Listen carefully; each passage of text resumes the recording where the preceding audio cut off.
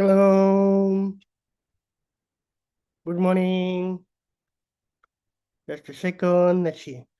There is some people that has issues joining. Can you hear me? Emily, Claire, Yes. Elaine. Nice. Just a second.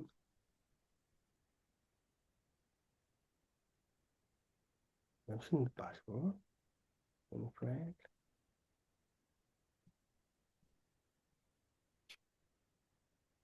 Buenos días, Irene. Buenos días. Good morning, Jiwen. Hello, good morning. Let's wait a few seconds because there is some people who are experiencing issues logging into system.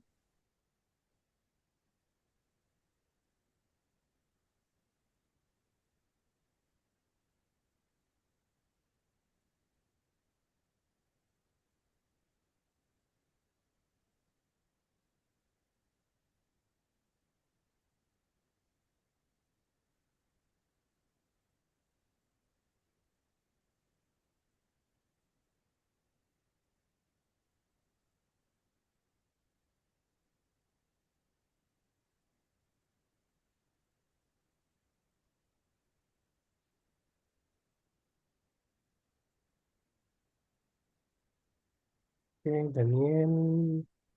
It's not present.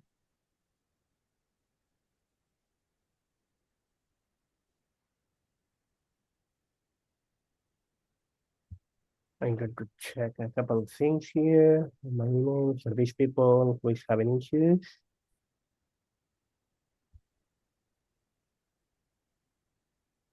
Good morning, Diana. Good morning. Trying to see if I can solve these login issues for these people.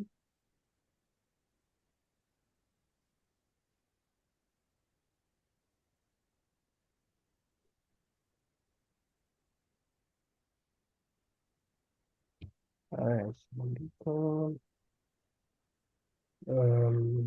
let me check few things here.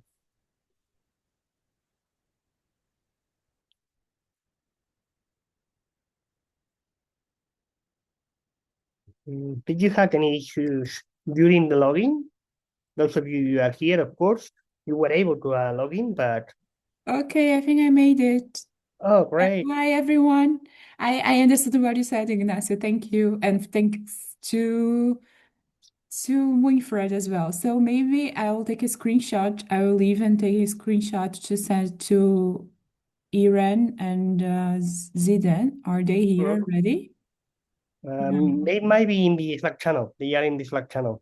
Yeah, so maybe Yes, it will be great. I'll Yeah. jump off and take a screenshot to show how I did Oh, will be great. Yeah. while Andrea is solving the problem because there are Oh, many Vivian's other students here. from the course. Great. So 2 seconds and I'll be back. Yes, no problem. See you. Thank you, Damian. Hi, Vivian. Finally, you made it. Hello. Hi, good morning. Sorry for the lateness. Right.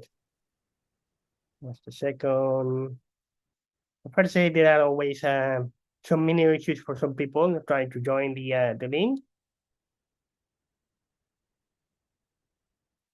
Mm.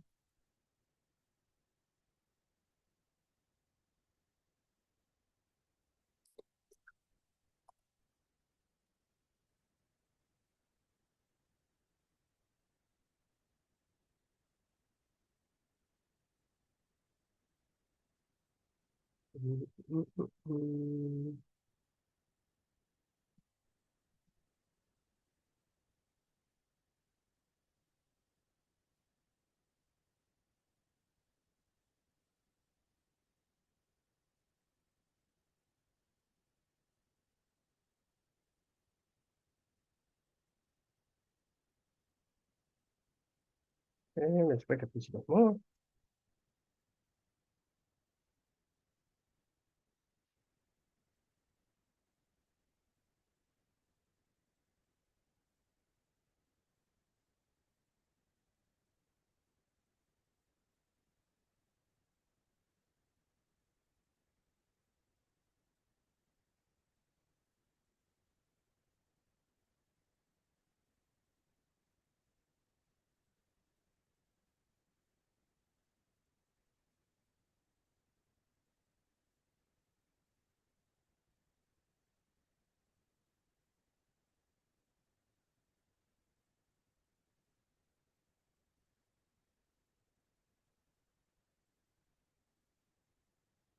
Oh, great. Winnie is with us. Great. Nice to see you. Hi. Winnie. I clicked the student instead of the student new portal, Mm. and it was asking for credentials. So then that Oh, wasn't working. Yeah. Now it's fixed. Thank you. great. Thanks, Daniel. There was someone else who left the meeting to help assist others. I clicked the student and not the new one. Should I rejoin with the new one or is there a problem? Ideally, you should click on the new one because it records automatically the your attendance. So feel free to log off and then enter Okay. in the new portal. Okay. Okay. Of course, it's the first day. I will not take into account this. Okay.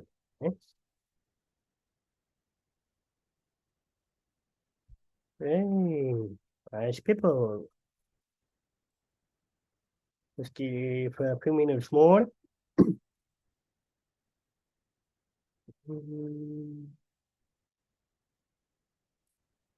What does it look like, the weather in your places in the meantime? Sunny, cloudy, rainy?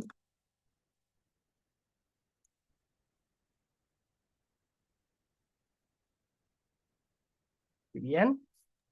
I was checking the window because I'm not sure. It looks like cloudy, Mhm. but today we are expecting a little heat. So I'm not Yeah. sure how Where are it's you based? in Sevilla. Sevilla. Yes. Here in Madrid, it's cloudy, but I think that maybe we will have a small shower, but not so heavy. I heard that yesterday, sorry, you had in Madrid like a lot of rain. Was it yesterday? Yes, during the morning. During the In the morning. morning. In fact, the worst was on Saturday. I was driving from Barcelona to Madrid, and I had two big showers, so big that I had to easy on the gas pedal on the highway because otherwise I couldn't see the highway. Whoa. But I didn't want to stop because I found it could be very dangerous for someone coming from behind and that Indeed. didn't see me because the visibility was almost maybe 10 meters. Oof. But I say, okay, I need to keep moving. Of course, I turn on the warning lights, but keep moving to get out of the shower. And there Yeah, were that's also quite a dangerous. couple of cars, right? That's Sorry? quite dangerous. Yeah. Also, there was no possibility to leave the highways because there were no exits. And finally, I leave this big shower. Okay, I continue driving. I had another one on Guadalajara, close to Madrid, but this was not so extreme. The problem here was I was in a downslope, okay, and there was a radar system to force you to not be wise in the gas pedal. Yeah, in the south we don't see this often. Maybe once a year. But we have here a really nice weather. Yeah, you had really big showers, if I'm not mistaken, in Grazalema, right? At the beginning of the year. Yes. It was like the biggest shower in like history recorded. Wow, amazing! I've been in Grazalema a long time ago. I had some friends there. I believe I've never been there. No, it's really nice. Yeah, really. It's like with trees and like how do I say it's not I don't have the word. Like with mountains and trees and such. Right. Right. Hi, Diana. Hi. I was going to write you whenever I saw that you are in. I just joined. It didn't ask me to choose, so I'm not sure how I log in. Right. So, one important thing to keep in mind is you cannot have two Zoom sessions open. If you want to join another Zoom session, you need to first leave the current one and then join the new one. Okay.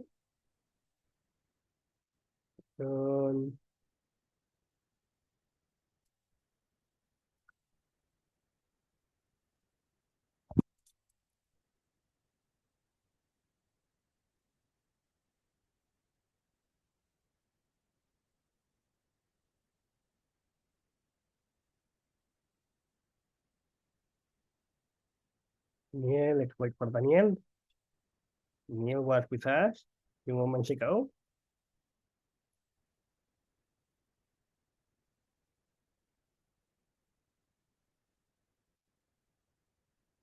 In the meantime, others are joining. I will introduce myself.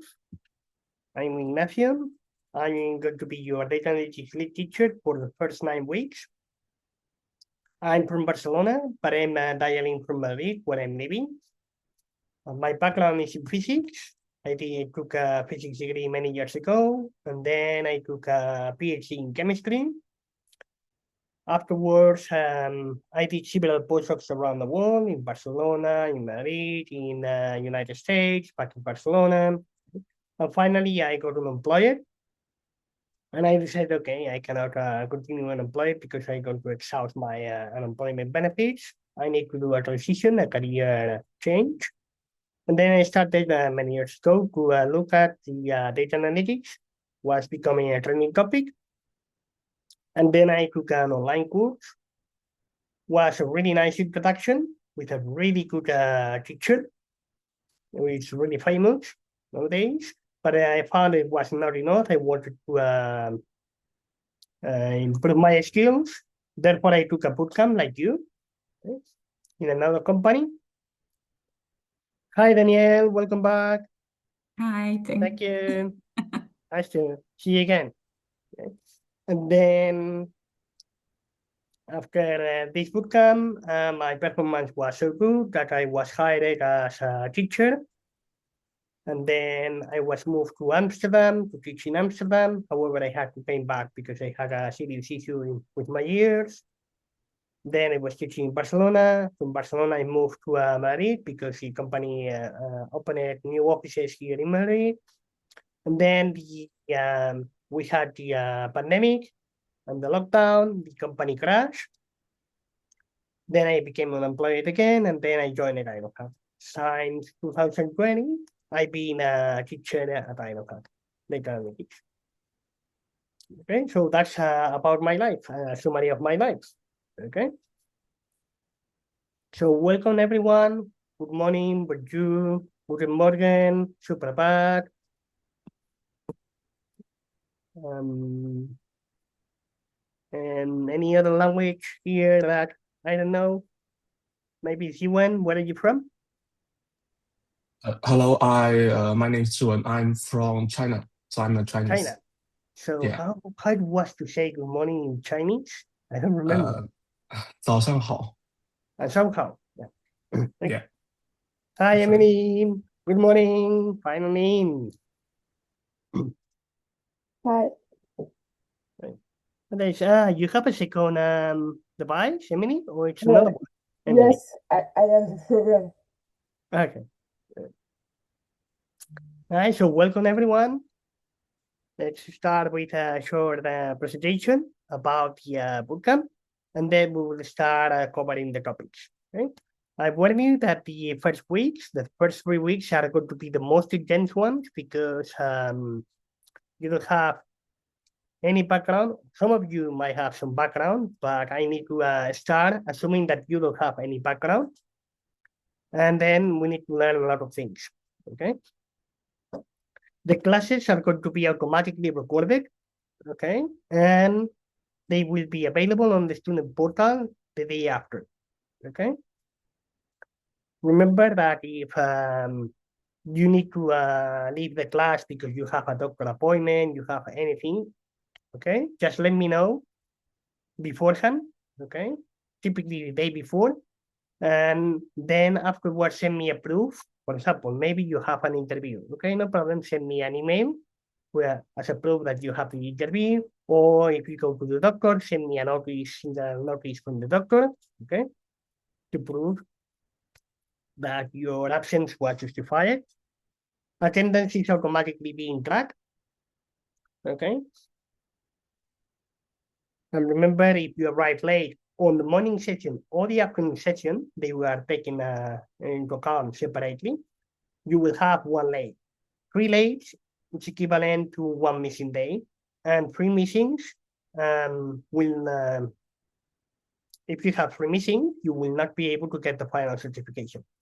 Okay. But Ignacio, the late counts only after 10 minutes, right? Yes.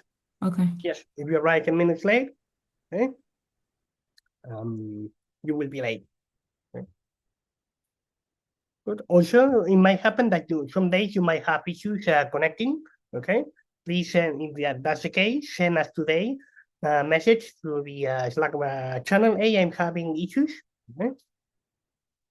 Then I will not take this into account. Okay. Good. Just a moment.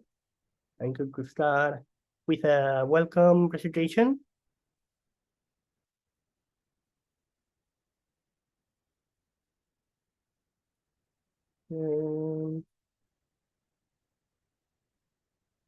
Remember to turn on your cameras. Don't be shy. By the way, can you see? Oh, there's someone here in the Ask for Help channel. Danielle? Oh, that's good. Right. Good. Okay. Can you see my screen on the Slack? Good. Yes, of course. Just in case you lose this link for the Zoom, okay? If you go on the general channel, on top, there is here this card on top here that says class Zoom link, okay? If you click on it, you will be sent to the corresponding class, okay? Remember that you need to always log in using your email and using on the student new portal, okay? Nice. Second. Let's start with an introduction to WineHack. Can you, all of you, see my slides? Yes, we can. Okay, nice. Let's talk about a general idea about this bootcamp. Okay, we will start with the classroom culture. Okay, we expect you to be honest and show on time. Remember that if you arrive 10 minutes late without a proper justification, you will be considered late. Okay. Please don't hesitate to ask for help. Okay. And also help others. Okay. Because you never know whenever you will need help. If you always help others, others will be more eager to help you whenever you need it. Okay.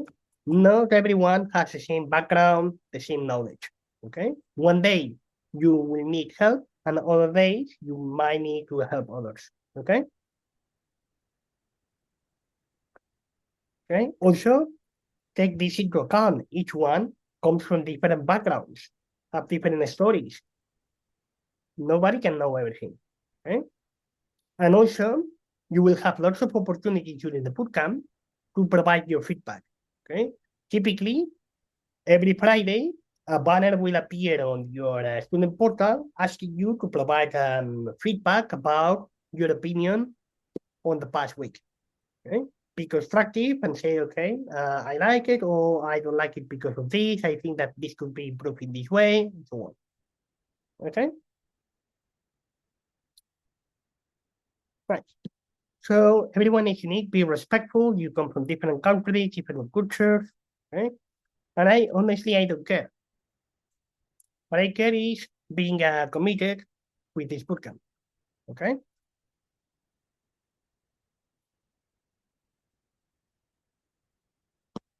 Okay, so what are the class rules? Remember, you will have to submit at least 80% of the labs at the end of these 9 weeks. Okay, what are labs? Are long exercises that should be done individually. Okay, and you will have to deliver the labs in the student portal. I will explain how to do this during this week. Okay, also, all of you will have to work on the weekly projects. And remember that avoid missing 3 days of classes without any proper excuse, okay? Without any justification. And 3 days, arriving late 3 times is considered one skip day. Okay? Okay, so what is going to be the daily schedule? In this bootcamp, we will have two kinds of weeks. What I call regular weeks, like this one, and project weeks. Okay, this is the schedule for regular weeks. We will start every day with a daily kickoff or daily recap, where I will typically do a review about the topics introduced the previous day. Okay? Some days these recaps will take a lot of time, some days will take less time. Okay? Then we will do some lessons and activities to put in practice all the theory introduced during the lessons. Okay, we will finish at 1 o'clock for lunch. Okay, and then we will continue at 2 o'clock. So we will do a break for lunch, a lunch break between 1 and 2 o'clock. Okay, of course, in the meantime, we will do some breaks. Okay, because we are humans, we need to rest a bit, go to the bathroom, and do other things. Okay. In the afternoon, typically, we will have two parts. One part for the labs, except this week. In this week, we will have two parts. One for the lab and the other one for the mini project. Okay? A mini project is a small project that will be conducted in groups during the whole week. Okay. However, this first week, you will not have any mini project. It's an exception, okay? Because you will be quite overwhelmed with the amount of topics, okay? And you will not have a mini project during this week, okay? Classes will finish at 6 o'clock, okay? And some of you, depending on your skills, might have to work afterwards, okay? In labs or other things, okay? Who will have to work more or less depends on your skills, okay? But I will leave the class at 6 o'clock. If you want, you can stay in the class, okay? Okay. In general, what is going to be the schedule on a weekly basis? In this first week, during the morning, we will have some lessons about some topics, okay? And then during the afternoon, you will have time to work on labs, okay? And these labs will be individual, okay? The next week, we will have lessons during the morning, and the afternoon session will be split in two parts. One part for the work on labs, and the second part to work on the mini project. The lab is individual as usual, and the mini project is a group work. Okay? I will place you to work in groups totally at random. Okay? And the group members will be the same for the whole week. Okay? However, the next week you will have different team members. Okay? In order to force you to work with people with very, very different backgrounds, different points of view, and so on. Okay? The project of this week, okay, will be the same for everyone. For all the groups will have to work on the same project, but they can take different approaches. Okay, they can tackle the project in a different way. Okay. Week number 3, we will have the same schedules. Lessons during the morning, and the afternoon will be split into 2 parts. One for labs, and the other one for the mini project. Okay.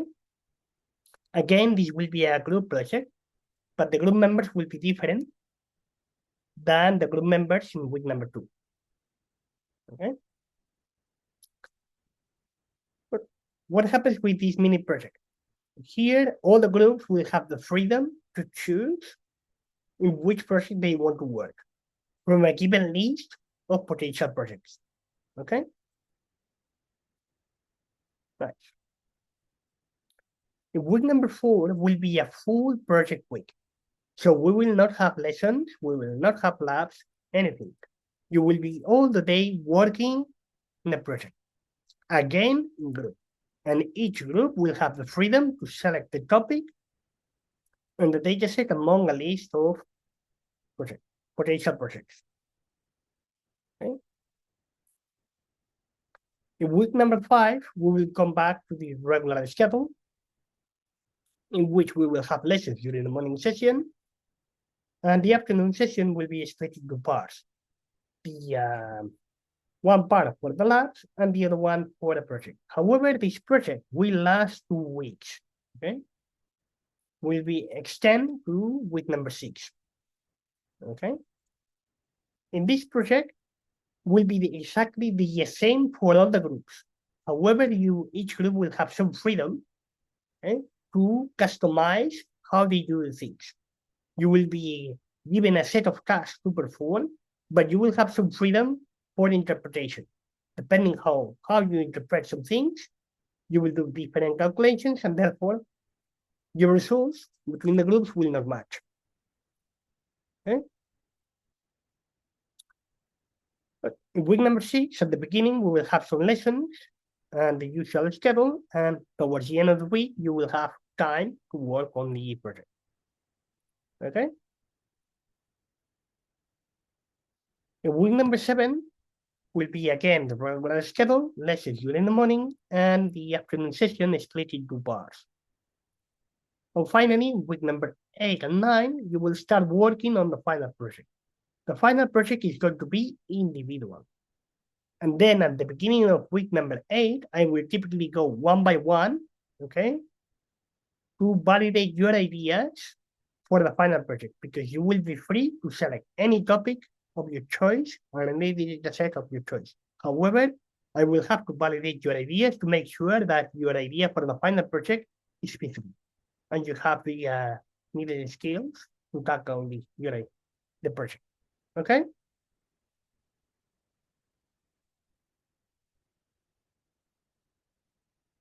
But what are the syllabus? What are the topics that we are going to cover? We are going to cover a lot of topics in 9 weeks. In this week, it's going to be mainly about Python. We will start today talking about the terminal, which is nothing related to Python, but it's a tool that is very important to handle. Then we will cover a key and GitHub. Once we know these basic tools that you are going to use during the whole bootcamp on a daily basis, we are going to use these 3 tools on a daily basis. We will start with Python. Now, learning first what are data structures, how to control the flow of the code, how to create your own functions, how to work with lists, dictionaries, sets, list comprehension, how to work with lambda functions, higher the functions like map, reduce, and filter, how to handle errors in Python, and how to work with classes, object-oriented programming. In week number 2, we will start basically with data analytics. Okay? Once we know everything about Python, we will start with data cleaning and wrangling. We will learn about a new library called pandas that will be very basic for us. We will start with data manipulation, data transformation, combining data, performing aggregations, and learning about the basics about web scraping. Okay. In week number 3, we will cover relational databases. Okay. So we will start introducing what is a database and how to design from scratch a relational database to perform basic queries, aggregations, joins, to queries, to query tables, views, keys, window functions, and finally, we will cover how we can launch queries using Python against a relational database. Okay. In week number 4, you will have the first project, and in week number 5, we will start with exploratory data analysis and statistics. We'll start with introduction to exploratory data analysis, what it is, and why we should care about exploratory data analysis. And then we will start with univariate analysis, then bivariate analysis, and finally multivariate analysis. Then we will do an introduction to probability, hypothesis testing, A/B testing, normality, and correlation. In week number 6, Okay. We'll start with business intelligence and we will cover Tableau. Tableau is a dashboarding tool. For those of you who know what is Power BI, we will find out that Tableau performs the same, does the same as Power BI with a different interface. We will start covering what the interface to get familiar with the interface. We will see how to create blocks in Tableau, what is the concept of a sheet, dashboard, and a story. And then we will finish the week covering APIs, how to use an existing API, and how you can create an API with Python. And finally, week number 7, we will start an introduction to classical machine learning, which is the basics for more modern approaches like deep learning or large language models. We'll start with introduction to artificial intelligence. We will see what is the typical workflow of steps that we will need to conduct. We will see that we need to clean the data before, how to perform feature scaling, feature selection, and feature engineering. Okay?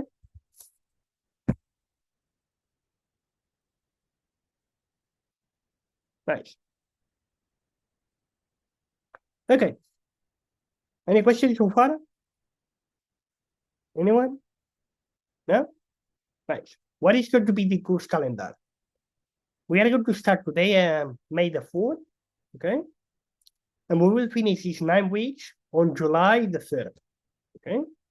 If any of you are based in Germany and funded by the German government, you will have additional content, okay? But I will not be the teacher, okay? Someone else will take over me, okay? Those of you are in French and based on the RNCP program, you will have additional content available for you, but totally at your own, okay? For more details, contact Juliet, okay? We are going to work from Monday to Friday, ignoring any bank holidays in the meantime, okay? We are not going to have bank holidays, okay? From 9 to 6, as I said before, with 1 break for lunch between 1 and 2, okay? So welcome. Any question? Right? No? Nice. Okay. Are you ready to start tackling the first topic of this bootcamp? Okay. Nice. Wonderful. But if you want, we can do an introduction here of each of you. I introduce myself, so it will be nice to introduce yourself. For example, let's start. Oh, Diana, do you want to say something? Okay. So, what if you introduce each of you? For example, Claire, would you mind to introduce yourself before starting? Briefly? Yeah, I'm Claire. I'm Irish, but I'm taking the bootcamp from France. I've tried to learn a little bit of SQL and Python just to start. Yeah, I'm really excited to get going. Yeah, I think I introduced myself the last time. Nice. Welcome. Irene, go. Hi, I'm from Sevilla, but I'm currently based in Barcelona. I came here for work, but I'm currently unemployed and yeah, excited to start. Great, thank you. Winifred.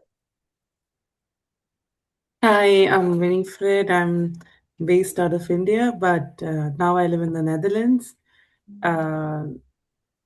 I'm curious and scared about Python, but let's see how it goes for me. I hope it works out well. Yeah. Don't worry about Python. I've been coding in many programming languages. I find Python the most natural one. Yeah. And the less rigid. There are other programming languages that are more rigid. Maybe they are faster, okay? Or for me, Python was the programming language in which I fell in love with. And I see several ones. Okay? And I don't want anything else. It I becomes hope I have really to do the natural. same thing. Thank you. Okay, welcome. Diana, your turn. Yeah, hi, good morning. I am Diana. I am originally from Colombia, but I live in Germany, and right now I'm in a transition phase of career, so I am looking to get the new skills to maybe employ myself in something new than I used to do. Right. Bienvenida. Emily. You're mute, Emily. Yes, I'm Emily. I'm originally from Haiti, but I live in France. I live in France. I already have tried to learn a little bit of Python and Power BI. I am really excited. I'm very excited to get going. Yeah, I think and resist myself. Nice. Welcome. Good. Okay. Jiwen, your turn. Yes. Hello, everyone. My name is Zhiwen. I'm from China. I'm a Chinese. And I have been living in France, in Lyon, France, since for the past 5 years. And I just started my career 1 year ago as a product analyst. I'm now looking for a new opportunity, and also I'm expecting to improve my skills about data analytics. Thank Okay, you. nice. Welcome, Jiwen. Thank you. Next one, Jiden. Yeah, good morning, everybody. I am Zidane. I'm based in France. I came, in fact, from the telecom field, but today I want to do reconversion to deepen my knowledge in data analytics. My objective is mainly to get, let's say, a new good job in data analytics. Right. Welcome. Again. Thank you. Next one could be Daniel. Yes, hi everyone. Nice to meet you all. So I'm originally from Brazil, but I live in Portugal for many years. I have done like career transition at least 2 times, but my most relevant experience is in talent acquisition for about 6 or 7 years. Now, I'm not like most of you who has already some knowledge in data analytics, Python, Power BI, and so on. I have almost zero knowledge, not to say -2. So this will be crucial for me. I'll learn a lot. I'm already preparing myself mentally for the emotions that I'll have here. Yeah. And yeah, I'm hoping to merge the HR/talent acquisition knowledge with data analytics, hopefully. So let's see how it goes. Right. Welcome, Daniel. Thank you. And finally, Vivian. Hello, good morning. I'm Vivian. I'm based in Spain, in Sevilla in the south, and I'm currently working in the IT field. And I've always found the data analytics really, really interesting. So now I'm looking to redirect my career, though it's my first time with this analytics and Python and statistics. So I'm kind of scared, but really looking forward to it. Yeah. Don't worry, Vivian. Bienvenida. Thank you. Okay. Nice. Know a bit about you. Okay. Would you like to do a minute break before starting with the first topic of the week? Okay.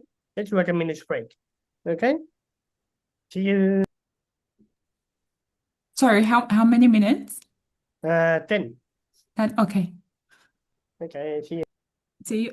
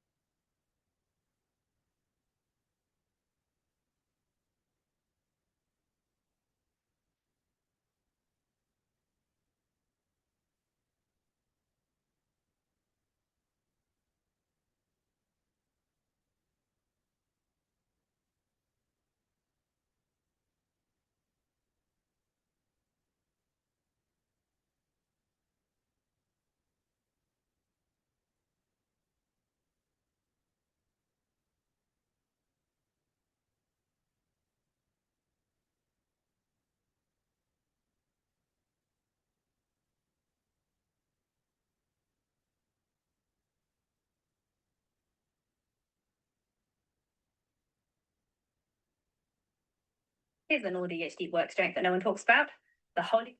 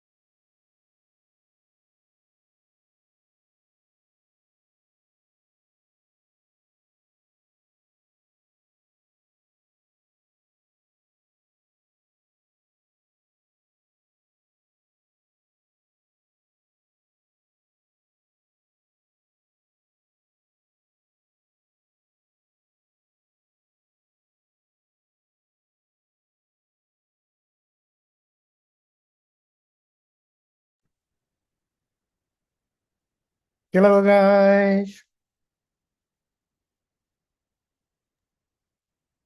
Hi. Hi. Ready to start? Opening the first topic of this bootcamp. All right. Okay. That's the right action. Let's go for it.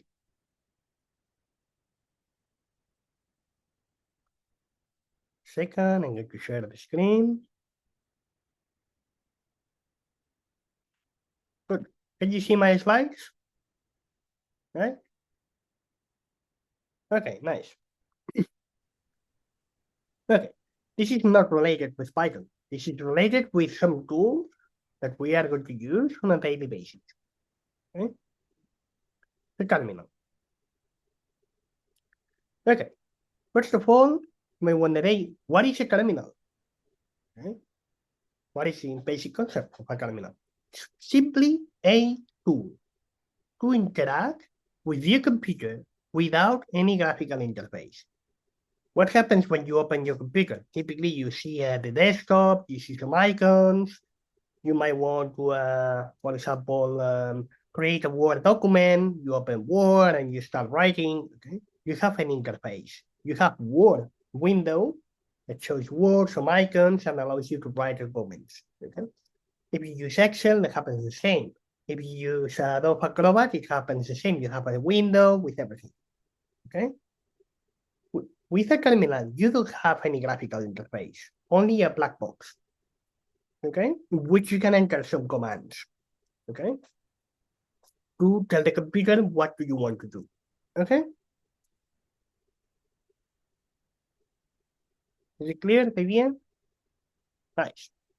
And it's also important to keep in mind that when you work with a terminal, you can do the same things that you do with a graphical interface, the same things that you do, for example, with a file browser. What do you do with a file browser? You create folders, you delete folders, you create files, you delete files, okay? All of these tasks can be done with a terminal, okay? Without using the file browser. Scared? Clear? Everything is okay? Yes. Okay. You see, do you remember typically these movies in which someone is interacting with the computer with a lot of windows and some lines showing up on the screen? Okay, those are terminals. Okay? Okay. And nowadays, every computer has a terminal, including the ones on the cloud. Okay, your computer has a terminal. My computer has a terminal. Whatever computer you might think of has a terminal. All of them have terminals. Okay? It has evolved in the past. Only some computers have terminals. Okay, but nowadays all the computers have terminals.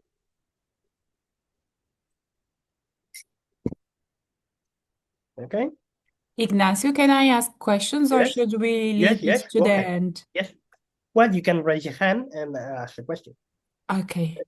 So I will send the emoji first, but now Yeah. I'll ask. For example, in Google Chrome, there is an option that I don't know how to open it, but sometimes by mistake, we open a window on the right side full of codes.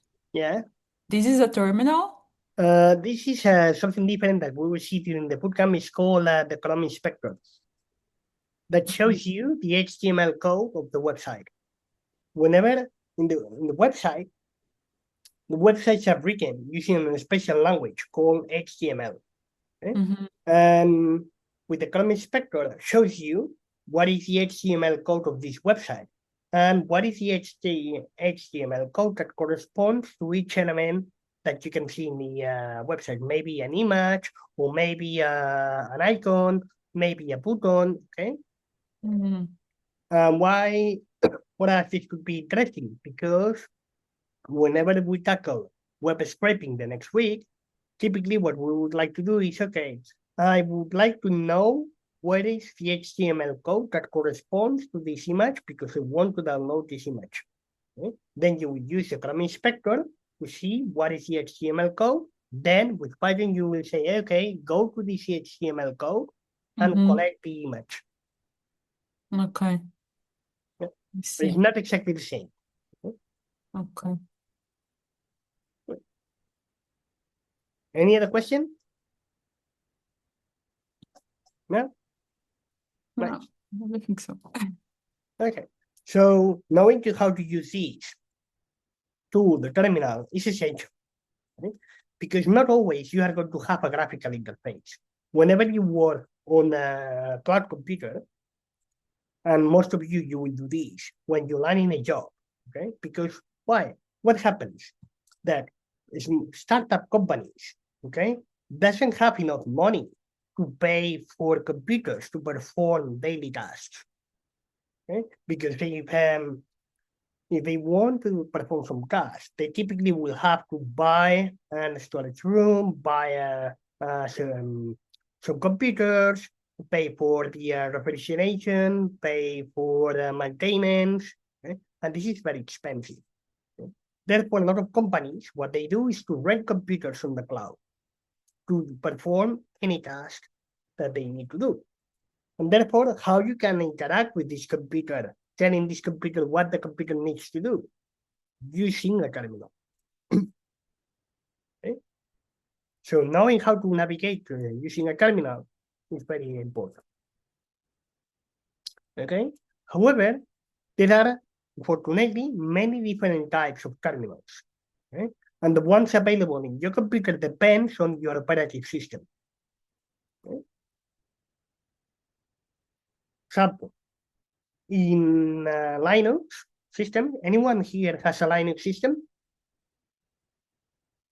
No? Open.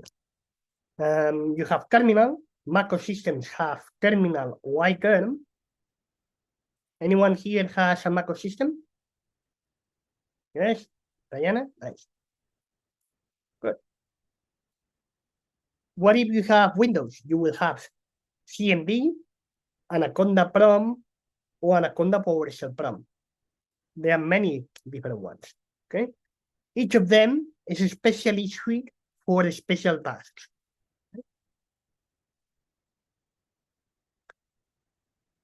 Any questions so far? No? Okay. I have a question, Yeah, go ahead. Because now I notice that some of us has different computers. Like whenever we are coding later, like is that a problem, for example? No. Okay. Good. Will not be a problem. Right. So let's start learning some basic commands to use on this terminal. Okay? There are many different kind of commands that we can use in the terminal. Okay? However, we can classify them into groups. Okay? Commands used to navigate through your system, to go to one folder, to delete a file, to open a folder, to leave the current folder, okay, these kind of things, and commands to handle files and folders. Of course, you can do more things with the terminal, okay? But now we are going to stick with these kind of commands today. Linux and Mac OS users, you can use the terminal or iTerm. So Diana, in your case that you have a Mac OS, you are the only one that has a Mac OS system.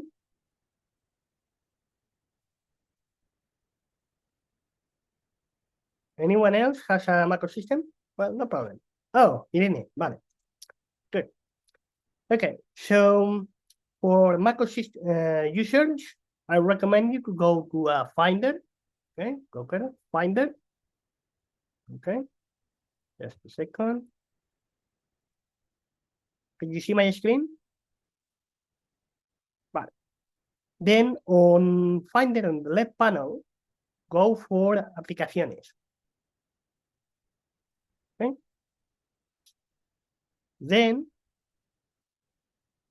search for Utilidades. Both of you are Spanish, therefore you have the same language as me. Okay. Go inside Utilidades, and then scroll down until you find an app called Terminal App. Okay, that's the tool that you want. And then you click on this tool and you drag and drop terminal to your Docker because you are going to use this on a daily basis and will be very convenient for you to have it here. Okay, I'm not going to do it in my case because I already have this tool on my Docker. Okay, Diana and who else? Okay, Irene, ¿vale? Y lo dejáis ahí anclado, ¿vale? Muy bien, good. Vale, nice. We could go back to the slides. Vale, Windows users, majority of you, okay? What kind of terminals do you have, okay? One of them is Git Bash, okay? Git Bash is especially suited to handle Git commands, okay? But it's not suited for Python, okay? It's mainly aimed for Git, but not for Python, okay? Unfortunately, in Windows, okay, you have many different kinds of terminals, okay? And then you have another one called Anaconda PowerShell Prom.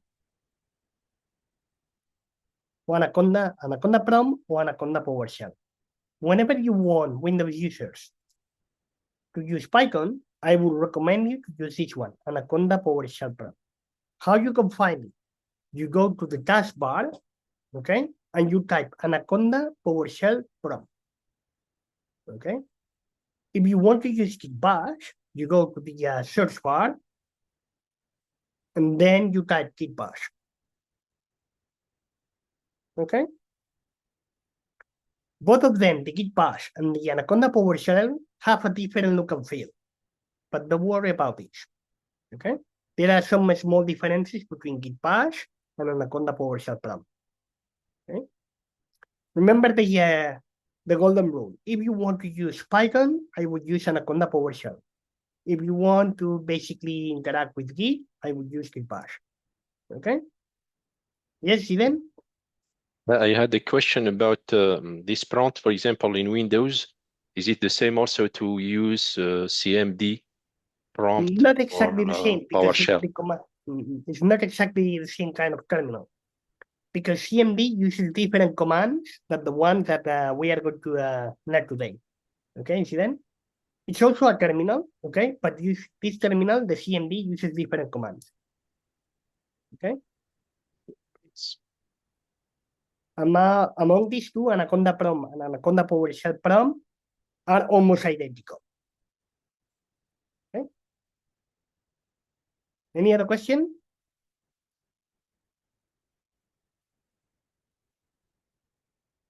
Okay, so let's start with learning some commands.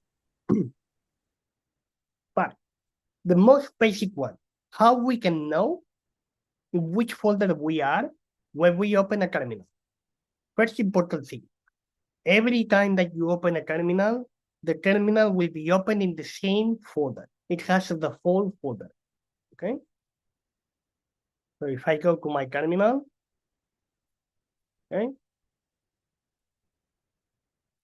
I go here, terminal, new window with profile basic. Good. Okay. Oh yes, no problem. Forget about this. I will explain what it is later. Okay. So Diana and Irene, you should see something similar to this. Similar, not identical. Okay? It starts the command line with something called base. We will learn what it is later during the bootcamp. And here we will write something else. Okay. And what it writes here? It writes what is your current folder. Okay. Diana, for example, Diana, I'm going to stop sharing and I would like you to share your screen. And also we will learn how to share the screen. At the bottom of your Zoom window, you should find a button called Compartir. Okay? And then when you click on Compartir, it will appear a pop-up window with several options, okay? If you go to the top left corner, it will appear show desktop or all the windows, if I'm not mistaken. Let me see, toda la pantalla. Okay, Irene and Diana? So select always toda la pantalla. Always, okay? Because you have the option to share only one of the apps that you have open in your computer or all the windows. By default, please select always all the windows, because then I will be able to switch. If I take control over your computer, I will be able to switch between the windows. Otherwise, you will have to stop sharing and share again another window. Okay, so Diana, could you please click on compartir and then select toda la pantalla? I'm trying to find the share one or the compartir. Share. Okay. So whole window. Yes, Should I top share left the corner. whole? Okay, Yes. the whole window. Okay, fine. Then I will just share because I have two, but I will share this one and then I Yes, will move right. my Okay, terminal. nice. Okay, nice. Look, what it says in your computer. Now in this terminal, it shows on the line base between parentheses and then Diana MacBook Pro. Okay. So Diana MacBook Pro shows your current folder. So your current folder, when you type pwd, so Diana, you already knew this command, right? Yeah. It shows user, so /users/Diana U. Okay. What is this? Why is showing this on her computer? It's showing in which folder it has been opened the current terminal. Okay? And how it works is, so it's saying, hey, nowadays, this terminal is open in the folder Diana U that is inside the folder users. In your computer, all your folders have a hierarchy. There are one big folder, and that this big folder might contain some subfolders, right? Claire? Don't hesitate to ask anything, okay? Claire? The sooner the better, okay? So that's what does mean, okay? Diana U is a current folder, but it's also telling you, hey, Diana U is inside users folder, okay? And every time, Diana, when you open a new terminal, will be open always in this folder, okay? Of course, this starting folder will change in each of your computers, okay? In Claire's computer will be a different folder, in Daniel's computer will be a different folder, in Zidane will be a different folder. But it will be always the same folder, okay? Daniel? Vale. Irene, any question? No? Well, now I would like to have another. Can you stop sharing? Yeah, nice. Can I have a Windows volunteer? If not, I will make a random pick. One. Okay, I can share if. Okay, yes, bien. So Recuerda, le das a compartir y en la pantalla que te salga, opción de la izquierda, arriba a la izquierda, todas las pantallas. Perfecto. Vale, un momentito, subo esto para arriba. Vale, muy bien. Vale, fíjate. Aquí, here, she has two terminals open in two tabs. One on the left-hand side. Let me take control over your computer, Anna. Just a second. Sure. Vale. On the left tab, she has Windows PowerShell. And in the second tab, which is the current tab, she has Windows PowerShell, right? So she has opened the Windows PowerShell, which is not the one we are going to use right now. Can you close this window? I have this open because it was the one that was working with GitHub. Because I tried CMD and it was not. Don't worry. No. Don't open the CMD. Forget about the CMD. Okay. So close these two tabs. These two. And now go to the search bar and search for Anaconda. Type Anaconda. Is this one? No. In the Okay. search bar. Yeah. The search bar, Windows search bar. Click there and type Anaconda and then space PowerShell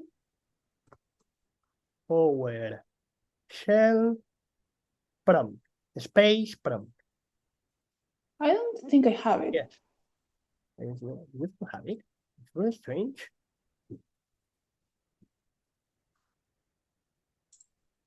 I have Anaconda here. Let me change. But you have Anaconda installed. Really strange. Close this window, but if you type, yes, this one is Anaconda interface. We will go back to this later. But it's not what we want. Yeah. Wait, just a moment. I'm trying to change this here, but it's not.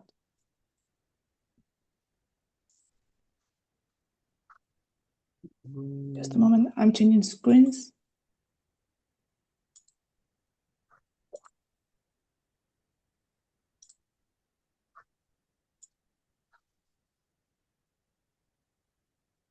So I have this. Can you see the Anaconda Navigator?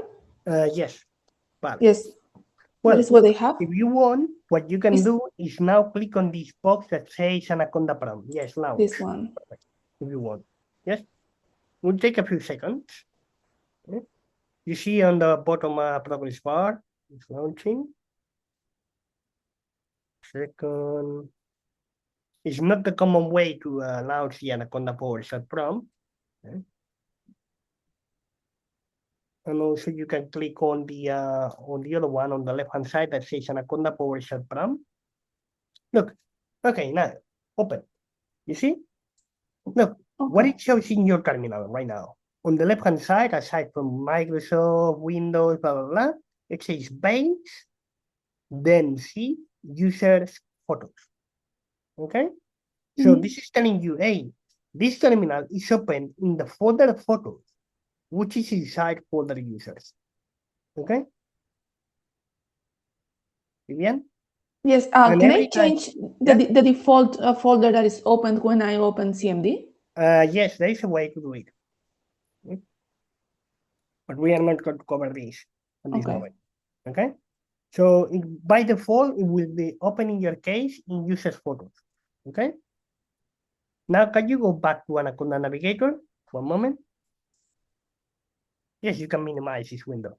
And then launch the other one on the left-hand side that says Anaconda PowerShell prompt. You see this box? Yes.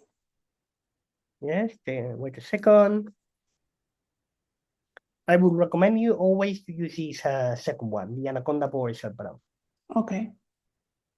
As you can see, the look and feel is very similar to the other one. Okay, wait a second. We will start.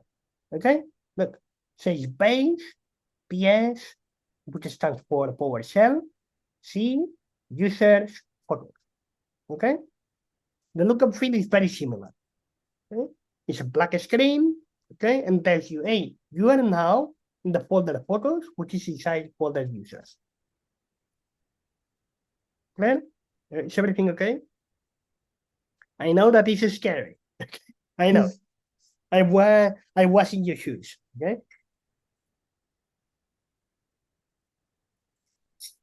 Good. So now let's try one thing. Can you go to the search bar, Vivian? Yes. Windows search bar, and now type Anaconda PowerShell prompt to see if now Anaconda PowerShell prompt doesn't appear. Well, in this case, in your case, I don't know why it's not working right now. You will have to check your system. Then, whenever you want to open an Anaconda PowerShell prompt, you go to Anaconda Navigator. Okay. Yes. And then you select Anaconda PowerShell prompt. This one. Okay. As everyone can see, now Vivian has 3 terminals open. Okay. Each of them is slightly different. There is no problem. Okay, on this. You can have as many terminals open as you want. There is no limit. of course, well, the limit is the memory of your computer, okay? But it shouldn't be an issue. Okay. Okay, the one we are going to use like on daily basis is this one, the Anaconda. One, yes. Okay.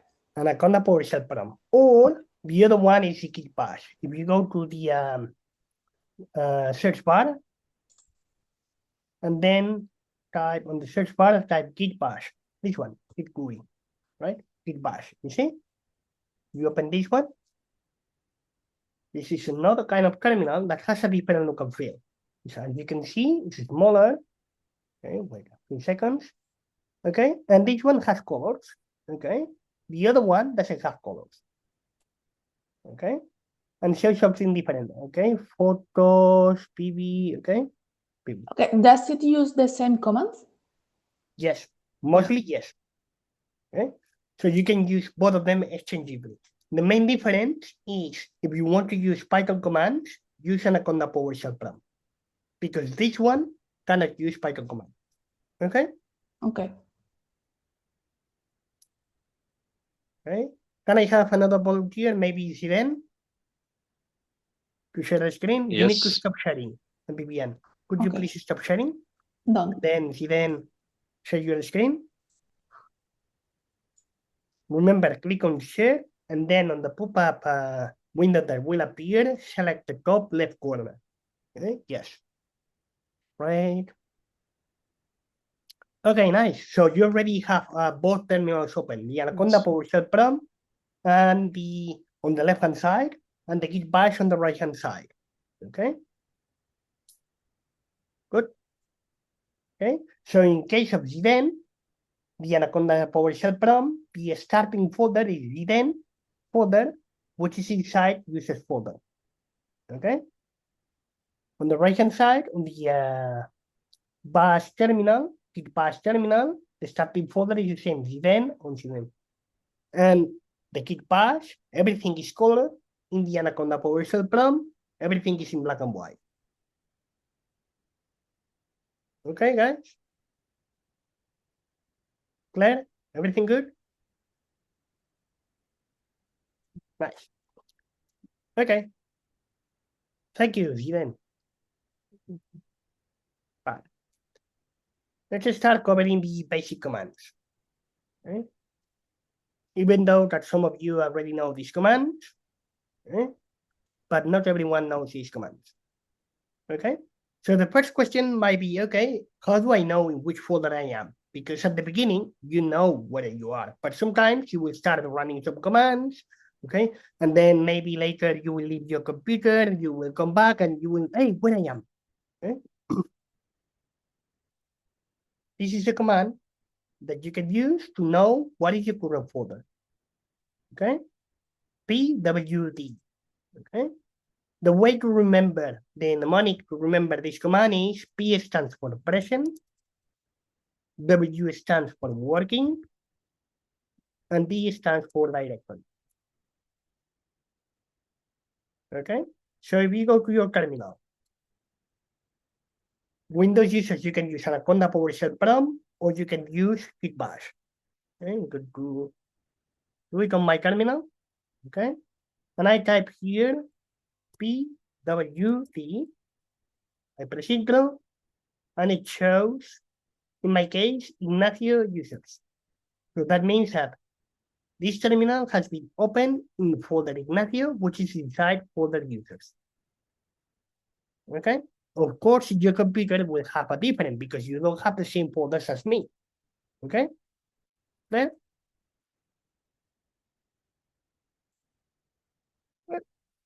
Nice.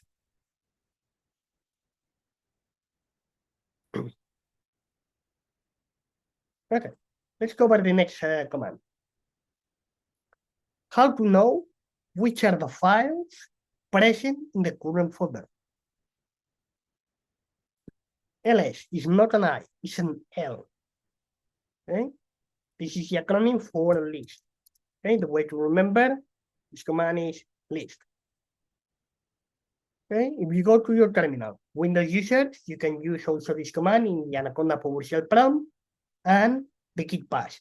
However, you will see that the out is different in both terminals. Okay, how they look like? The output is different in the Anaconda PowerShell and Git Bash. In Git Bash, everything will be colored. In the Anaconda PowerShell prompt, it's not going to be colored. And the format, how the information is being displayed, is going to be also different. Okay. Just a second. I'm going to show a demo in my computer. Okay, if I type ls, boom. Here, in my case, shows me all of these things. Okay, there are some things in light blue and some things in black. Okay, very likely Diana and who was Irene, you will not have your terminal with colors. Okay, because I have customized my terminal to show everything in colors. However, Irene and Viviana, you can use this website here later. This tool later to customize your terminal in the same way I have, to have colors and everything included. I can provide assistance on how to use this later. Okay, I'm going to place this on resources channel. This website.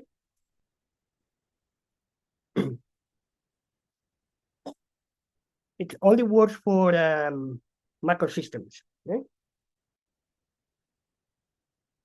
The way to install this is really easy. Okay? So if you click on install on my shell, it will do an automatic scrolling down, and then you see install all my shell via code. So you copy this command, all of these commands without anything for macro systems. Okay, copy this. Then you go to your terminal and you paste this, and then you press enter. And you wait a few seconds. It will start displaying something on the screen. Okay, Irene? Really simple. And then you will have a colorful terminal, among other utilities that we will cover later. Okay? Okay.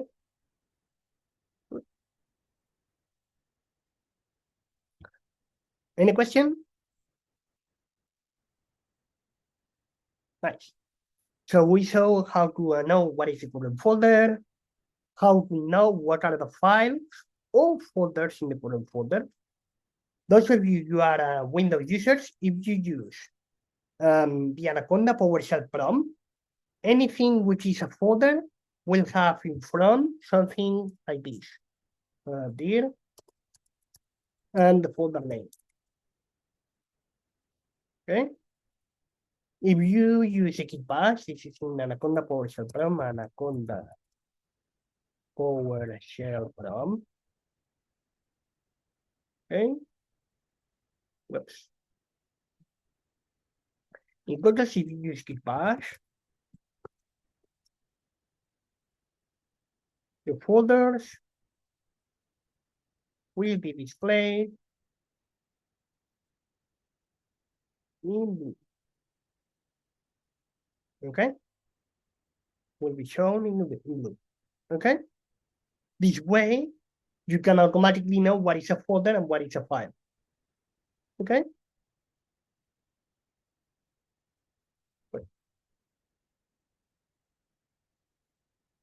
Nice.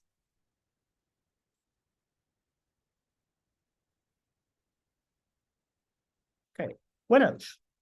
What if I want to change to another folder? Because we know that every time that we open the terminal, it's going to be open in the same folder, but not always we want to work in the same, starting the full folder. The way to do it is with this command, cd space and folder name. cd stands for change directory. cd stands for directory.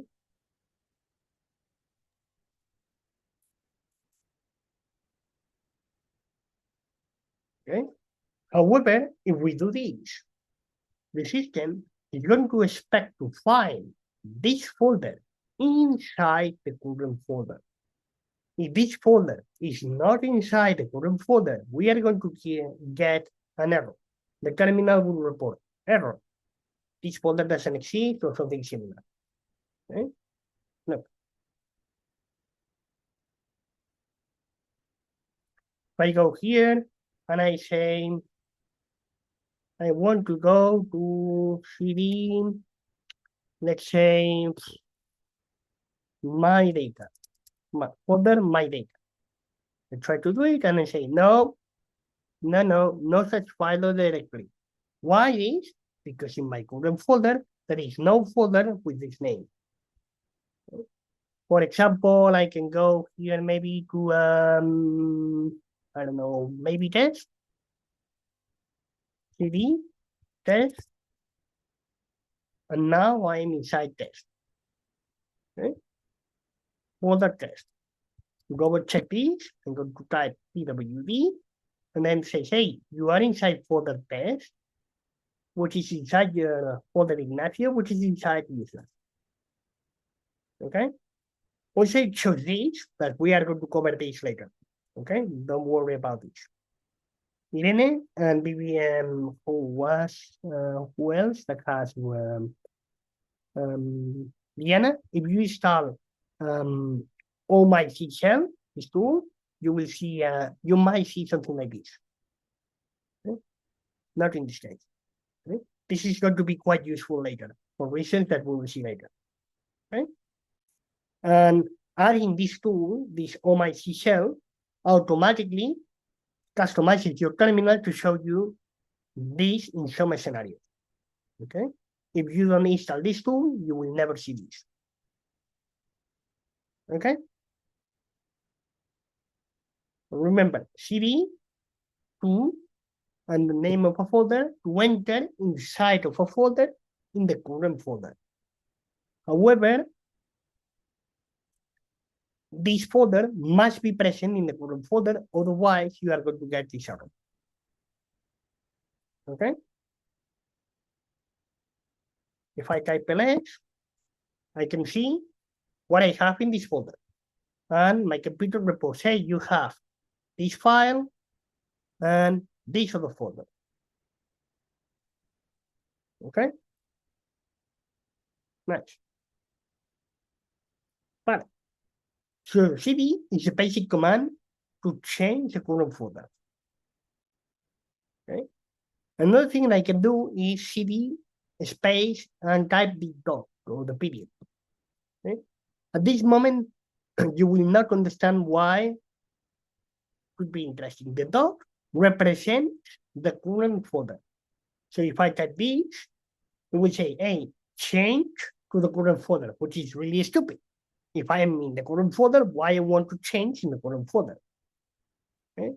At this moment, you will not see the utility of this. But later, when we want to change files to another folder, okay, will be very interesting, because in this way I can tell, hey, bring this file that is in this other location to the current folder, and then I will use the dot. Okay? Vivian? ¿Todo bien, Vivian? Vale. Yes, sorry, I was writing on the chat Yeah? about the name of the channel where you posted the link. Yes, resources. Resources. Everyone has access to the resources channel? Yes. But this tool is only for macro systems, okay? Right? Yes, Daniel. What's your question? Yeah, so I just wanted to confirm, but I think you just answered. So this doesn't work at all in Microsoft computers, right? Because I tried to install. No. Okay. Only works on macro systems. Okay, thank you. Ignacio, I do have a question. I installed my whatever this is called, but it is looking a bit different to the one you're showing. Can I share? Yes, one moment. But go ahead. Okay. So this is what I'm seeing. Oh, well, no problem. it doesn't show like when you use, for example, CD, desktop, yeah. yeah, But now look, Irene, now the folders are displaying light blue. Before, if you install this tool, all the folders will be also displaying white, and therefore you will not know what is a file and what is a folder. No, yeah, I get the color system. I don't get why in yours you had the Git master, right? Yeah. This is something related with Git. Right? Git is a tool that we are going to learn after this lecture. Okay. Okay. And basically what happens is this is a tool that you can enable in subfolders. Okay. And then whenever determine if you install this or my feature and you enter in a folder that has this tool enabled, your terminal will automatically display it. Okay. Okay. No problem. Okay. Nice. Any other question? Right? No? Okay, nice. Let's continue. So you were wondering about Irene, about this, right? Yes. This is because I have Git enabled inside this folder. If I don't have Git enabled in this folder, I will not show Git master. Okay? Okay. So don't worry. Okay, so PWD to know the current folder, ls to show the files and folders in the current folder, and cd to change to another folder. However, if we use this approach, cd space folder, okay, the system is going to automatically look for this folder in the current folder. If the folder doesn't exist, we are going to hit an error, okay? But what if I want to leave the current folder? What if I want to go outside the current folder? Then I need to type cd space and 2 periods. Okay, not only one, 2. Okay, so I'm going to go to my terminal and type cd dot space dot. The space is important. Okay? Don't forget the space. Now I'm back, Irene, in my previous folder. Okay, and now it doesn't show the Git master. Why? Because I don't have Git enabled in my current folder. Okay. If you were not using OMI shell, okay, you will not be able whether or not you have this tool enabled in a given folder. Okay, and this is going to be quite useful later. Okay. So cd space dot in order to leave the current folder and go to the parent folder. Okay, Daniel?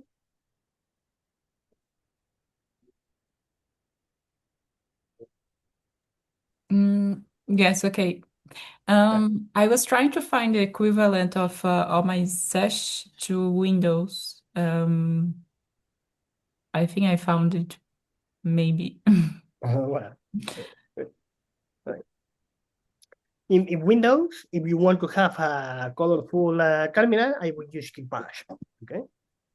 Okay, but there is something which is called On My Posh. They say it works on PowerShell. Sorry? On My Posh. Oh. They say it's the equivalent of On My Sesh. Oh, great. To PowerShell. So nice. I was didn't know that this tool is. Well, I just copied and pasted the. Let's see if it's gonna work. Okay. It's giving me colors now, yellow and blue. Yeah. Let's see. Having everything with colors is more user friendly. Yeah. And more convenient. Yes. Good. Nice. Let's explore more commands. Okay. Also, if we use cd 2 dots / and a folder name, that means, hey, I want to leave the current folder and then enter inside folder, which is in the parent folder. Okay.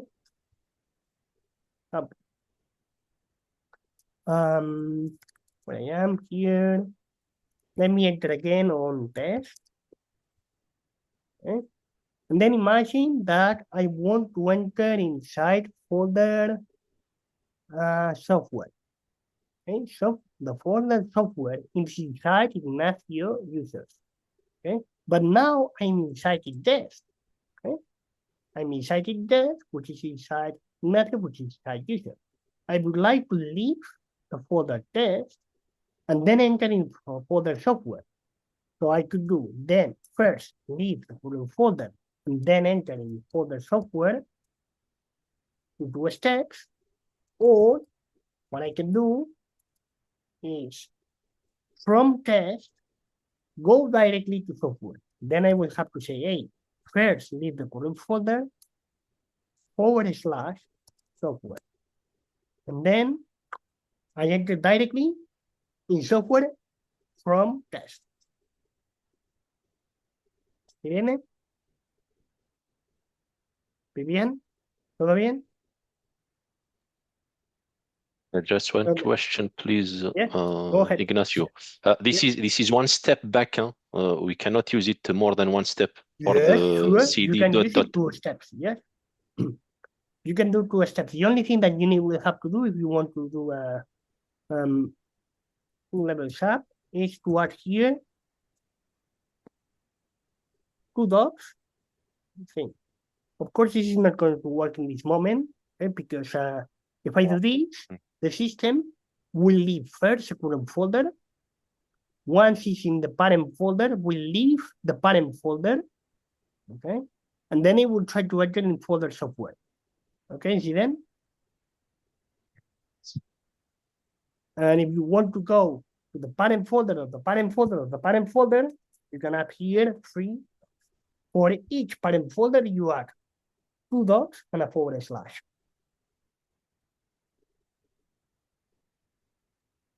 Okay? See then? That's clear. Thank you, Ignacio. Yeah. No problem.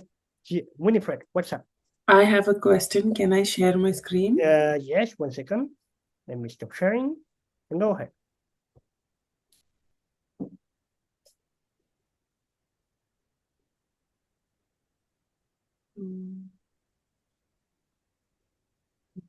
Can you see my screen?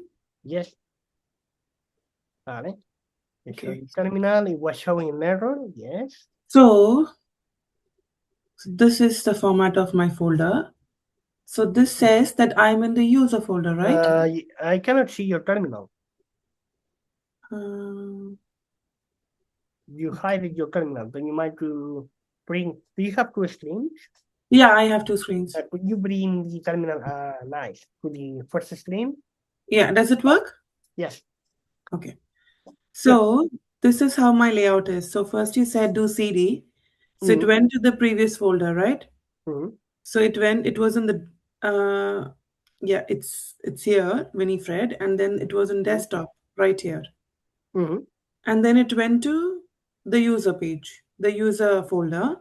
Yes. And then now vale. I see the problem. Here, your problem is the following. Here, a second. So you were in this you were in Winifred. Okay, you said Winifred. Okay. So you are here. In the file browser, can you click on Winifred? Here? In the file browser. No, in the file browser. In the browser, in this yes. one? Here, yes. Fine. And then you say, okay, you are here. In the terminal, you are in here. Then you say, okay, I want to go outside the current folder and then enter in Winifred. Okay? But what happens? Here, if you leave the current folder, you will be already in Winifred. Okay. And therefore, if you say leave the current folder and then enter in Winifred, then you are expected to enter inside Winifred whenever you are already in Winifred. Therefore, it gives you an error. Okay?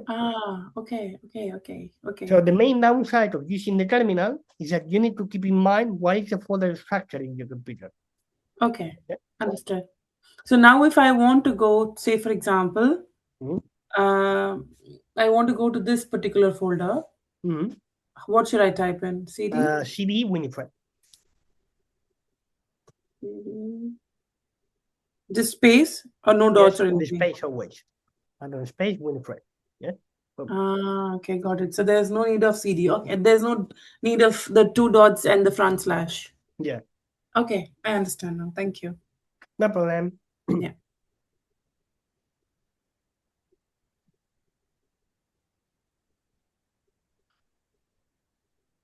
Okay.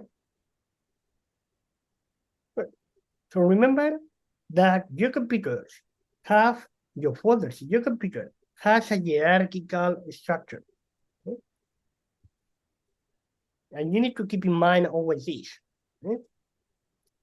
You might have here one folder that has these 3 folders, and this first folder has 2 subfolders. Okay? You will have to keep in mind this. Okay? Because why this is important? Because when we want to change to another folder, we can use 2 strategies. Okay? We can use what is called absolute path, or we can use relative path. Okay? What is an absolute path? It's the full address of the new location. Imagine that you want to go to the post office, okay, from your home. Then, if you report someone else, what is the address of the post office? What you will do? Typically, you will provide the street, the number, okay? That's it, okay? For example, I don't know, Avenida Diagonal 647. Okay? You know, the street and the name. Yes, you will provide the full address. Okay? But another way to do the same is to say, okay, if I leave my current home, what track I need to follow in order to reach the post office? Okay? So this will be relative path. From my home, for example, leave your home, turn to the right, then in the next crossing, go to the left, walk 2 blocks, and then turn to the right. Okay? Could be one way. Okay?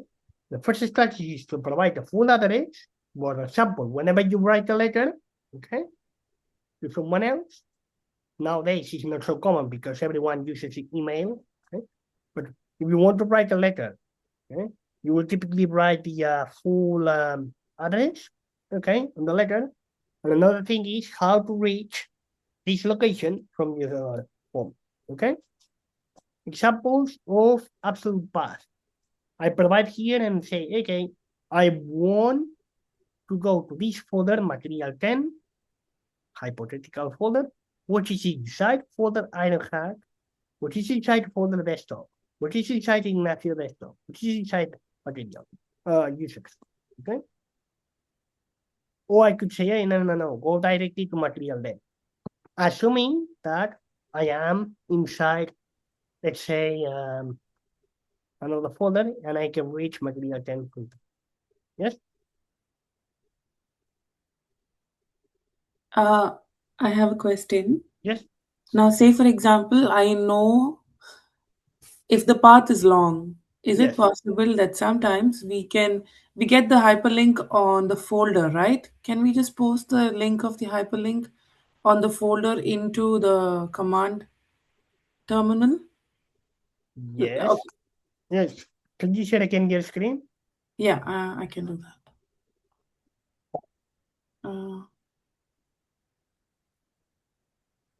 Maybe we show a demo on your computer. Yeah. But so let me see if I can take control over your computer. No. Why not? Look. For example, can you type ls in your terminal? Okay.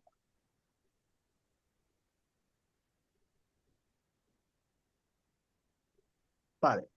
For example, you can enter in folder, for example, document, CD document. Oh, yeah, documents. Okay. But, and then let's say that you want to enter uses Winifred. Then what you can do, as Winifred is a parent folder, one way could be to type cd space dot dot. Okay? And you are back in Winifred. Can you type again cd documents to enter again in documents?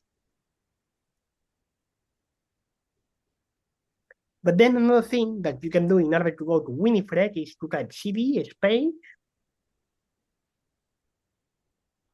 then / users.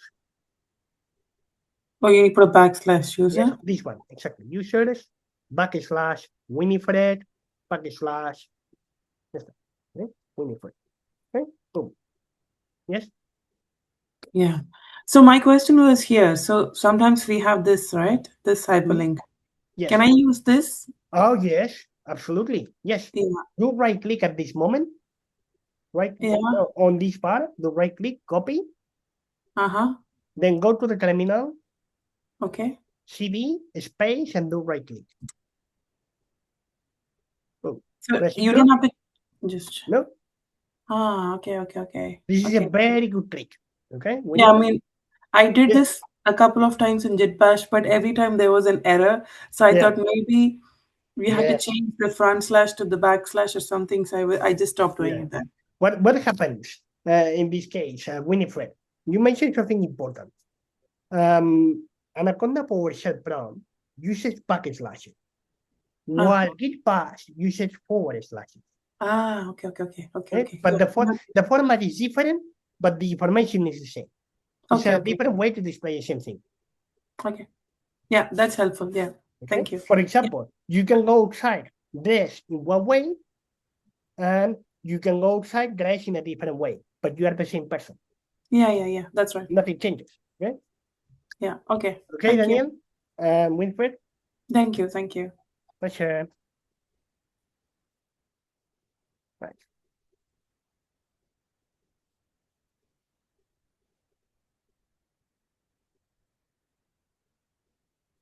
Okay. Nice. Vale. Now let's cover how to handle files and folders. Okay. Imagine that you want to create a new file in the current folder. Empty, totally empty. You simply need to write couch space and the file name. As an example, go here, for example, to test, okay? And then I want to create a file here, couch, new file. As you can see, now my folder only contains this file and this folder. Yes? I want to create this new file that could be, for example, a PDF or could be a Word document, whatever. Okay? It doesn't matter. The file extension doesn't matter. I use couch, space, the name of the file. Boom. Apparently, nothing happens. But when I type again ls, my new file is here, as you can see. Okay? But it's totally empty.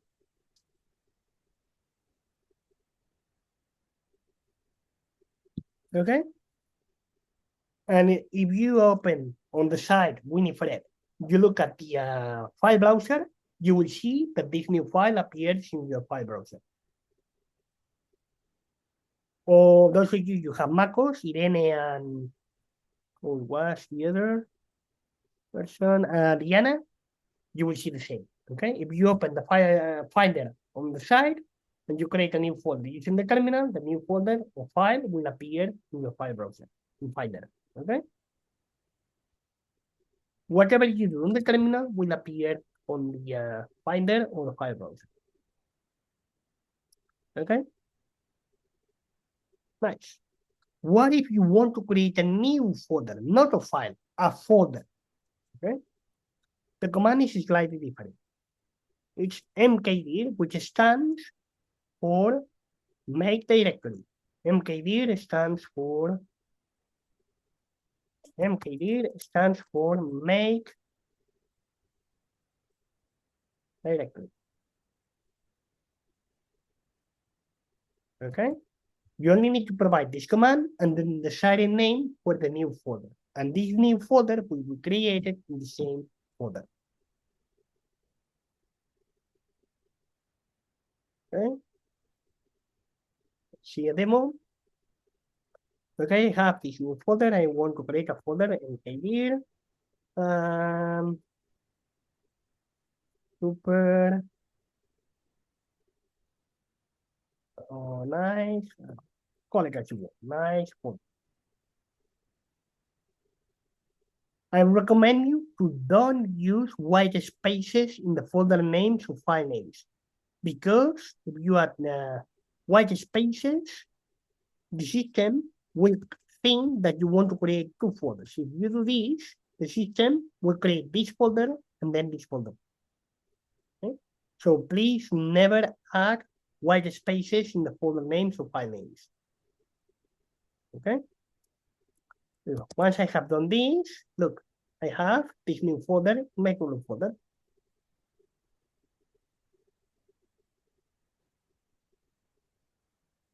Okay? Nice.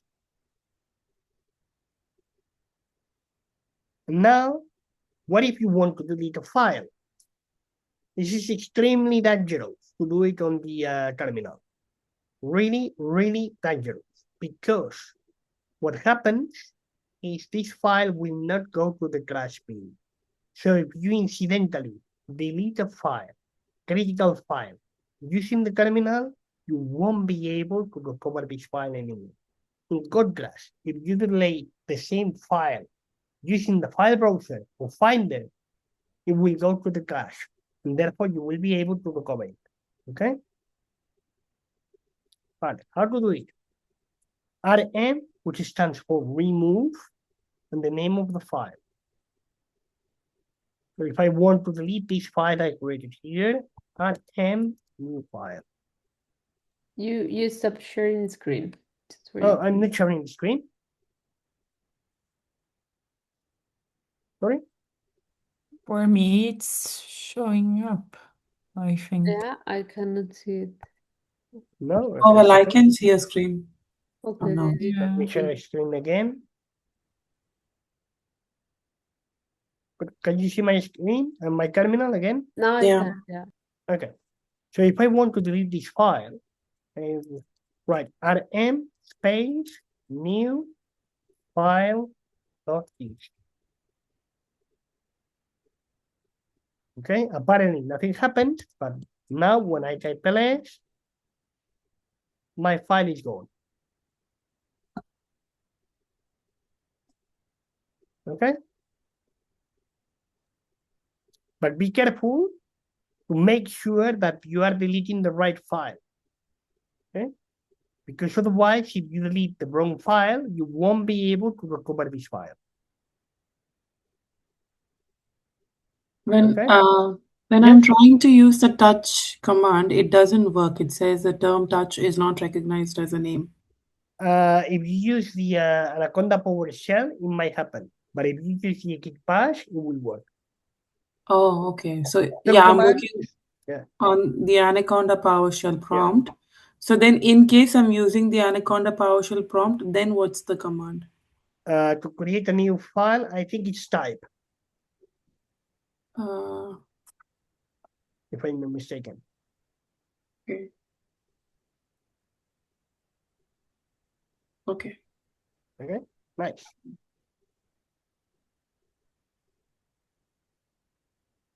But, okay, what if we want to delete a folder? It's the same command, but we need to add an option with a dash rf space folder name. This command will not work, Winifred, India, and all the Windows users will not work on the Anaconda PowerShell prompt, because Anaconda PowerShell prompt doesn't accept to pass in optional arguments to commands. So this command will only work if this command works on the Anaconda PowerShell prompt. But if you add to any command an optional parameter using a dash, it will not work in Anaconda PowerShell param, but it will work on Gitbash. Okay? So, in other words, Anaconda PowerShell param doesn't allow you to pass in optional parameters to a given command.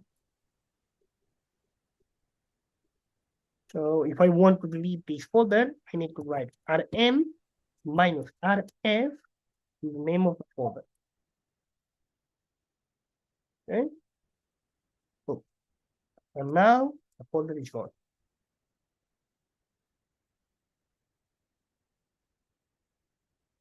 Okay. Nice. Any questions so far? So we know how to know what is the current folder, how to know what are the files in the current folder, how to change to another folder, how to create a file, how to create a folder, how to delete a file, and how to delete a folder. Okay? The basic commands. Okay? What if we want to create a copy of an existing file? Command is simply cp, which stands for copy, space, the old file name, space, the new file name. For example, here what I have this file 1. What if I want to create a copy with a different name? File 2. Old file name, new file name. Okay. I have the old one and I have the new one. Yes? Nice. What if I want to move a file? What if I want to change the location of a file? Or just creating a copy and deleting the old one? The command is m3. Old file name, new file name. If I do this, what is going to happen is that the system will create this new file that will be exact an identical copy of this one, the original one, and the original one will be deleted. Okay? So in somehow, move is equivalent to copy, but deleting the old file. Okay? Irene?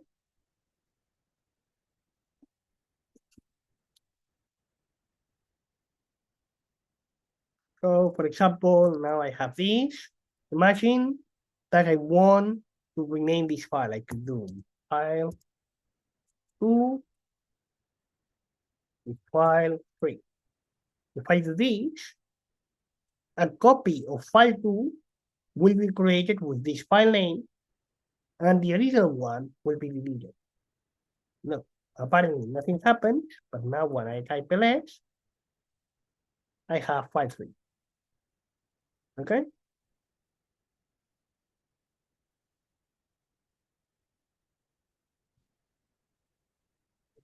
And if I have to move a particular file to some other folder, I'll still use the mv command. You can use also mp. For example, imagine that I want to place file 3 in the parent folder. What I will do is move file 3, space, 2 dots to go to the parent folder.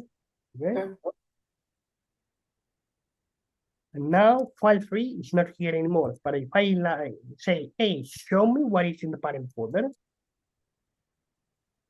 file 3 is here. Yeah. Mm-hmm.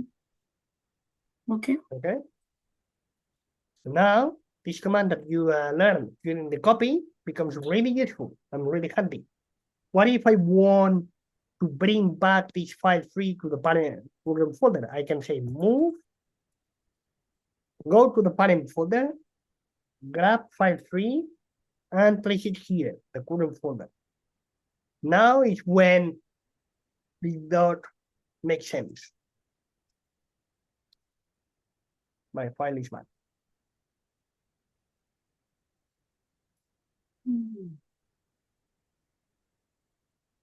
Okay?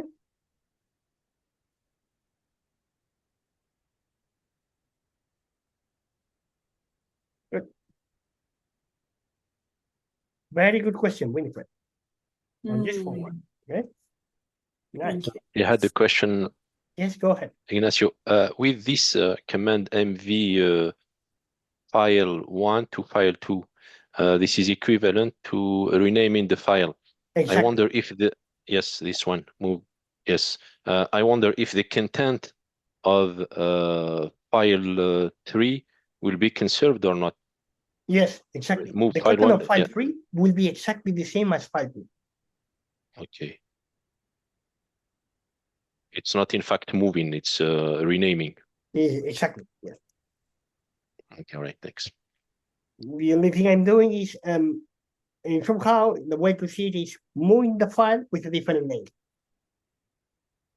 But it's, as you say, it's equivalent to rename the file. Okay. And sorry, so I kind of the MV file 2, file 3 is rename file 2 as file 3, right? Like that. Yes. Somehow it's delete the old file and create a copy with the file name 3, file 3. And the next command that was showing MV file 3 dot, yeah. What it moves only? Yes. It changes the location of this file, which is in the current folder, to the parent folder. I'm not renaming the file with this name. I'm simply placing relocate this file to the parent folder. And here is the same, relocate this file to this file. Okay. Okay. Great. Next. Any other question? Yeah. Yeah, I have one question. When you go back to the terminal, the one which we use to move the parent file to the current file folder. This one? Here. Yeah. You are currently in the parent folder, right? No, I'm now here in this, and I say, hey, I knew that I moved this file to the parent folder. Yeah. And I say, hey, I want to bring back this file from the parent folder to the current folder. Then I say, okay, original file is this one, but this file is not in the current folder. It's in the parent folder. So I say, hey, go for this file, which is in the parent folder, and bring it here. Dot, remember, means the current folder. But current folder is a folder that you are presently in, right? Exactly, correct. So in the previous command, you are in the parent folder. No, the one below. When you did the ls. This one? The ls parent. No, the one above that. This one. Yeah. So you are currently in the parent folder. Test. I'm in the test folder. And then. And I'm saying, hey, show me what is in the parent folder. Oh, you're still in the test folder and you are asking what is in the... Exactly. Oh, no, so that's a good observation. If I want to see what is inside another folder, which is not the current folder, I don't need to change. I could change to the new folder, and then once I'm in the new folder, use the ls command to know what is in the new folder. But I don't need to do it. I'm simply from the current folder, I can say, okay, show me what is in the parent folder. Okay, now it makes sense. Yeah. Thank you. Okay, great. Good. Any other question? No? Okay, right. Vale, let's see other commands. Knowing what is the current user. And you might say, Ignacio, this is really stupid. You already know that you are Ignacio. Of course, okay? Why does this make sense? When does it make sense? Keep in mind that the same computer might be shared across multiple users. In your family, you might have one computer that is being used by you and your husband or your wife or your kids, okay? And therefore, you will have one user for each family member, yes? Therefore, it might be interesting to know what is the current user. the most simple command. Who am I? Okay? If I go to a terminal, I write who am I? It shows me Ignacio. Again, this might look stupid, but it's not so stupid when you are working with shared computers. Okay?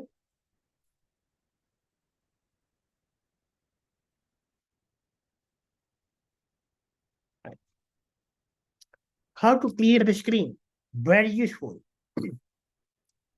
Sometimes you start writing commands, moving files, changing folders, and then your terminal will start to be filled with all your commands and the outputs. And sometimes you want to flush everything, okay, to start from scratch. Clear, as simple as possible. If I go to my terminal and I type clear, I will remove everything from my terminal. I will not delete any file, any folder. And simply, place the erasers. It's like having a blackboard, okay, full of some notes, and then I use the eraser, delete everything. Okay? This doesn't change my current folder or my files.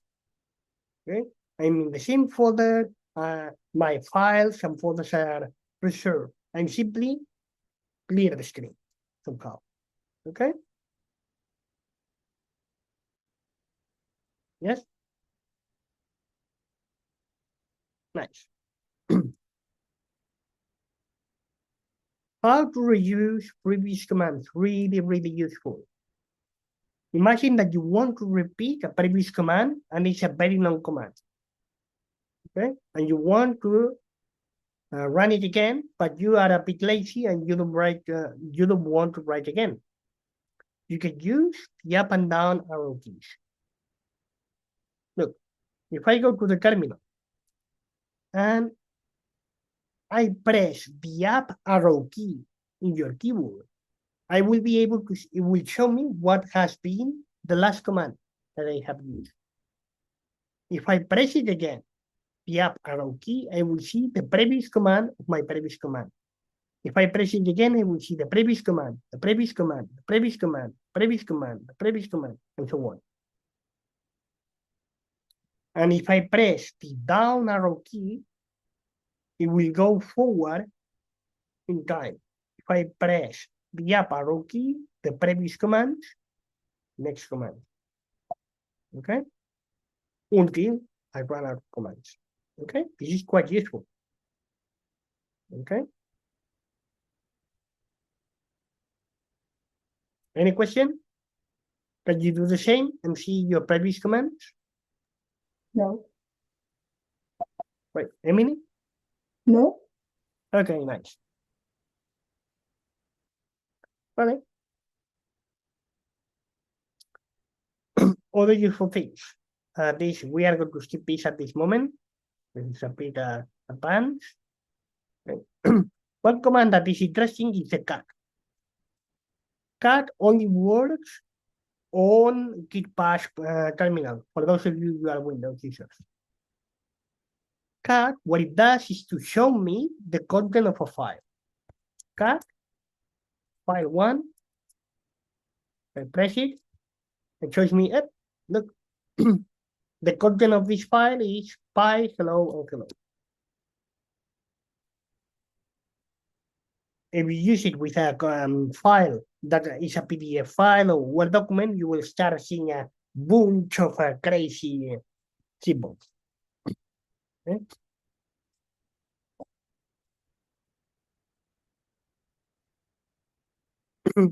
Okay. Another similar command is more. The more, again, only works on Git Bash if you are a Windows user. That's the same. Okay, within a small difference. It adds pagination. What do I mean with pagination? Imagine that you have a big file that contains a lot of things. If you use cat, it will automatically display everything until it reaches the end. But if you use more, it will show you the first page. And then only when you press the space bar, it will show the second page You press the spacebar, will show this next page, and so on, and so on, and so on. Okay? In contrast, if you use that, it will automatically display everything, and you will not have enough time to watch carefully the first page, because it will go directly to the last one. Okay?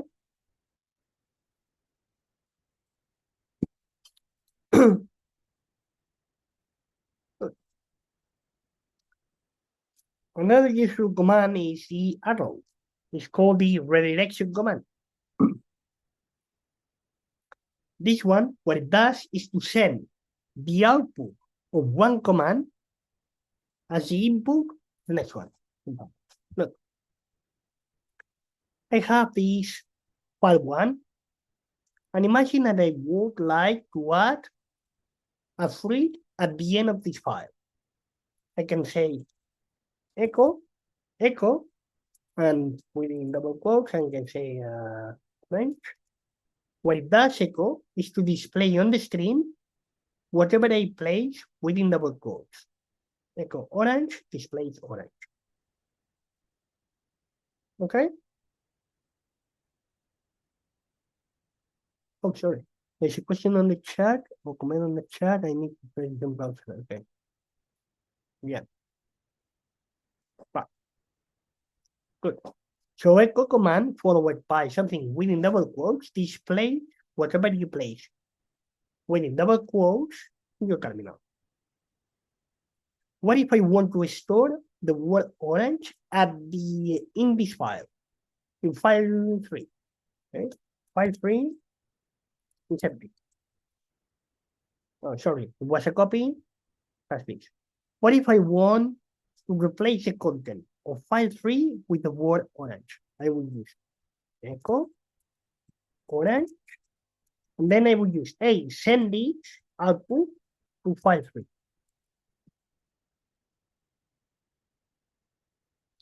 Oh, apparently nothing happens. But now look at what happens.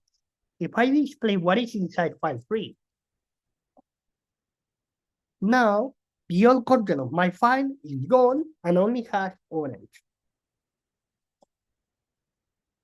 So this command replaces the old content of this file by the output of this command. Okay?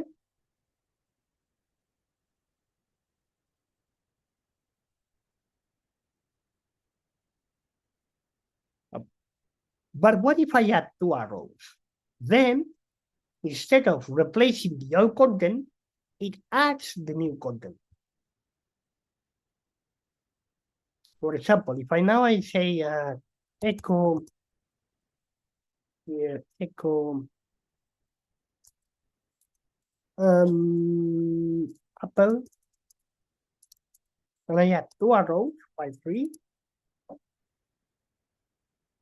Look what happens. Oh, sorry, I make a mistake. Echo. Okay, and now I do file 3. The content of my file has been changed in order to add apple at the end of the file. So the file content has not been deleted, the old content. It keeps the old content and simply adds file, the apple, the file content. Clear? So we should be using the double arrow if we need to add any more content? Correct. If you want to add more content, you use double arrow. If you want to replace the content, you use only 1 arrow. Okay. Okay? Nice. Vale. Nice. This one is very interesting. What if you want to show the first line of a given file? You use the command head minus the number of lines that you want to see from the file and the file name. For example, here, what if I want to see the first row of this file? I use head minus 1, file 3, and I see the first row. If I want to see the first 2 rows, I use head -2. And I see only the first 2 rows.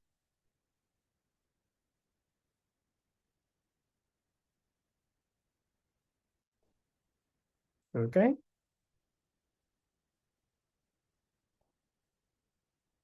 In a similar way, we can inspect the last lines using the command tail that accepts the same options as the other one.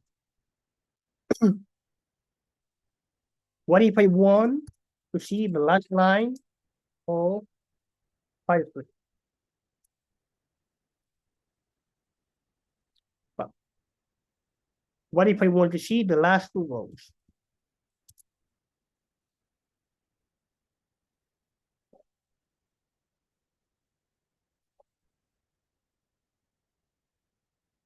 Why this could be useful? In order to check the file content. Sometimes this might be really useful.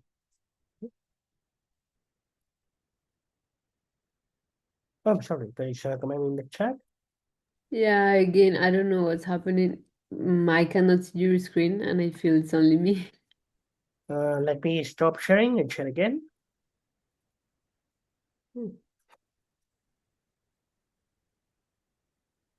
Yeah, now I can again. Okay, nice.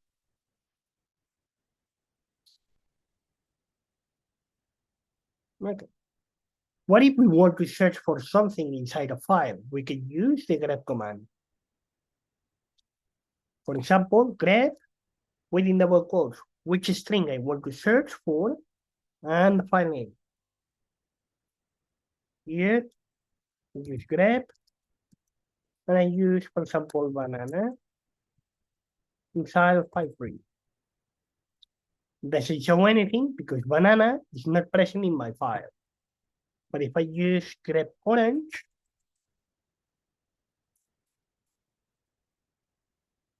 it shows me it. There is a match.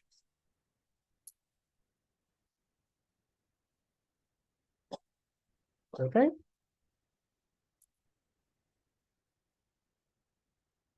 Nice. What if we want to know how many lines has a file? We can use WC.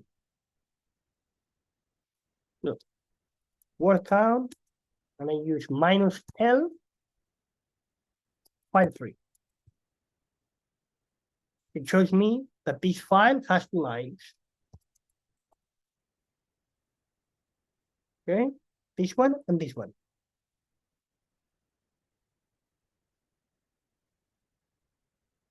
Okay.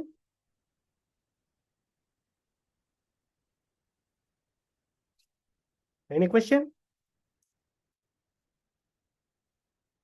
Yes, Vivian, dime. I'm stuck in the cat command. The cat command, yes. Because I created a file. In fact, I created 2 files. And one doesn't do like anything, like it doesn't open. And the other one, it says it's not found. Okay. But they are on the screen? Sure. Let's see what happens. Let me know when you see my screen. Yes, now. Okay. So this is a Git one, and this is a PowerShell and on the PowerShell. So I created these 2 files, file 1 and new file.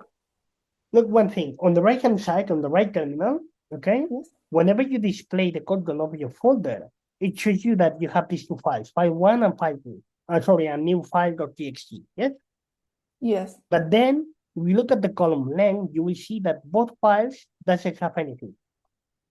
No. Therefore, when you type cat file 1, doesn't show anything. This one, I wrote something on it. I wrote hello, bye, and test. Vale, okay. Then close this tool and then go to the terminal. And then you show because I see. You type it cat new file, but you need to add the file extension. Okay. Yes. And then, does it show anything here? Are you sure that this file, can you go back to the file browser? New file is photos is in folder, test folder, which is inside photos, which is inside Aquarius. Can you go back to the terminal and let's check that you are exactly in the same folder? No. Let me take control. Oh no, why can't I take control of it? Can you move a bit down your terminal? You mean like Yes, scroll a bit down the terminal, no, move it a bit down. No, there is nothing more. I created it here on Git. Here where I touch new file. Because this is inside test folder.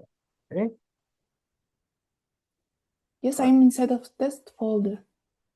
But the file browser, I think, is not in the same folder.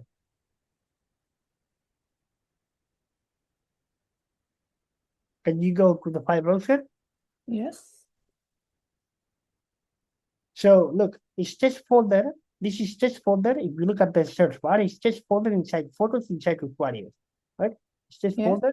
It's the same. Vale, users, photos, test folder. Can you go to the terminal? And then type cd. Vale, it's the same. Vale. And show you that you don't have anything here. Okay. Can you open again the file on the file browser? Yes. By double clicking this file.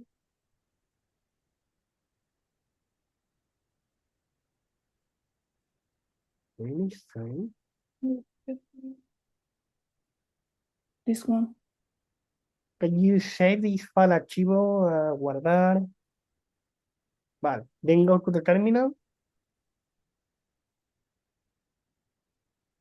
And then run again the command. Now, you see that now it's not empty? Oh, I didn't say. Oh, I'm sorry. So you create, no problem. Vivian, it's a common mistake. So you added something, but you didn't save the file.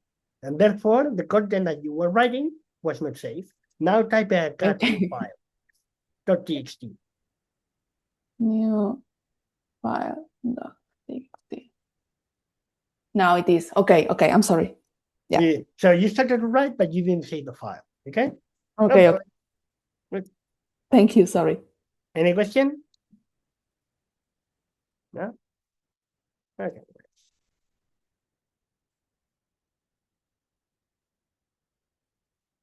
Okay. Thanks. Vale. We saw the grep. Okay, the word count. That's it. Okay. Those are the basic commands, terminal commands that we are going to use. I know that there are a lot of commands, and this might be overwhelming.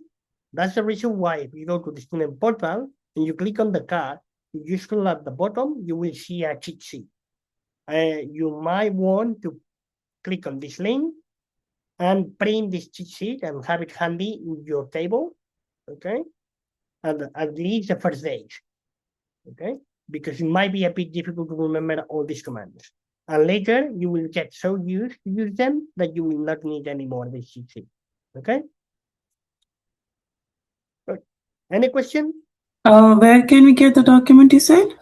If you go to the student portal, yeah, you click on the Introduction to Python lesson terminal commands. You click on this card.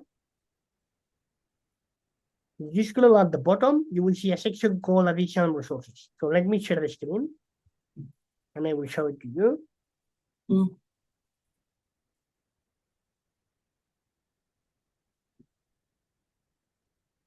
Can you see my screen? Yeah. Vale. If you are in Unit 1, Introduction to Python, on day 1, you have the card lesson terminal commands. You click here, and you will see the slides at the bottom. It says Additional Resources cheat sheet. You click on this link, okay, and you can open link. You will see a cheat sheet with all the basic commands that and more commands than the ones we have covered, okay? And you can print this and have it handy in your table. The rm command, the cp command, okay, the grep command, Okay, there are more commands here than the ones we only covered. And this is in the student portal, is it? The student portal, yes. The student portal, I think that now has a different look and feel because you have the new student portal, but it shouldn't change the content. Okay? If you want, you can share the screen, Winifred. Yeah.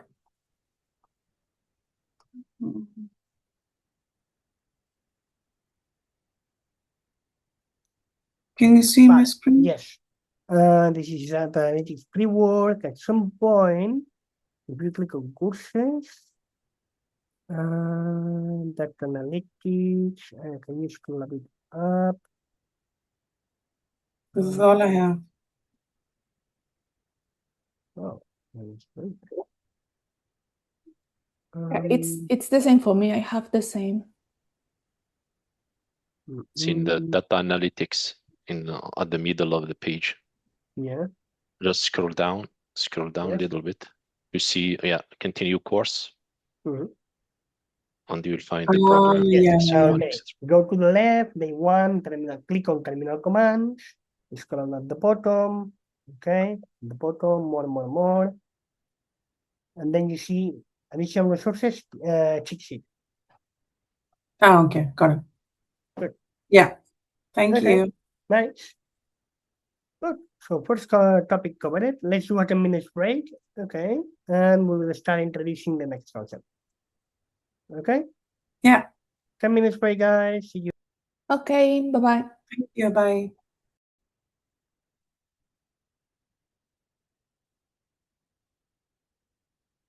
Where we can find the presentation, Winifred, it's on the student portal. If you open the terminal commands card, you scroll down, you will see the presentation. Okay? Good. Okay, ready to start covering the next topic for today? All good, Claire?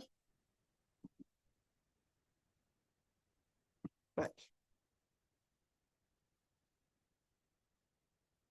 You look a bit worried. I'm wrong? No, it's okay. I'm okay. Okay. Yeah. Okay, so what is the next tool that we are going to start covering? Git. Okay. However, we need to I want to make sure that everyone has everything properly set up. Can you see my screen? Okay, nice. Okay, so everyone has Git installed? First of all, first question. Yes, nice. So I'm going to skip this slide. Then we need to make sure that Git is properly configured. For this, you need to open terminal. Those of you who have MacOS, okay, or Git bash if you are using Windows. Okay. The folder doesn't matter. With the full folder, it's okay. It's no problem. And then you need to type the following commands. You get to copy this. The terminal. You can copy this command and paste it on the terminal. Example, if I do this, my terminal shows up. It shows this bunch of things. Okay, how to use it, what are the options, okay, of course in your own language. If you can see this, that proves that you have Git installed in your computer. Everyone has Git installed in his or her computer? But it's basically a short manual, okay? Don't be scared about anything, okay? Then we need to configure this thing, okay? So the first thing that you will have to do is to copy this command. The second, you have to copy this command in the resources channel. Resources channel. Go here.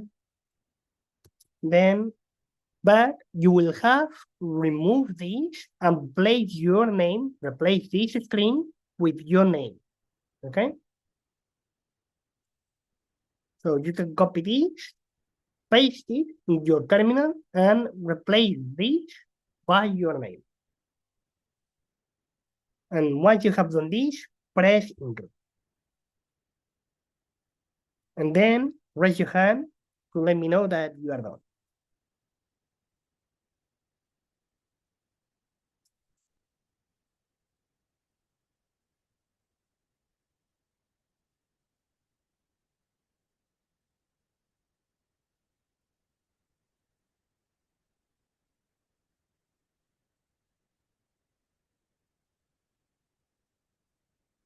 Okay, Diana is on. Great.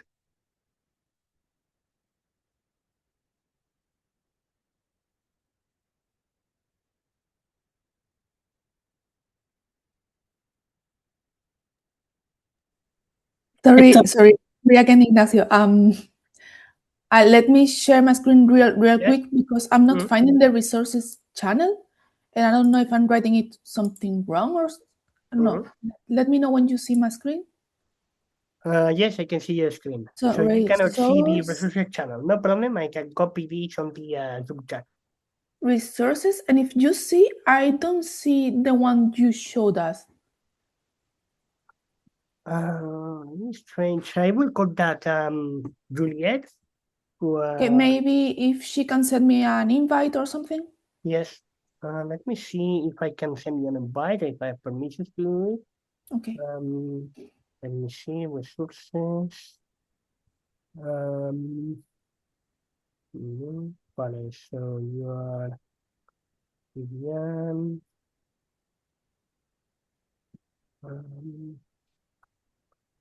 Resources. I'm not allowed to do it. So I will contact Juliet Cañar. Okay. To send you an invite. Okay, perfect. Thank you. No problem. I copy this command on the Zoom chat. Okay, Vivian. So if you copy this command from the Zoom chat, you paste it, but don't press enter. You simply paste and then remove everything between the double quotes and place your name, and then press enter. When you press enter, there shouldn't be anything that's coming below, right? Yeah, it will not show anything. Yes. Okay. After pressing enter, it will not show anything.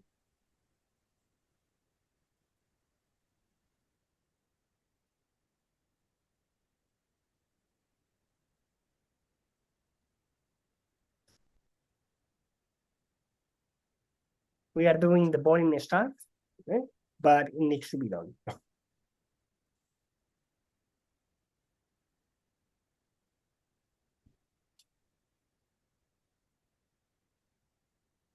Is everyone done? But next, let's go with the next command. Next command, I'm going to post it again on the Slack and the Zoom chat for Vivian. Okay, let me share the screen.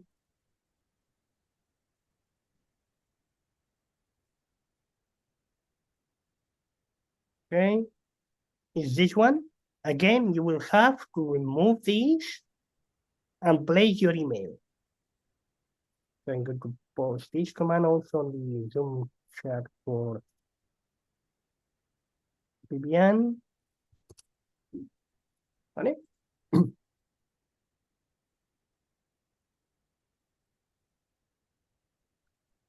Okay. Once you are done, let me know. Raise your hand. Again, you copy, paste, you remove everything between double quotes, and you replace it with your email. And then you press enter. Again, you will not see anything.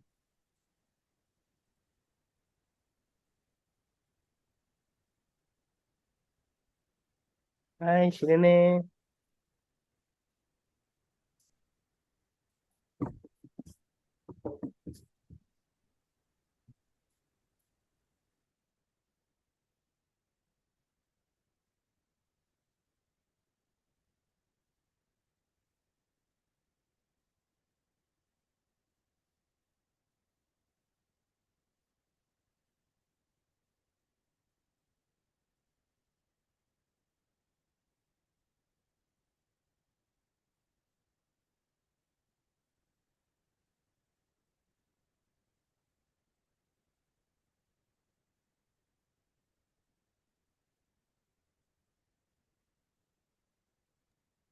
Is everyone done?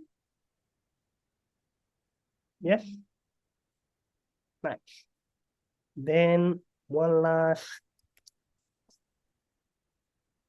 command. In this command, you don't need to change anything. I'm going to again to post this on the Zoom chat for Vivian. Simply copy this command, paste it, and press enter. You don't need to replace anything in this command. Okay? Really simple. Good. So let's go back to the slides.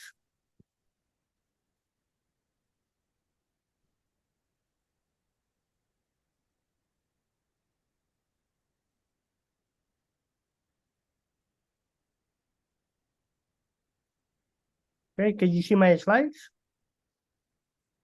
Okay, we were here. Okay. Configure git, this command, you already type it. This one also, and this one also. Okay? Good. But second, then I strongly recommend you to download a text editor, which is really simple to use. It's not mandatory, but it's really simple to use and will be proved to be really useful later during the bootcamp, which is Sublime Text Editor. That can be found in this website. It's totally free. Okay. Let me copy this URL on the Slack channel, and also in the Zoom chat for Vivian. It takes a couple of minutes to install it. Okay.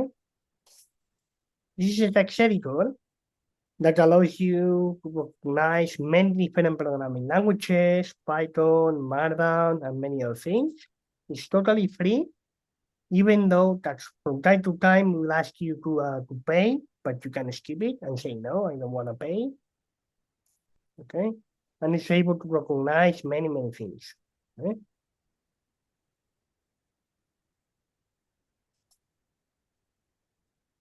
So please download this text editor and install it, and raise your hand when you are done.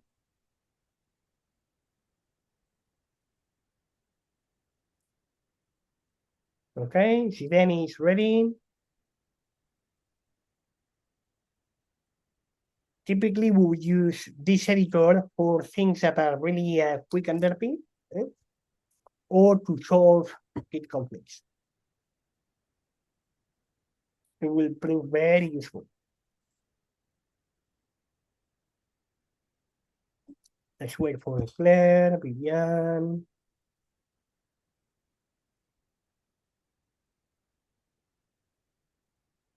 Diana is ready, nice.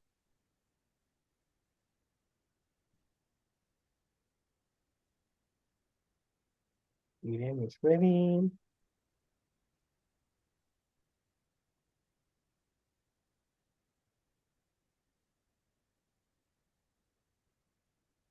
Gwen is ready.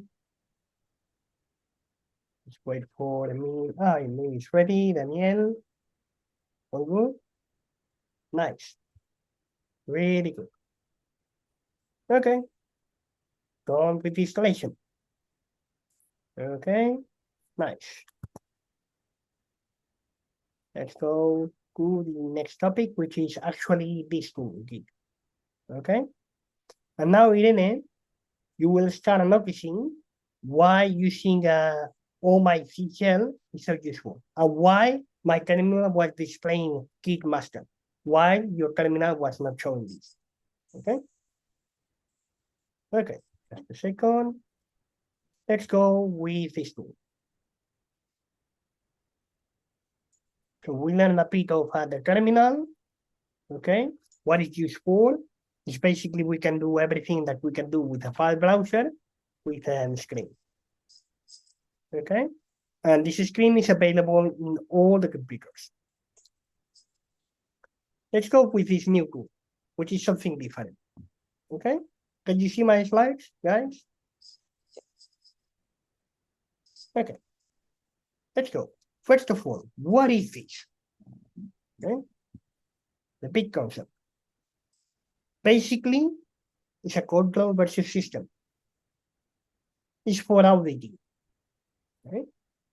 The idea here is to keep track of all the file changes in a data analytics project. Okay? Imagine that you are in a company, working in a company, and a lot of people is collaborating in the same project. Someone does one change, the other one makes a different change, and so on. The idea is to keep track of which changes were made in each of the files, okay? Who made those changes and when those changes were made.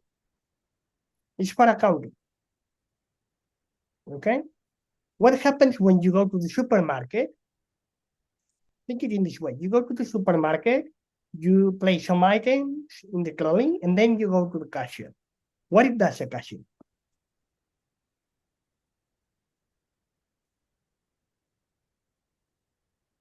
In the supermarket.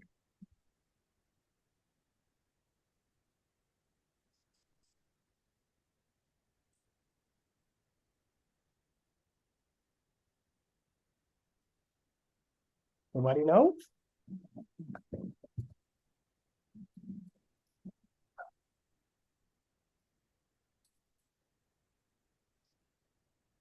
Come on, you do this on a weekly basis, I'm sure. You go to the supermarket to buy some stuff, and then you go to the cashier with all your items. What does a cashier? To process the items. Yes, and how it processes the items? Passing by the code reader. Yeah, uses a code reader, okay, to scan your products and know which products you are buying, and in order to know how much you will have to pay. Okay? Why also, there is another reason to scan the products. Can you think a bit out of the box and think about why it's also important to scan the barcodes, aside from knowing which products you're buying, which is a side effect of it? To know the prices and to see and to register the exit of this specific prices, this specific product of the counting of the supermarket. Yes. Inventory. So in short, to update the inventory. Yeah. Of products in the supermarket. Okay, they need to know that some products were left, right? Yeah. It's the same idea, but this time with files and folders. Okay. Yes, I mean? To compare after the difference, to compare the different version of present of project. Yes, exactly. You can also compare different files of versions of a file. Okay, because if you don't have this tool, you cannot do this. Imagine that you are working on a Word document. Okay. And a lot of people, you are working on a Word document, and from time to time, you save the file. Whenever you save the file, you will overwrite the old version. You will not be able to go back to a previous version. And this typically raises the typical scenario in which you create a copy, second copy, final copy of the final copy, and so on. Right? You don't want to do this. You want to have only one file, but you want to keep track of all the changes. Okay? Yes, yeah, stock follow-up. Yeah? So that's the idea of this tool. Okay? So what happens if I want to keep track of a previous version of a file? What if I want to see what were the old contents of this file?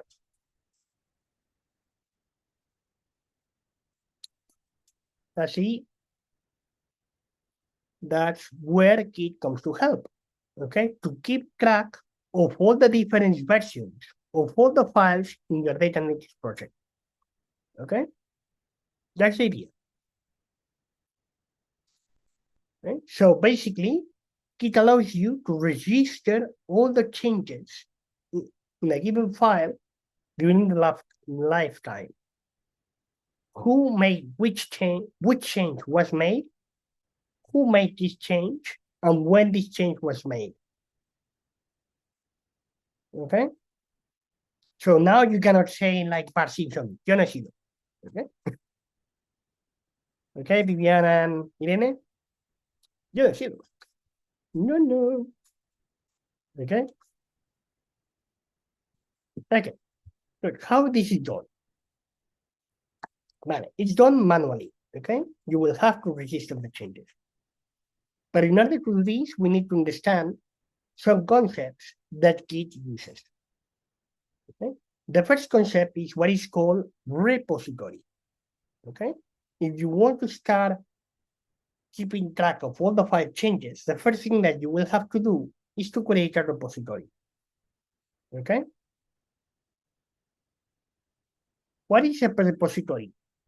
It's a placeholder to store all the changes made in any file or folder of a given folder.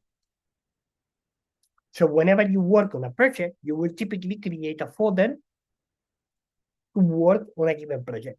Okay? And then you will use Git to say, hey, I want to keep track of any file change in this data folder.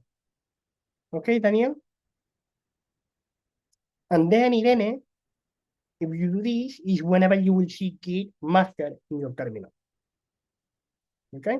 So if you see Git master in your terminal, we tell you directly that Git is tracking all the files in a given folder. If you don't see Git master, Git is not tracking anything.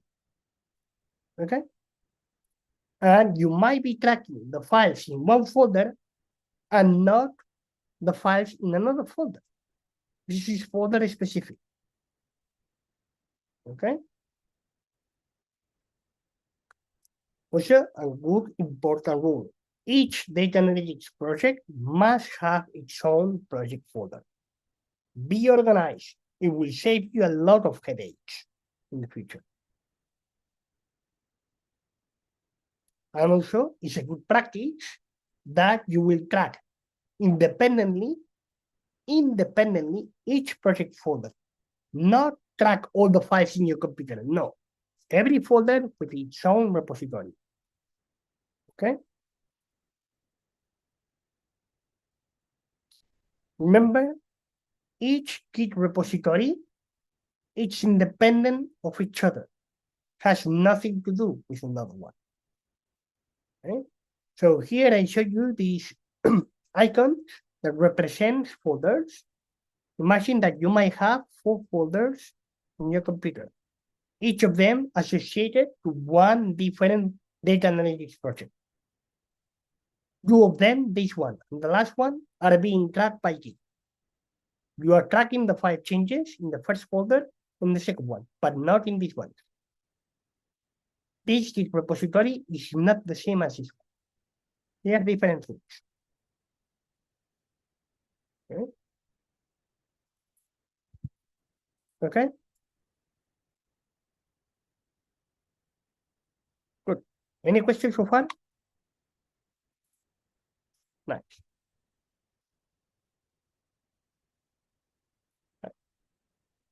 Okay. So remember the golden rule. For each project, you create one folder. And in each project folder, you create one repository. Okay? Good. And now let's do one exercise that is not related with Git, but it's going to save your life during the bootcamp. Okay? What I want you is to open the terminal, Git Bash or Anaconda PowerShell prompt or terminal, those of you have macOS, and decide where do you want to store all the files for this bootcamp. Okay? go to one dedicated folder, and the idea is to do the following. Imagine that you have one folder called InnoHack where you want to store all the files. Okay. Then I would like you, all of you, okay, to go to the terminal and inside InnoHack, create one folder for each week. Week 1, week 2,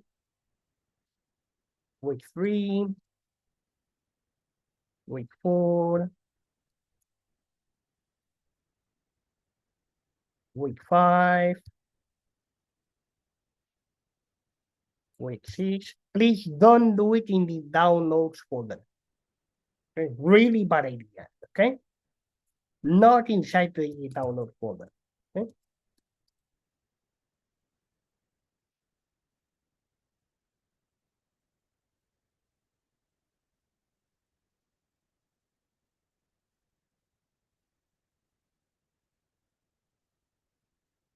Okay?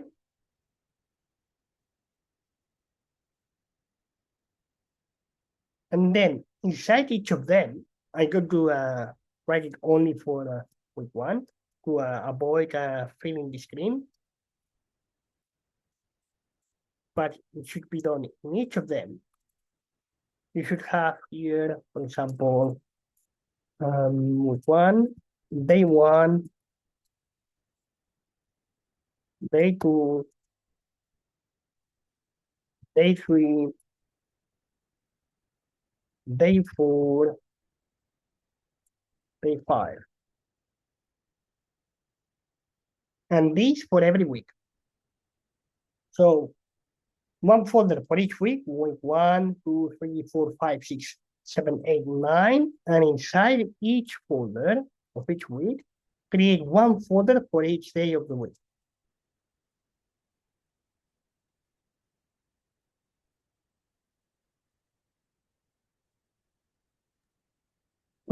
To make a folder for to make a folder for each week, I can do it just make directory. Correct. MKD, week 1, okay? Then and now you can do this. You can do this. Week 1, week 2, instead of doing week 1. MKD, they shouldn't be in inverted commas, right? Sorry? Should they be in inverted commas? Like in vale, no. Inverted commas? No. Like this. Okay. Or you can do it like this, but then you will have to type 9 commands. Or what you can do is week 1, week 5, week 6, week 7, week 9. Okay, I say 8 and 9.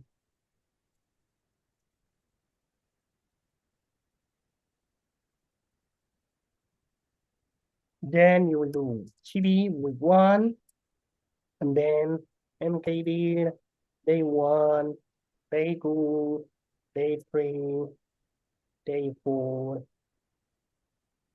day 5. Then you go to CD week 2 and you do the same. CD week 2, and then type again this command. Copy and paste. Boom.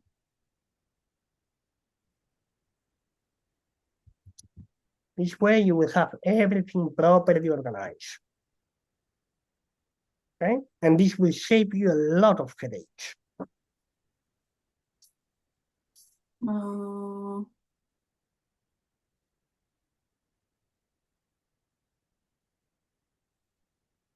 Okay, directory.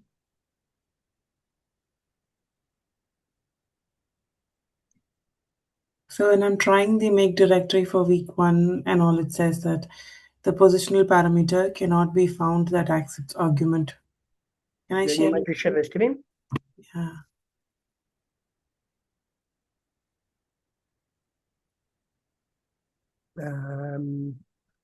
Because this one doesn't allow you, this terminal doesn't allow you to pass many directly. So you will have to, if you want to use this terminal, you will have to do it one by one. MKD with one, what? We go to the bash, okay? Check out first in which folder you are, Winifred. So I'm in the INHack folder, so that I just created a new folder. Can you type PWD? PWD, okay? Then can you type the less? Vale, so here you might want to create a folder for the INHack or you already have one? I already have on this one. Then enter inside INHack, cd INHack.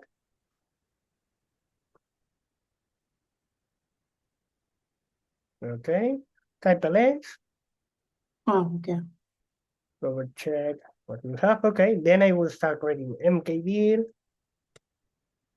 Then week 1, space, week 2, week 3, space, week 4, week 5, 6, 7, 8, and 9. Yeah, without space.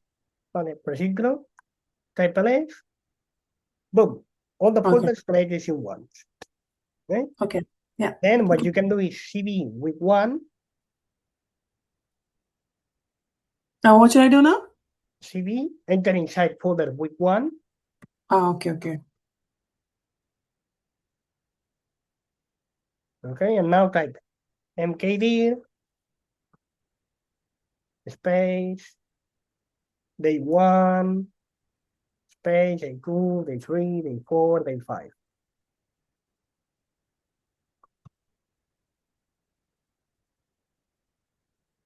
Vale, procedural, type length. Good. Now we need to do the same, but this time inside quickly. So we need to go outside folder week 1 and enter inside folder week 2. Oh, hold on. You forgot what? Yes, good. Then enter week 2.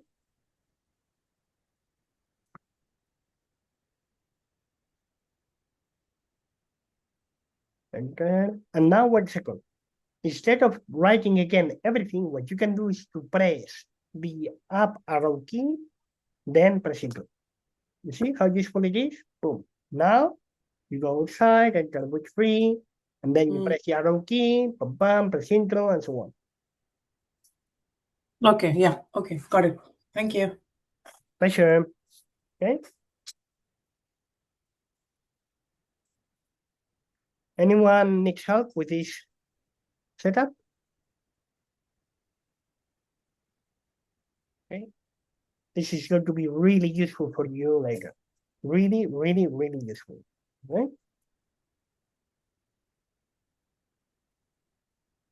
It's important to be extremely organized, okay, when you work in the bootcamp. Otherwise, it can be a nightmare.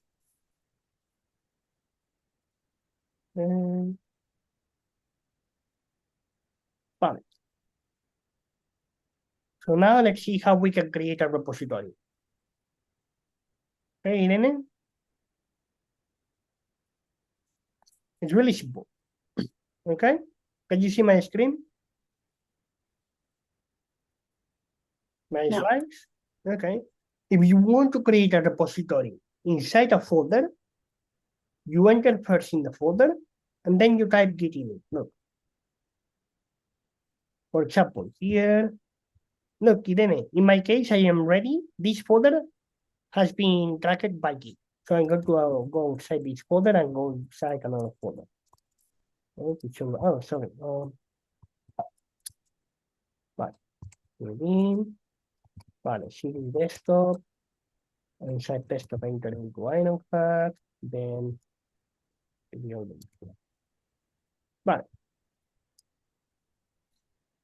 So here I want to enter inside folder unit 1, then 1.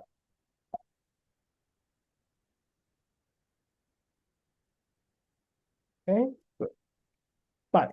I'm going to show you an example. But I'm going to create this folder. I'm pretending this folder to be my project folder. I go inside test. And then if I want to create a repository inside this folder, I type git init. Okay? Boom, and it says starting empty repository in this folder. Okay? Test, which is inside folder day one, which is inside unit one, inside the material 10 report, inside the InnoHack, inside desktop, inside nothing, inside user. Okay? And now, Irene, look, it shows Git master, while before it didn't show Git master. Why? Because before the folder didn't have a repo. Okay, Irene? And now, only thanks to this, my Git shell, I can see automatically that this folder has a repository. While before, I was not being able to see this. Those of you who have Windows users, you are Windows users, if you use Git bash will automatically show this. But Anaconda PowerShell will not show this. Okay? So do we have to create a repository for every folder? No, exactly. I will create one folder to do the practicing a bit, okay? Winifred, okay? And then I will type git init inside the folder, okay?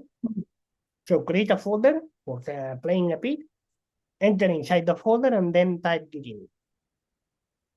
And if we've done git init, can we yes, yes. How you can remove the repository? Yeah. Okay. Look what it says. Starting empty repository in this folder.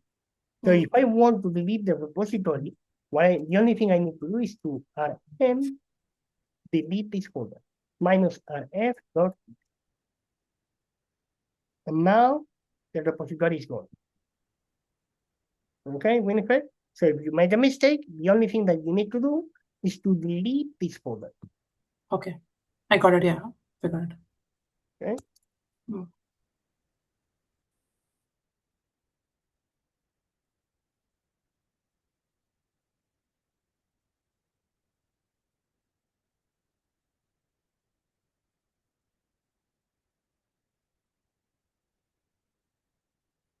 Okay.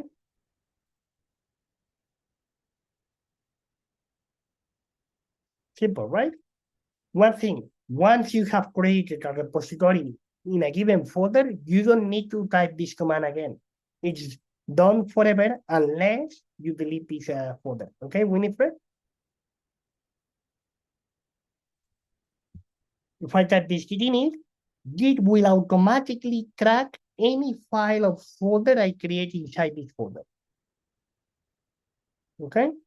It's like Big Brother. I enable Big Brother to watch out anything I do inside this folder. Okay?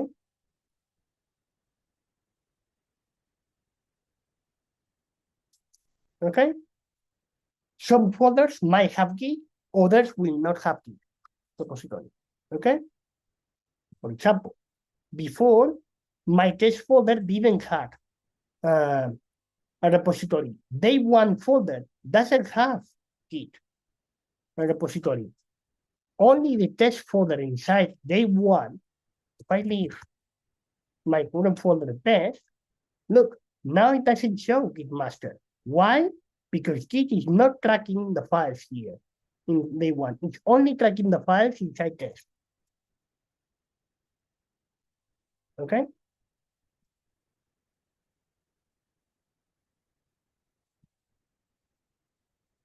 Daniel? Good?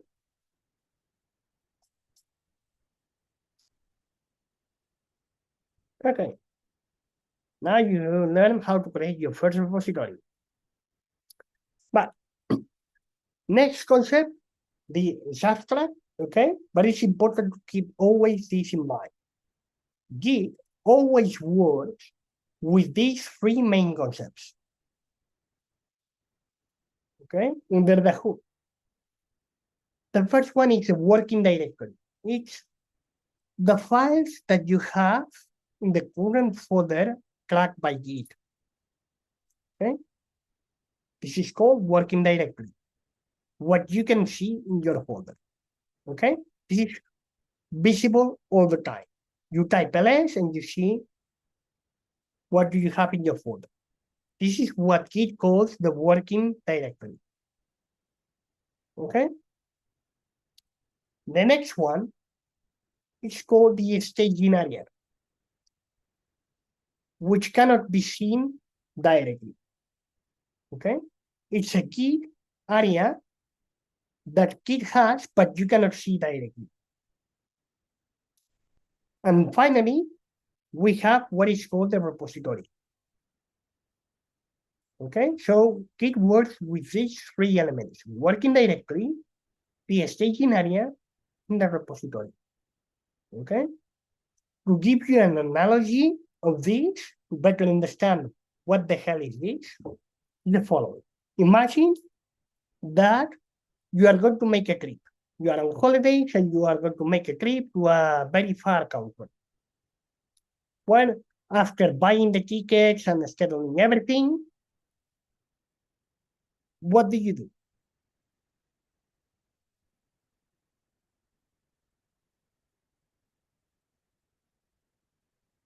You imagine that you need to the next day you need to hit to the airport.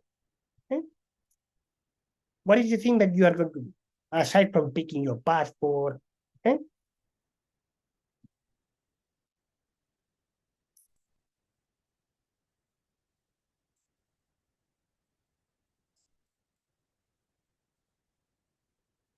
Ideas? To pack. Packing. Yes, correct. Packing. Okay. So you will pick a bag. Okay. You open the bag. You place the bag on top of your bed, and you start collecting from your wardrobe some clothes, folding them. Okay, and placing your folder of clothes inside the staging area.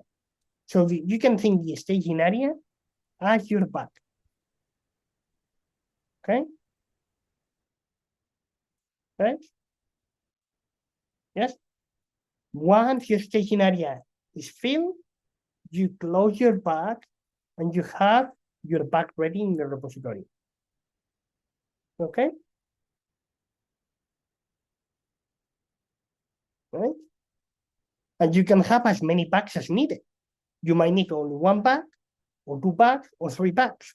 Okay? You can associate the staging area as your bag. Okay?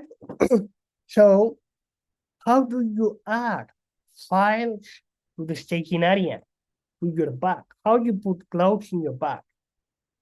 With this command, git add file name of folder. So let me go to my terminal, and in this folder, I'm going to create a file. Couch file1.txt. Okay, file has been created. Okay, and I'm going to add something in this file. Cat hello buddy.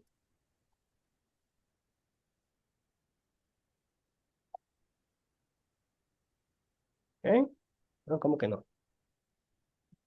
I made a mistake. Sorry, it's echo. My mistake. My fault. Okay, good. So now this file has some content. Hello buddy. Okay. I want to add this file to my staging area. How do I do it? Git add file1. TXT. Okay.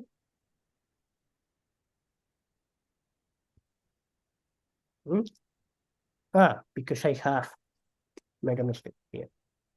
One. Okay, done. My file has been added to the staging area. Okay. Git add and the name of the file or folders. I can also add folders to the staging area. I place my clothes on my bag.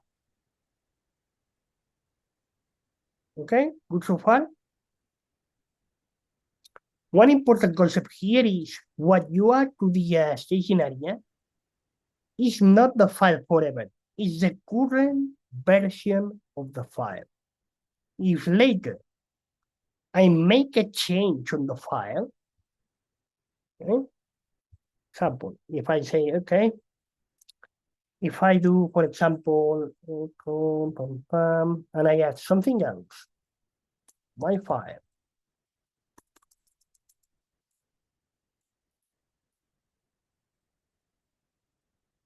okay, now my file has changed. So it's a different version than the one I added to the staging area. Yes, Diana? When I added my file to the staging area, the content of my file was hello body. Okay? Really important. If I want to have the latest version of my file in the staging area, I will have to add again the file to the staging area because it's a different version.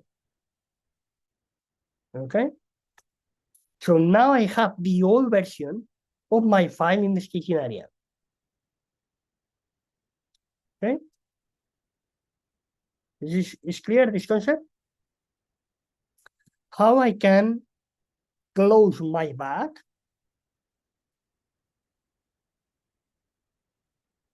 and how I can change, how I can check what do I have in the staging area with this command, git status.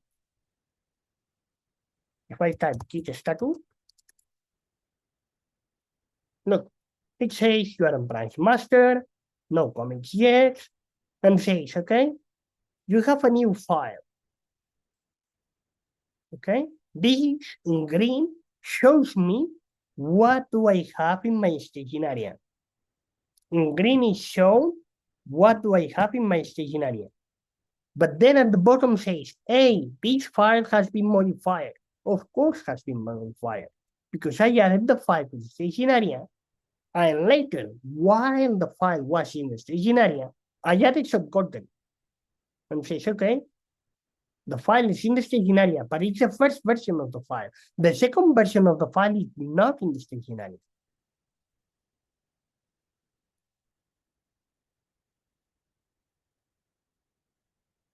Okay?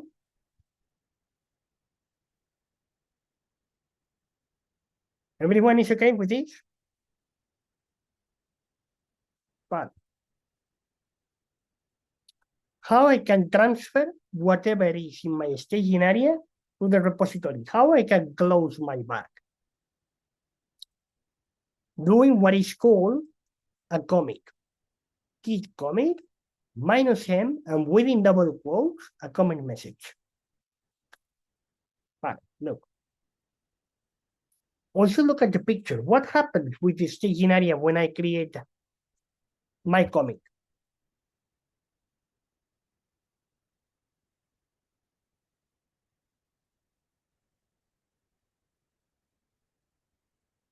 What is the content of the staging area now?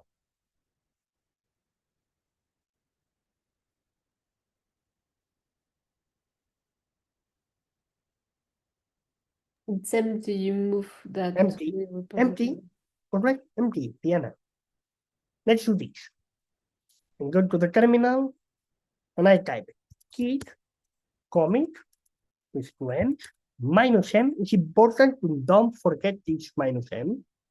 And then I go to write a message. What should I place here in the message?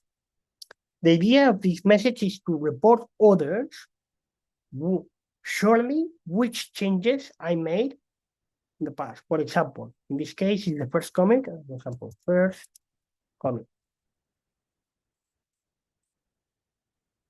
Okay. Boom. And when I type it, it shows master. Okay. The comment message.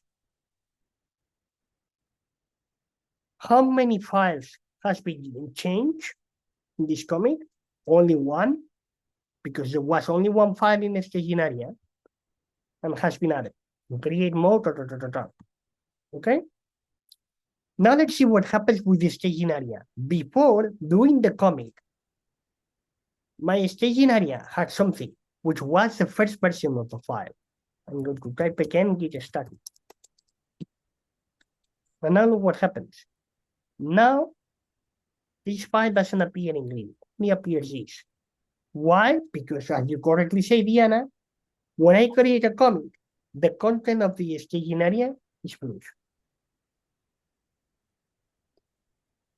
So what is moved to the repository is only the first thing, not the changes that we've made, right? Correct. This is why when I type git status, Git is still saying, hey, you have modified this file. But in my repo, it's the first version of the file, not the second one. And when you type git add, can you also do, for example, git add /m, so you know, for example, which git add what /m, just to add a message, let's say, to know what like /m to add a message? No, you cannot do this. Okay, so you cannot like write what was in that. Yes. In fact, if you want to do what you want, Diana, you do it in the commit message. It's when you do the commit, okay, that you report what you did. So now if you want to make a modification, you have to do the git commit again. Exactly. But one thing, if I try to do a commit now, a second commit, look what happens. No changes made. Why? Because my staging area is empty. I can only create a commit if my staging area is not empty. So can we send a file from the repository to the staging? Exactly. I can add the second version of the file to the staging area, and this will be the second version of the file. Okay? I type git status. Now it appears in green and doesn't show anymore as modified. My file is in staging. My new version of the file is now in the staging area. Daniel? In other words, every single change you make on your file must be added to the staging area. Yes, Vivian? I believe I did the commit, but the message is still in red. Does it mean it was not correctly made? Can you share your screen? Sure. 1 second.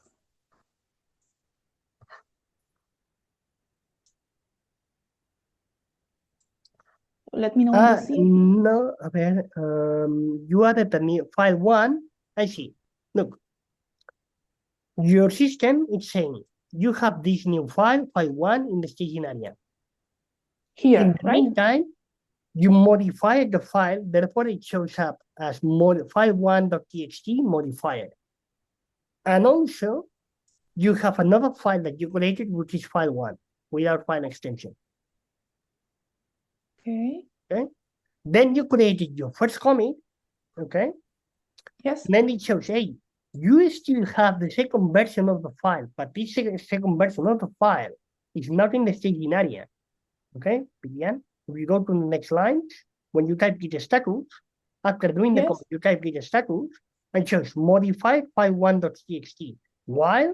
Because you modified the file while the file was in the staging area. And also you still have file 1 on track. Okay, so I need to commit again? Yes, but in order to create a commit, you need to add again file1.txt to the staging area. It's not possible to create a commit if you don't have anything in the staging area. And every time that you create a commit, the content of the staging area is being flushed. Okay, how can I move the file to the staging area back? again to the staging area, git add, and the name of the file.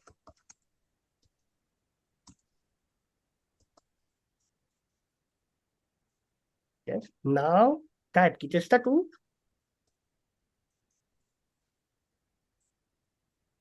And now it shows that your new version of the file is in green, is in the staging area, and you still have file 1 in the folder. Now the staging area is not empty, you can create a second commit. Okay.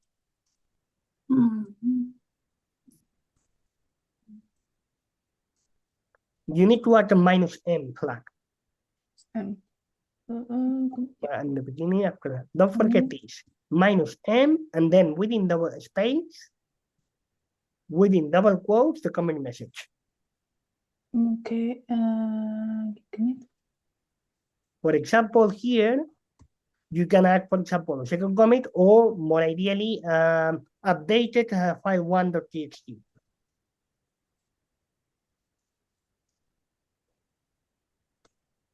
Okay, boom. If you type git status, now this file will not appear because you didn't make any additional change since your last commit. Okay. Okay, but it still appears file 1. All right. Okay. Yeah. Okay. Any other question? No, thank you. Okay, let me share the screen. Let's finish with this concept, and we will go for lunch. Okay. I have one last question. Go Maybe. ahead.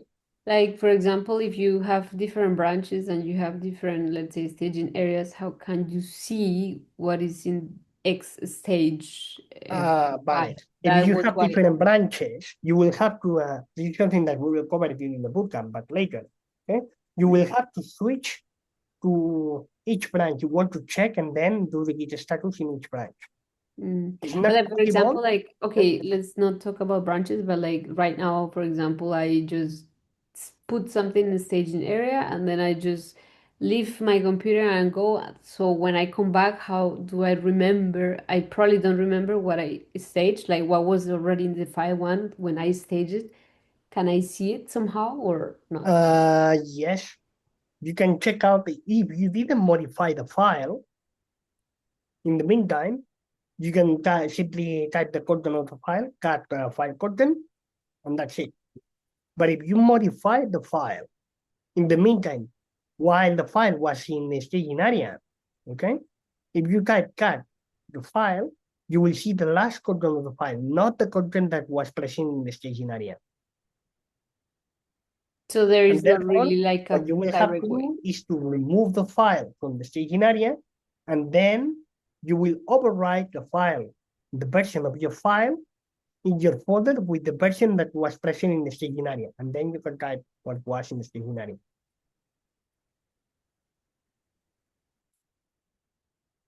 Okay. Any other question?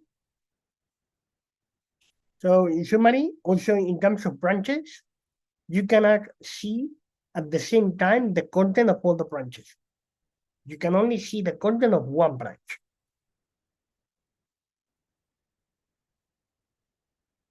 That's how it is. Okay.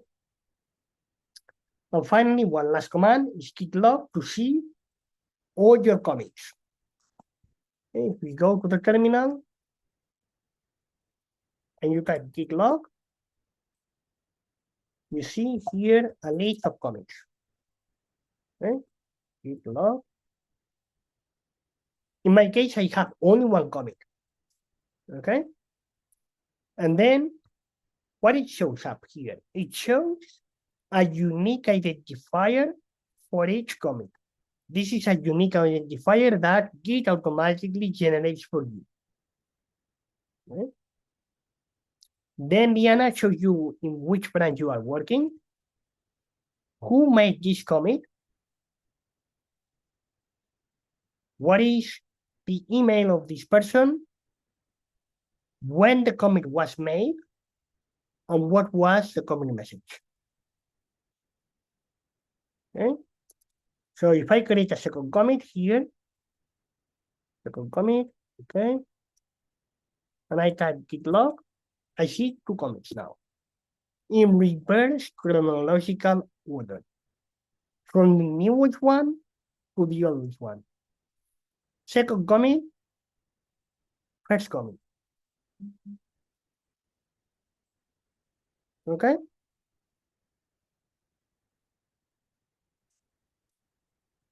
Good. Any question? No? Then I have a very important question for you. Extremely important. Are you hungry? Yes. Let's go for lunch. See you at 2 o'clock. Bye. Bye. Bye. Nice.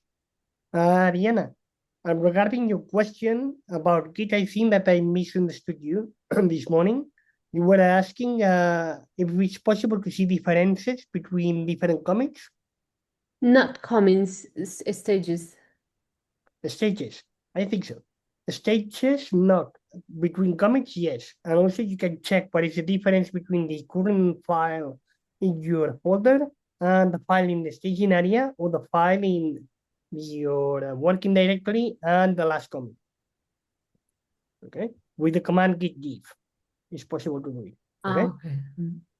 but not between files in the this because the in the staging area you can have one version of the same file. You cannot have two versions of the same file. If you add again a second version of the file, you overwrite the version that was present in the staging area. Okay. Good. Okay, so let's do a quick recap of Git. A moment. And let me share the screen. Let's do this quick recap about the basic commands of Git, because you are going to use them a lot in this bootcamp. Okay, so remember, to start tracking the files in a given folder, you type git init inside the given folder. However, don't do this if the folder in which you are, it has already a GitHub repo. Okay. Then we have these 3 different areas in our folder. The working directory is the files that we have in our folder. The staging area that we cannot see directly, and the repository. Okay. If we want to create snapshots of a given version of the file, we need to create commits. But before creating commits, we need to send the files to the staging area. We cannot create a commit if we have an empty staging area. How we add a file to the staging area? Git add, followed by the name of the file or the folder. If we add a folder, anything inside the folder will be added to the staging area. Once the staging area is not empty, we can create a commit. How? Using git commit -m commit message, and then the current version of the file in the staging area is sent to the repository. How we can check whether or not we have something in the staging area? Git status. Okay. So remember the basic commands. We have git init to start a repository. In this case, I'm not going to do it because I have a repository in this folder. Git add to add something to the staging area. Git status to check what do we have if we have something in the staging area, and git log to see the history of commits. Okay, they will be shown in reverse chronological order. Okay, from the newest one to the oldest one. Okay, and here, Diana, this is also showing, and Irene, the current branch. Okay, Diana? Later during the bootcamp, we will cover branches, but not at this moment. Okay? Good. Any question? Yes, just Yes. one question, please. When we use the commit, or when we use, the log, is there some ways to see the details of our updates? I mean, for example, we have one file, then we updated it. Is there some way to have some details about what we have done for the first file? Yes, correct. And the way to do it is using the diff command. There is one command that I haven't talked about here, okay, called git diff. Okay, this command here. But then you need to provide the first 5 letters of the commits that you want to compare. You can do git log, okay, and then you need to grab the first 6 characters, okay, of the commits that you want to compare. And then you will be able to see the differences between the commits. Okay, all right. Okay, but in order to avoid overloading you with too many commands, the first day, I didn't explain how to do it. So you will do something like beef, keep beef, the first 5 characters, let's say this one, then 3 dots, and then the first 5 characters of the other commit. Okay, and this will show you the differences, okay, between the files in both commits. Okay, thanks, yeah. Sure. Good. Any other question, guys? No? Okay, nice. Then let's cover the next topic, which is a tightly related topic, which is GitHub. It's also very important because you are going to use GitHub on a daily basis. Can you see my slides? It is very similar. The concept is really similar. Okay? But we need to learn some concepts here. So what is first GitHub? GitHub is an online hosting service to accommodate Git repositories. The same Git repositories that you have in your computer, okay, can be transferred online to have, for example, kind of a backup or to share information about your project between your colleagues. Okay?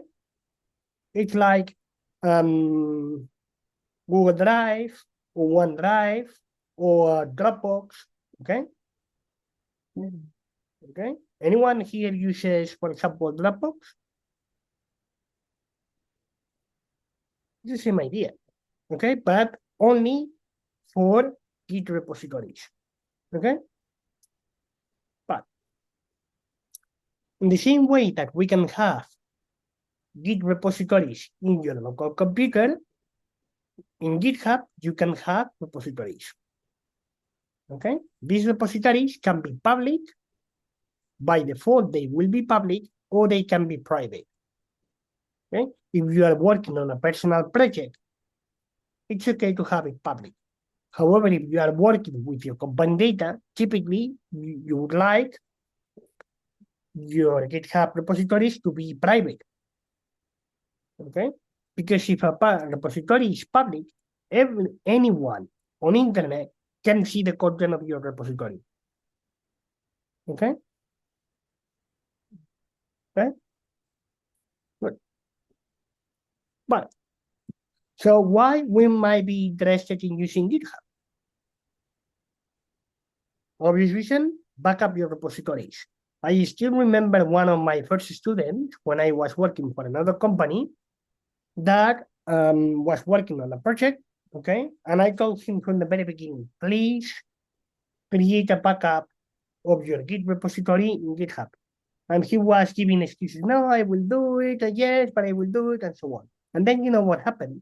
Over the weekend, he made a trip with the family to Italy. He was working on on the project from time to time. And then when he came back and landed on the airport, he forgot his laptop on the airplane. Okay?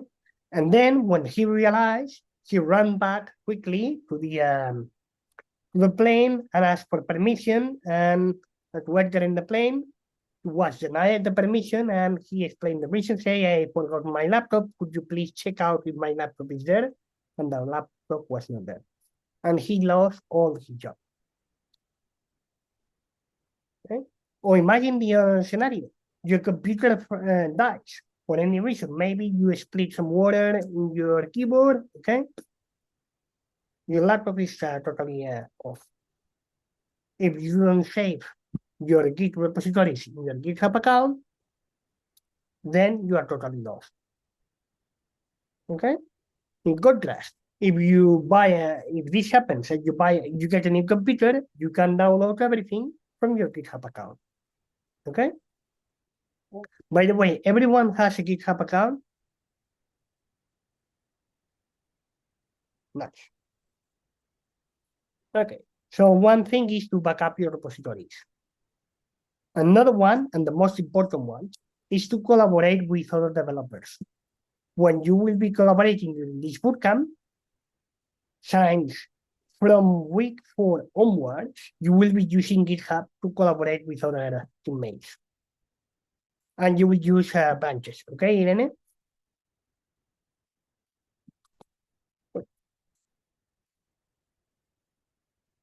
Because otherwise, what you will have to do, typically, maybe what you will do, you will start coding, then you will save your code into a pen drive, you will send this pen drive to your colleague by mail, and then in the meantime, your colleague will have to do something, and then in the meantime, you will keep working, and then your colleague will receive the pen drive, but then the code will be outdated. It's not efficient. Yes? Right. For example, some of you might have used Google Docs or Google Sheets, right? And then you know that you can work in real time with the same document. Okay? That's the same idea. Okay?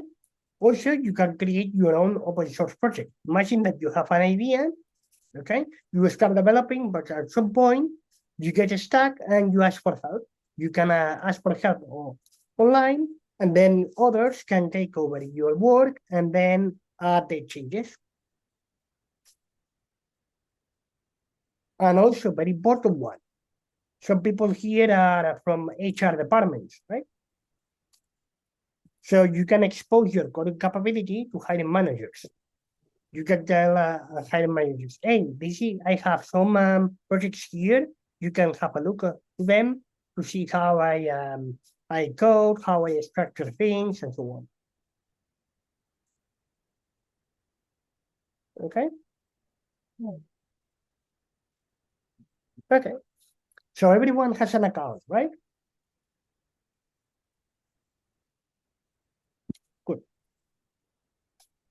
Nice. So in case you don't have this, you will have to log into this website, okay? And one important thing, in GitHub, you can have as many repos as you want. However, these repositories have nothing to do with the repositories that you have in your computer. Unless that you establish a link between them.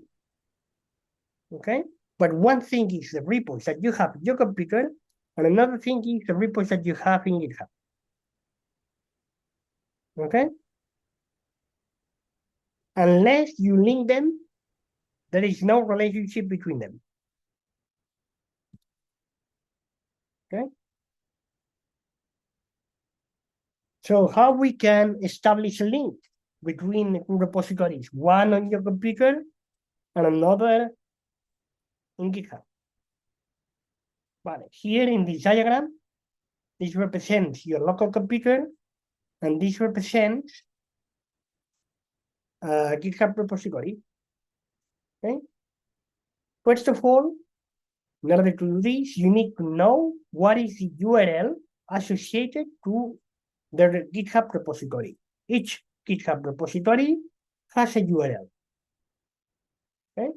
And then you go to your computer and you type inside the project folder git remote add origin and the URL of your GitHub repository. And that's it. Okay. Also, you can check whether or not you have a GitHub repository associated using git remote -v. I'm going to show you a demo here. Can you see my terminal, guys?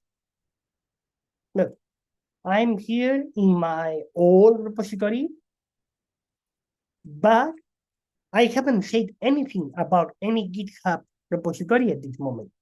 Therefore, this repository is isolated. It's not connected to any GitHub repository that I might have in my GitHub account.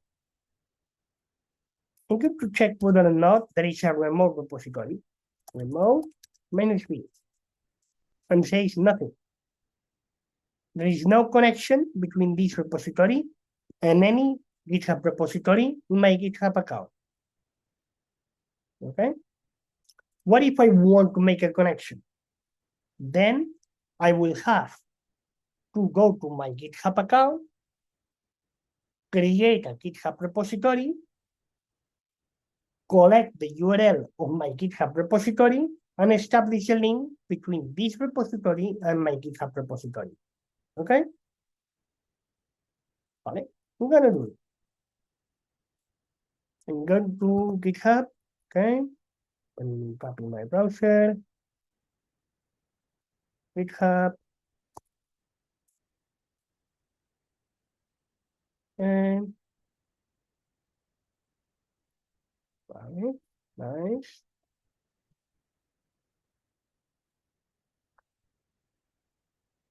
But on the left-hand side, okay, I have this panel in which I have this button, green button, new. This button will allow me to create a new GitHub repository, a repository in my GitHub account. Okay, so I'm going to click here. And then I'm faced with this website where I need to provide a name for my new repository. Okay. So let's say I want to name it as test. And says, hey, test already exists in this account. I cannot create two GitHub repositories with the same name. Let's call it test.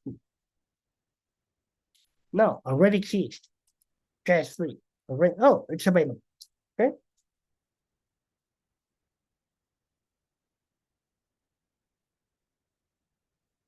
Everything good so far? But then I can provide a description, a short description about the talk and the topic of this repository. I'm going to leave it blank, empty. The next option is choose visibility, whether or not I want my repository to be public. If it's public, it will be everyone on internet can see the content of my repository. Okay, or I can make it private. And then I can decide who can see the content of my repository. Okay, I'm going to leave it as public. The next option is to add a README. Okay. By default, it's selected as off. You will not add this file, and I don't want to add this file at this moment. Next option is the git ignore file. This is something that we will see later during the bootcamp. And adding a license. Okay. If I can add a license to tell others what they can do with my work. Okay. So I'm going to leave everything as it is, and I'm going to click on create repository. And now I'm faced with this new website. Okay? And there are many options here. The most relevant thing for us is this. This is the URL of my new GitHub repository. So if I want to establish a link between this GitHub repository and my local repository, the only thing I need to do is to copy the URL, go to my terminal, and inside my project folder, I need to type git remote at origin and then paste the URL. Sorry, I'm going to copy this. In this case, need to copy this. Or the same here. Okay, remote at origin. So here and I say, okay. Boom. Okay, nothing is shown. Okay. However, now if I type again git remote -v, now the output is not empty. Appears two things. Origin with a URL, and then says fetch, origin and the same URL and push. What is origin and why do I have two websites? Origin is an alias for this URL. So every time I want to send things to my GitHub repository, or I want to collect data from my GitHub repository, I will not have to provide this URL. I will only have to provide this alias. Okay? The second thing is I have two URLs. Why? Because I have one URL to download data, and I have another URL, which is the same, to send data. They can be different, okay? If I want, I can make them different, okay?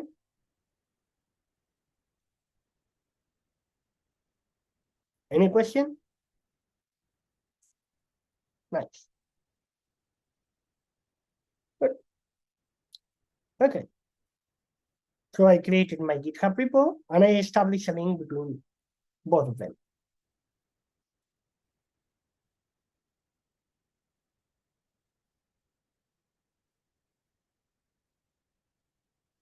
Okay.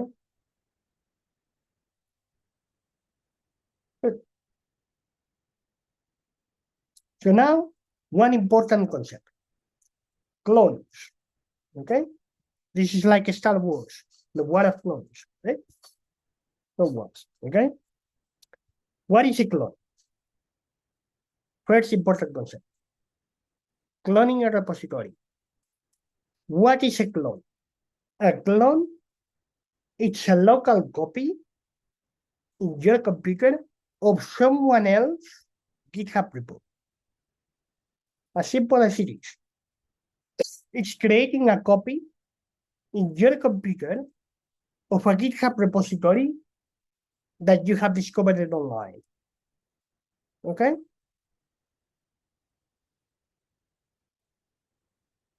Very simple.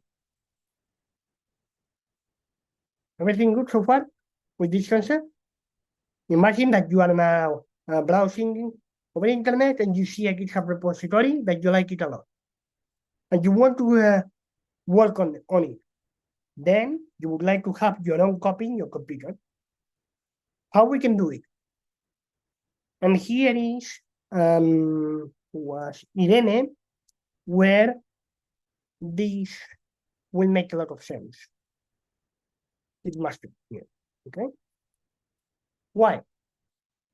Because one important thing, whenever you want to create a clone, the first thing that you need to do is to collect the GitHub, the URL of the GitHub repo that you want to clone. Okay? Then once you have it, you go to the terminal. You change to the folder where you want to have the clone. And make sure that you are not inside another repo. Okay, Irene? So if I see a GitHub repository and I pretending to create the clone here, bad thing, because I already have a GitHub repo here, okay? Then go outside to another folder. Never try to create a clone inside a folder that has already a GitHub repo, okay?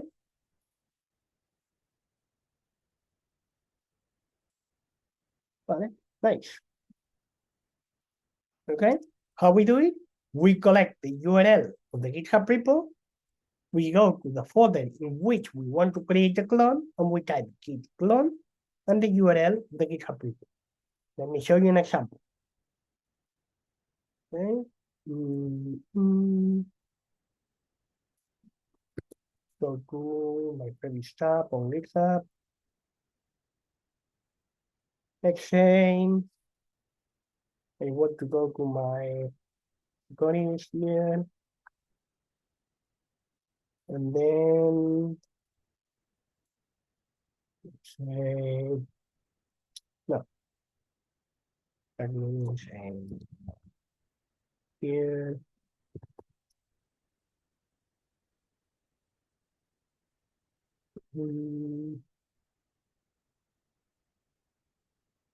And I go to the GitHub repo, notation, here, GitHub repo. But,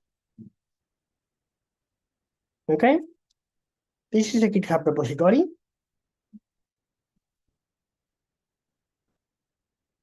Okay, where I can see the contents. I can see this folder, this folder, this folder, this folder, this folder. So this GitHub repository is public. Okay. And imagine that I want to create a clone of this repository. First of all, how I can know what is the URL associated to this GitHub repo. Can you see this green button? I click on this button and this shows me the URL. I copy this URL. I go to my terminal, and the first thing I do is, hey, do I have a GitHub repo in my folder? Yes. Then I need to leave this GitHub repo, this folder. Okay. That's the reason why Irene is so useful, this on my system. Okay? Because otherwise, I will not know whether or not I have a Git repository in my folder. When I leave this, and then I say, okay, oh, I have this already done. Let me delete this folder. I have NumPy. But, and then I say, okay, I want to create my clone here. Git clone, and I paste the URL. Look now. What are the contents of my folder? Okay, I have these things. Okay, I don't have any folder related with NumPy. But if I do git clone, what will be? Say cloning in NumPy, enumerating objects, it starts to download all the files that were present in the GitHub repository, which are a lot, by the way. Okay. Boom. Okay. Now, if I type ls, look what has happened. A new folder has been created in my local folder with the same name as the GitHub repository. And then if I enter here into my folder, this folder, I can see exactly the same content as the GitHub repository. The same folders, the same files. Okay? Everything in my computer. Okay, Claire? Daniel? Do we have to install NumPy on our laptops? No, because when you install Anaconda also installs NumPy. But it's just to show you an example of a GitHub repo. How did you go back to the repository or on NumPy on this page? Well, if you want, correct this page and paste it on the Slack channel, the source channel. One. How did you reach this page? Yeah, that's Sorry? Yeah, okay. No, you can send the link. Daniel, regarding the question about the recording, the session will be available tomorrow.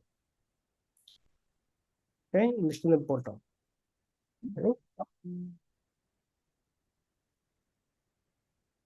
Okay. Vale, and then for also there's some chat.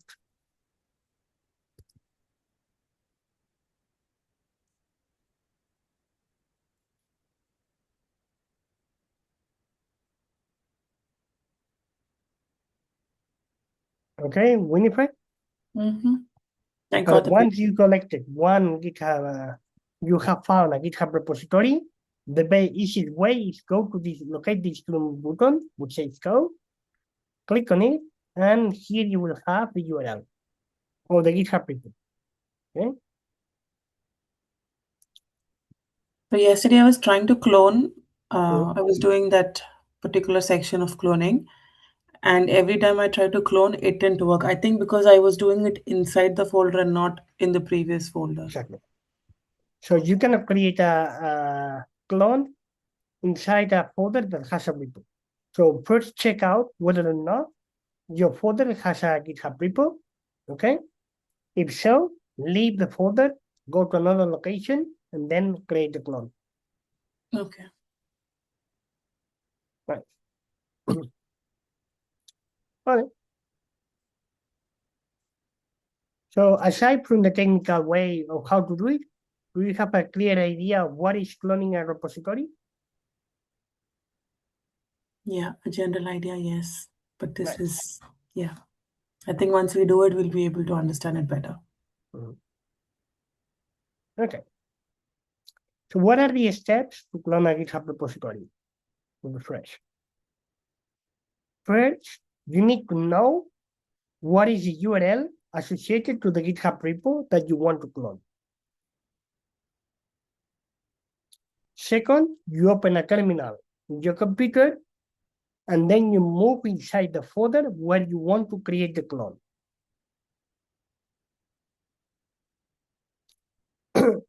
Third, and very important, make sure that the folder in which you want to create the clone doesn't have already a Git repository. Okay?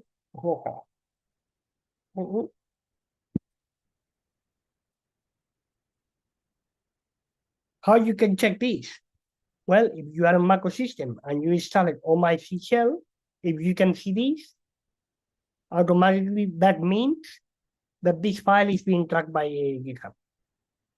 Git, okay? I go to test. This one is not being tracked by Git, but NumPy, folder NumPy is being tracked by Git. If I go to a test, this one is being tracked by Git, but not the other one, okay? If you work with Anaconda PowerShell prompt, you can type git status. If you type git status and you see something like this on branch, whatever, that means that this folder is being tracked by GitHub. Git, sorry. Okay, Diana? If you don't see anything, that means that, hey, this folder is not being tracked by Git. Those of you have Windows, for these kind of things, I strongly recommend you to use Git bash. Because Git bash, whenever a folder is being tracked by Git, it will automatically show the branch name. For example, can I have a volunteer here, a Windows volunteer?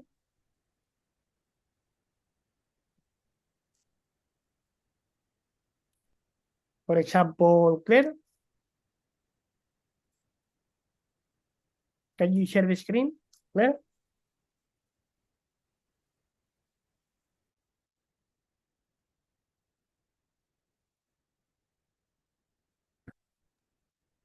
Meanwhile, just I have one question, please, Ignacio. Yeah. I am seeing, for example, some notation about the two repositories, the one which is for my local repository, the other one for the clone repository. One is like noted between parentheses main, and the other one is master. Yes. Is this the way we differentiate between the clone repository and the local ones? Not exactly. Not exactly. I will go back to this in a few moments. Let's go with Claire. Okay. Yes. Open this. Look. Here, Claire, you enter it in lab 1. They want. So here you are in folder lab 1, day 1 with 1, and this folder, Claire, is being tracked by Git. You can see clearly that says master at the end of the line, right? Claire? You're in mute, Claire. My connection is really poor, sorry. No problem. Yeah. So you can see that in this terminal, Git terminal, you are in a folder that at the end of it says master, right?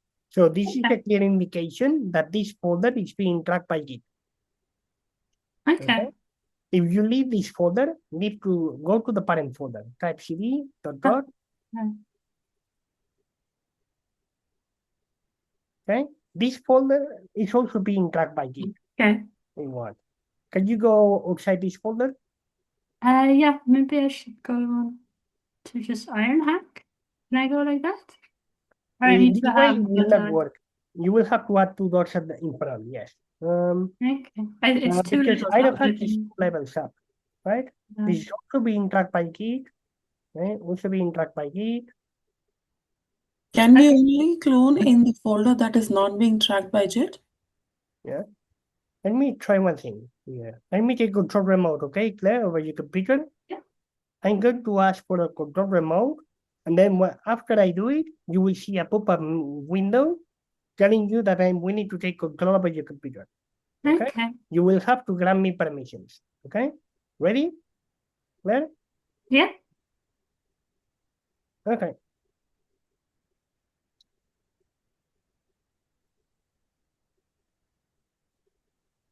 Okay, now I can control your computer. Don't touch anything. Okay, so look. So this folder documents is being tracked by Git. I know it because it shows within parentheses master. Okay? This is a bad idea. Maybe you incidentally wrote Git commit here at some point. Okay? If you do this, then Git will track all the files and folders inside documents. And this is something that you don't want to do. You want to only track specific folders. Okay? So then, in order to avoid this, look, also this one is being tracked by master, by Git. Okay? So that means that the whole computer is being tracked by Git, which is a really bad idea. Okay? But no problem. Okay. No problem. This can be solved. I think was Daniel asked this morning how to avoid this or delete a repository if we already created a repository. rm-rf.git. Okay? And now you see that master is gone. Okay? Then we can go inside Ironhack. Ironhack. Okay. Yeah. Oh, no, I need to enter the first document. Documents.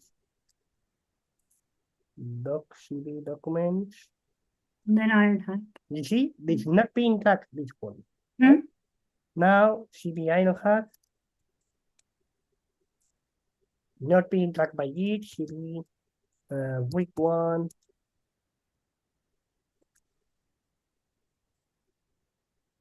Okay. Cd day 1. Not be. This one is tracked by Git. You see? So what I cannot do is to try to create a clone inside this folder because it's being already tracked by Git. Okay? So maybe I got to do this. I'm going to leave this folder. And now I'm going to create a clone here as an example. So what I need to do, I need to collect first the URL of this GitHub repo. I'm going to click here to open the in your browser. We'll wait a few seconds until this loads, because this is not the URL that I need. The one I need is this one. Go to code. Okay. Click here to copy the URL. Okay. As you can see, appears the checkbox, the green checkbox. When I have copied this, I go to the terminal. And once I'm in a folder where I want to create a clone, and this folder doesn't have a repo, I type git clone. And then I paste. First? Should we make it directory first? Should we do make dir first or clone directly into the folder? Sorry, Claire? No, I was just wondering if we should make a folder first, but no, it's okay. No. Then I do right click and I click on paste to paste URL, right? No, sorry, I lost the. I need to then type clone. Then go here, copy again the URL. Go here, and then space, right click, and then I paste. Okay, now appears the URL. How do I know it? Appears GitHub. You see? https github.com numpy/numpy.git. Yes? Clear? Yeah. I press enter and start writing everything. It will create a folder in this folder with the name NumPy. You see that says cloning into NumPy? Later, if you want, you can delete this folder just for a demo. Okay? Yeah. Then receiving updates. Okay.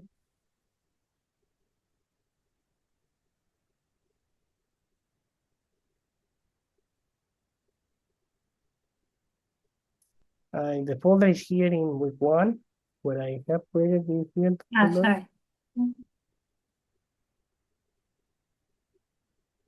Sorry. Yeah. Was here, right? And that's a second. Yeah. If you go to the file explorer, it's currently on day 1. So week 1. It's week 1. Yes, okay. It's week 1. So we need to go to the parent folder, week 1. Okay, NumPy. You see? This folder has been created and has the same name as the GitHub repo. And it's still downloading things if I'm not mistaken. Yes, receiving objects. It takes a while because there are many things to download. Okay.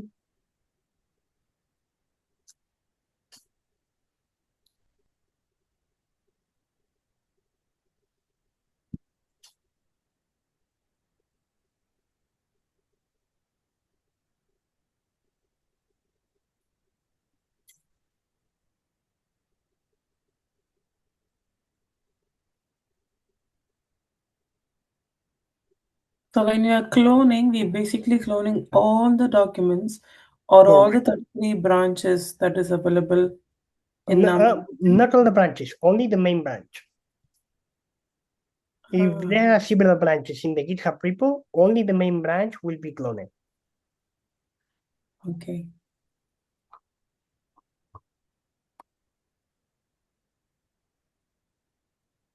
And now we will go back to Zidane's question after a few seconds when this has finished.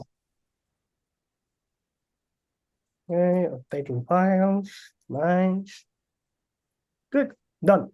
Okay, so I'm going to type ls clear to check out whether or not this folder has been downloaded. Of course, it's here in the file browser. It should appear here. Okay, and appears here. You see?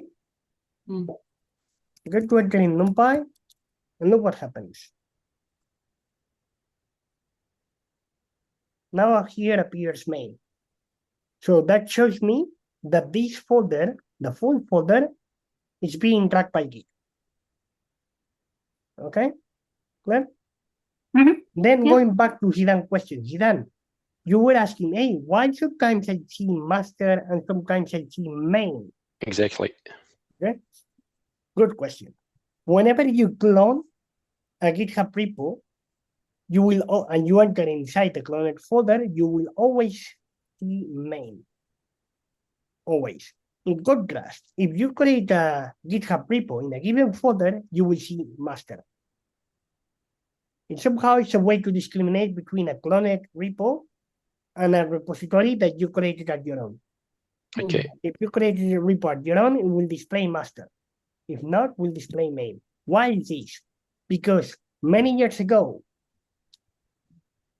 whenever you create a GitHub repo or a Git repo, the name of the branch was always called master, no matter if you created a repo in GitHub or in your local computer. But some years ago, GitHub decided to name always the repos as main and not master. Okay? And this is the name of the branch. Okay? Zidane and Irene, what shows here within parentheses is the name of the branch. Okay? Zidane and... Yes, Irene? Yes. I have a question. What if everything I created, no matter if it's GitHub or local repository, it's everything in main? I don't have some in, like one in main and the other in master. All are in main. So, why some folders are in master and others in main? No, why are all my folders in main, even if they are from GitHub? Vale, because every time that you create a GitHub repository, okay, the branch automatically is named main. In contrast, if you create the Git in your computer without using GitHub, okay, as we did at the very beginning, it's going to be called master by default. In my case, no. The one I created at the beginning. No, it's also called main. It's also called main. Because you are using Mac. I'm this using only what? happens in Windows system. Okay. Okay.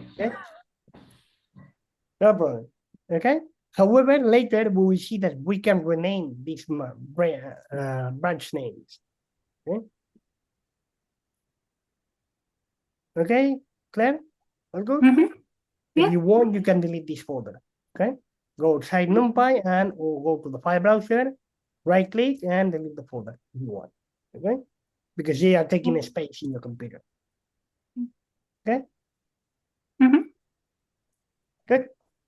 Nice. If we delete a folder, just go to the folder browser and delete the folder. Will it also be deleted from the repository? No. Good question. No, the repository, GitHub repository will exist. What will not exist anymore will be your client folder. Okay. Nice. Then we have to pull it if we want to rework on it. Yes, correct. Okay. Okay. Any other question? Okay, nice. So the concept of clones is really easy to understand. It's basically a copy of someone else GitHub repo. Okay. Then the system. Okay. So how we do it? We enter in a project folder and we type git clone and the URL. And then inside the current folder, the system will create another folder with the name of the repo and will download everything from the repo. Okay. Let's see some properties of these cloned repositories. What happens when we clone a repo? We have seen some things, but it's important to pay attention here. First of all, okay, the system creates a folder in a current folder, and then automatically it starts tracking the files. Automatically does the git init. We don't need to enter inside the cloned folder and type git init. It's done automatically for us. Okay. If we want to create a repository in our computer from scratch, we enter in the project folder and we type git init. If we clone a repo, we don't need to type git init. It's done automatically for us. Okay?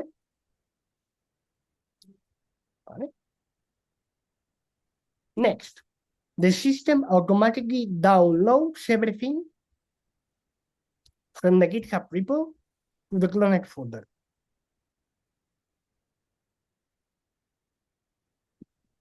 Next one, the system automatically establishes a link between the local repo and the GitHub repo. Okay, Winifred? So we don't need to manually establish the link. The link is automatically established. Okay? The GitHub repository is automatically labeled as origin. Okay? And we can work on the files. We can make our changes, add the modified files to the staging area, create our commits, and do whatever we want. Okay? But be careful. Unless that you are owners of the GitHub repository, you won't be able to upload your commits to the original GitHub repo. GitHub repositories have ownership. If you are not the owner of a GitHub repo, you can clone it, you can modify the files, create your commits, but you will not be allowed to send back your commits to the GitHub repo. Okay? To send commits to a GitHub repo, you need to be the owner of the GitHub repo. Okay? For security reasons. Okay? Otherwise, you can make a mistake, incidentally upload the changes to the original GitHub repo and mess up the original GitHub repo. Okay? Any question? And regarding Irene, only the main branch will be downloaded in the GitHub repo. A GitHub repo can have multiple branches, but whenever you create a clone, only the main branch will be downloaded. Okay? Good. Vale. Nice. How you can know what are the remotes of a Git repo? We already covered this. Okay? You enter inside the project folder and you type git remote -v, and you will know whether or not the Git repository that you have in computer is linked with some other GitHub repo. Okay? And this will show you GitHub repos to download data and GitHub repos to send data. They can be different. Okay? But by default, when you clone the GitHub repo to download data and to upload data, it's going to be the same. If the original owner has made some modifications in the report, and we have after we had cloned it, to make that same changes in our repo. Good question. Very good question. And the answer, the quick answer is no. Because when you create a clone, what you are cloning is the current state of the GitHub repo. If later the owners make some changes, you won't be able to see those changes unless you download those changes. Yeah, okay. Okay. So you will be responsible of synchronizing both. Okay. But if you download data, it might happen to things, as we will see later in this lecture. Or you might want to download data without overwriting your files. Or you might want to download new data and overwrite your files.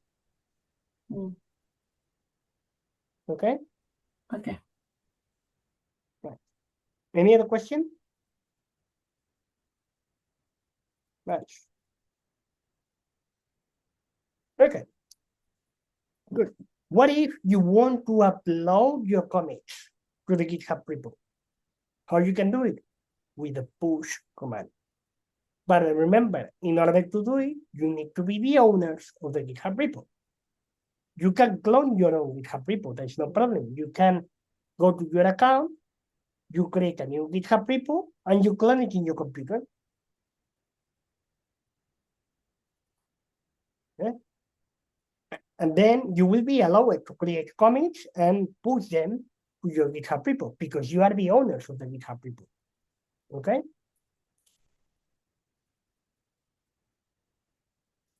Vale. Consequences about GitHub and Git repositories. Remember that by default, whenever you have a local in your computer Git repository and another repository on GitHub, even though that they might be linked, they are not automatically synchronized. Even though there is a link between them, you are responsible of synchronizing everything. Okay? You will have to take care about synchronization. So how you can send data to a GitHub repo? You go to the terminal, and inside the project folder, you type git push origin and the name of the branch that you want to push, main or master. Okay, Irene? And she was called, this French person was the, need your names, Chiden? Yes. Okay. So you will have, for example, if I want to send my main branch to GitHub, I will have to type git push origin main. If I want to send master, I will type git push origin master. Okay? And then any new commits created in my computer will be transferred to the GitHub repo. Okay? But remember, in order to do this, you need to be the owners of the GitHub repo. Okay?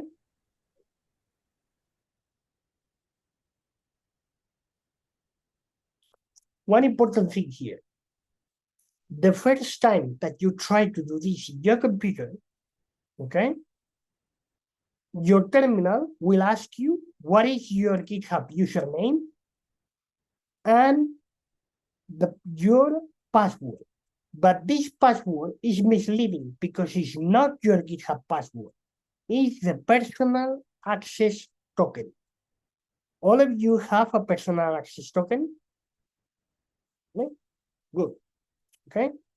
But only this will be required the first time, because after this, your computer will remember your GitHub user and your personal access token.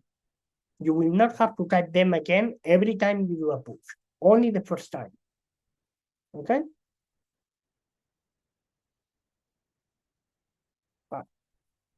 And also for security reasons, when you copy and paste your personal access token into the terminal, you won't be able to see anything. Okay? To avoid third parties to see your personal access token. Okay? But you copy, paste, press enter, boom. Okay? What about the opposite? What about if you want to download new commits Winifred from the GitHub repo into your computer? Okay? Basically, there are two commands to do it. The first one is fetch, and the second is pull. And it's important to discriminate between both of them. Okay? What it does, the fetch command?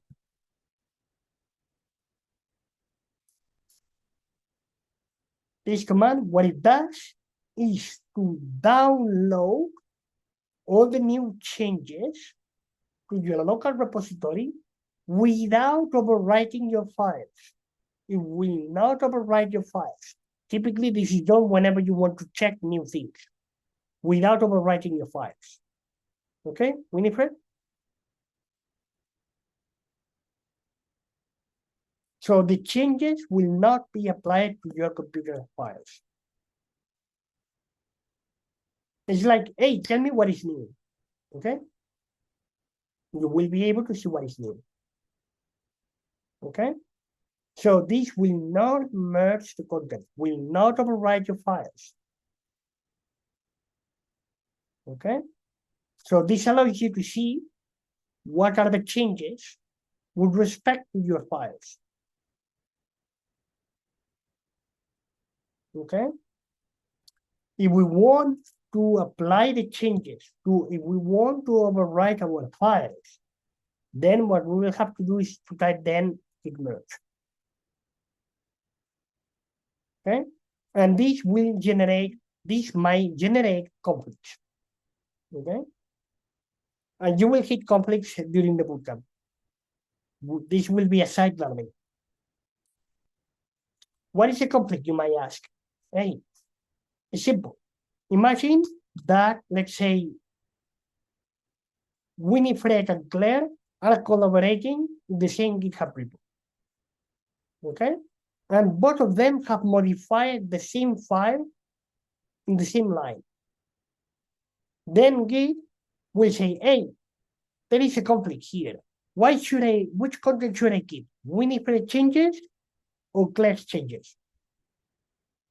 This will generate a conflict. Okay?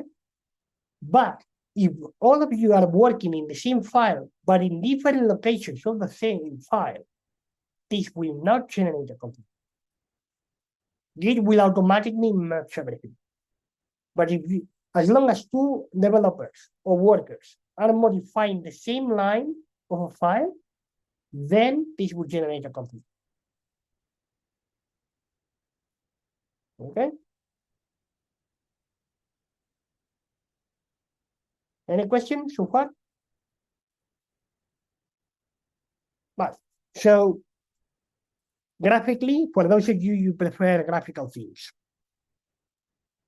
here on top we have what is present in the GitHub repo, and below we have what is present in the local computer.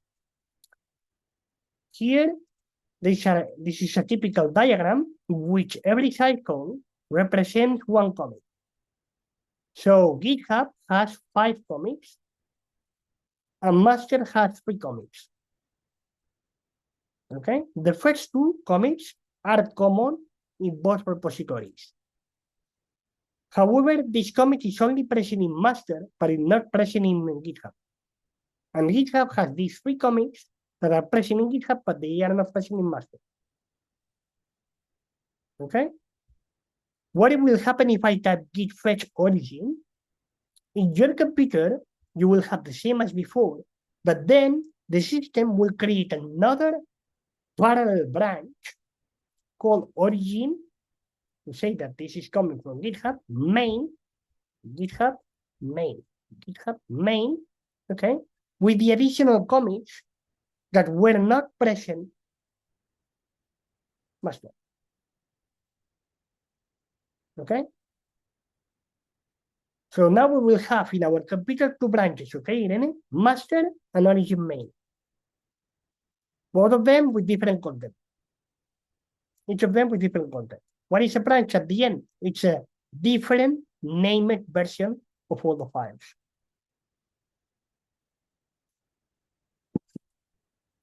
Okay?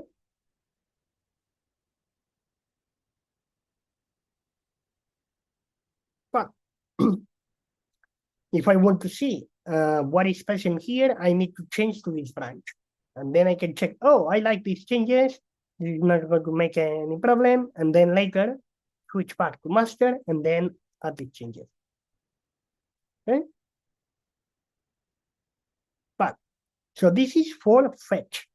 Fetch simply downloads anything new from GitHub into a new branch called origin main without overwriting your files. Okay? So Git keeps separate copies. Okay? And then you can switch to this origin main, see the changes, and then finally, if you want, combine both branches. What happens with the git pull command? If you use git pull, what is going to happen is you are going to download everything and overwrite your files. You will not have to separate copies. You are going to overwrite everything. Okay? So the changes will be applied to your local files. Okay? So Winifred, if in the meantime someone modifies the files in the GitHub repo, okay, and you want to automatically update your files, you can use the pull command. So git pull is the same as doing a git fetch to download the new changes and then merge the changes. In other words, do a git merge to update your files.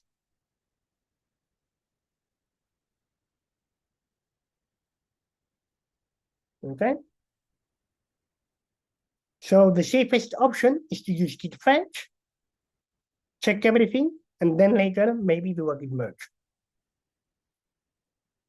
Because what is not possible is to do a git pull and then say, oh, no, I made a mistake. I want to undo things. No, it's not possible. Okay? If you do a git pull mistakenly, you are lost. You overwrite the files. Okay? And again, this can result in conflicts.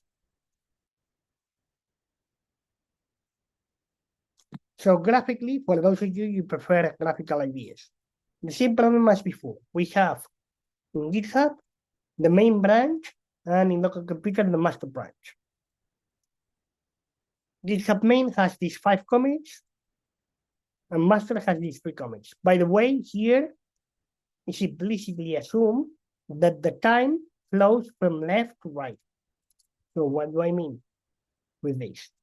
That this was the first commit, this one the second commit, the third commit, the fourth commit, and the fifth commit. Okay? Then what happens? If we do a git pull origin branch name, then the system will automatically try to append these commits here. But this one was not present in GitHub. Then Git will automatically try to combine these 2 commits into a single commit. This commit will be affected. And therefore might generate a conflict. Okay? Or not. Okay? You might have a conflict or not. If it's possible to combine both commits, then you will not have a conflict. If it's not possible to combine those commits because 2 persons have modified the same file in the same location, then this will generate a conflict.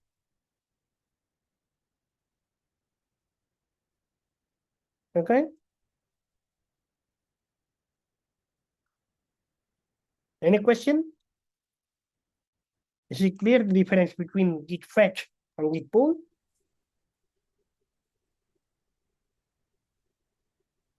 So in this sense, git pull is a bit more dangerous. Okay. And then another very important concept that you are going to use on a daily basis is the concept of a fork. Okay? And later I will explain why forks are so important. Can you remember why it's a bit dangerous to create a clone?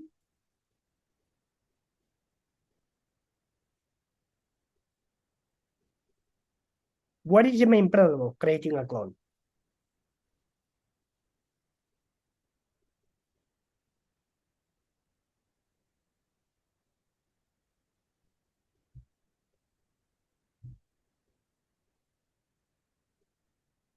Can someone tell me briefly with your own words, what is a clone? Clone is like a local copy on your computer. Yes. And if you What have is the main drawback of having a clone? Is it that does it depend on forking? Like if you haven't forked it, you can't make changes and upload them directly to the repository. Exactly, correct, Claire. If you create a clone and you make changes in the files and create your own commits, you won't be able to push anything unless you are the owners of the GitHub repo. With forks, this doesn't happen. Okay? So this is the solution to the previous problem. What is a fork then? Okay. A fork is a GitHub copy of another GitHub repository, but we are going to be owners of the copy. This copy is called fork, and it's present on GitHub, not in your computer. When you create a clone, you create a copy in your computer. When you create a clone, a fork, you create a copy in GitHub. Okay? Also, when you create a clone, you are not the owners. You are owners of the cloned repo, but not of the GitHub repo. When you create a fork, you are owners of the copy in GitHub, not the original repo. And then once you have your fork, you can clone it, okay? Create your commits in your computer and push your commits back to your fork. So you are solving the problem of permissions because you are owners of the fork.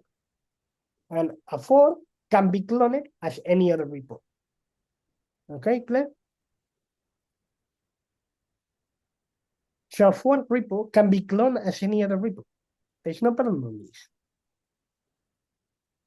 And therefore, if we are owners of the fork, we can push our commits to our fork.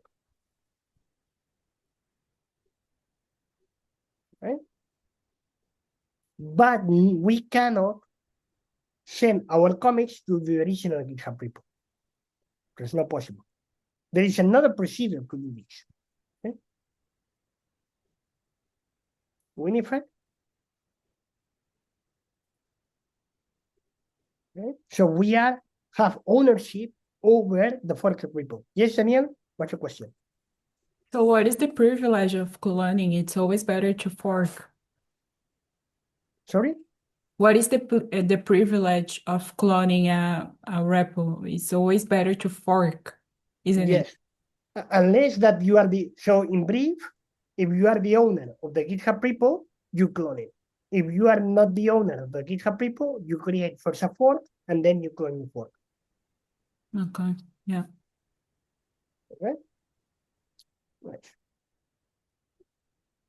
So visually, imagine that you have someone that has a GitHub repo. The cloud represents GitHub, okay? And this GitHub repo contains commits. If you create a fork, basically you are creating your own copy of someone else GitHub repo in GitHub. Okay, Daniel? And you are the owners of this one, not this one. Okay? Not the original one. Okay?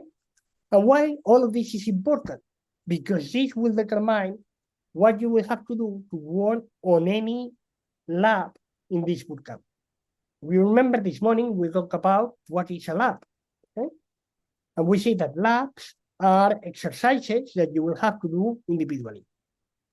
Okay? Where are those exercises? In GitHub. Okay? Those exercises, the labs, all the labs are present in GitHub. But what is the problem? You are not the owners of the GitHub repo. Solution. You will have to, whenever you want to work on a lab, you will have to first create a fork, clone it in your computer, solve the lab, push your commits back to your fork, and then report ironhack that you solved the lab. Daniel? So look, step by step. First of all, you will have to create a fork of the ironhack lab because you are not the owners of the GitHub repo. When you do this, you will have your own copy of the ironhack lab in your GitHub account. And you will be the owners of your fork, not the GitHub repo. Okay?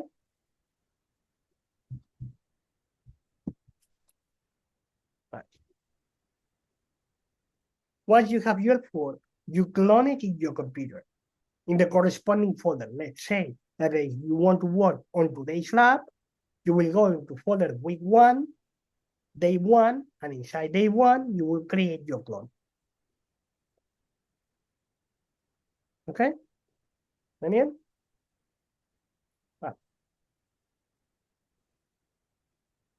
Then you will do the instructions in order to finish the lab. Okay, so you will modify any file that is needed, adding your solution. You will save the file. Remember to save the file. You will add the file to the staging area. You will create a commit. And then you will push your commit to your fork. Okay? And then you will have to report ironhack that you saw the lab. Okay? All good, Daniel? You look a bit scared? Okay. But so graphically, okay? You will have the ironhack lab on GitHub. You will have first to create your own copy. You will create a fork. Okay? Once you have your fork, you clone your fork. You show the lab, and then you push your commits with your modifications to your fork. Okay? Is it clear, the conceptual logic? Yes. Nice. And then one last concept is a pull request. Because now, how ironhack knows that you have updated your fork? Okay? You have made some changes in your fork, but these two GitHub repos, they are not linked. If these changes here will not be reflected in your fork. Okay, Winifred? Therefore, how ironhack knows that you solved your lab? Because ironhack will not know what is your fork and what it contains your fork. Okay? Solution: pull request. Okay? What is a pull request? I think it's a bit misleading name, but anyway. It's basically a request to add the changes in your fork into the original GitHub repo. Hey, Claire, can you allow me to incorporate my changes in your GitHub repo? That's a pull request. Okay? Okay?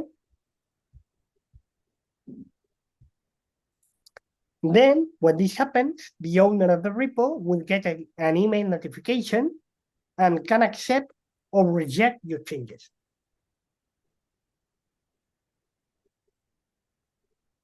Okay? All right.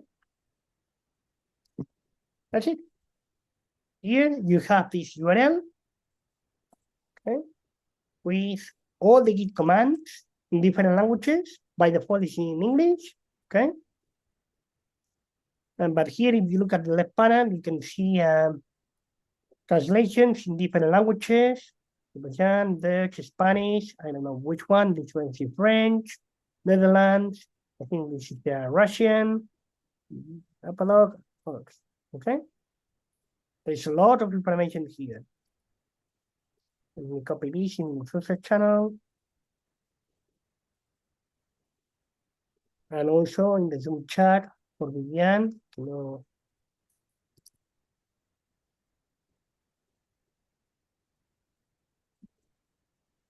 Okay. So that's it for today for the GitHub. Okay, guys, let's do a 10 minutes break. Okay, and we will cover the next topic.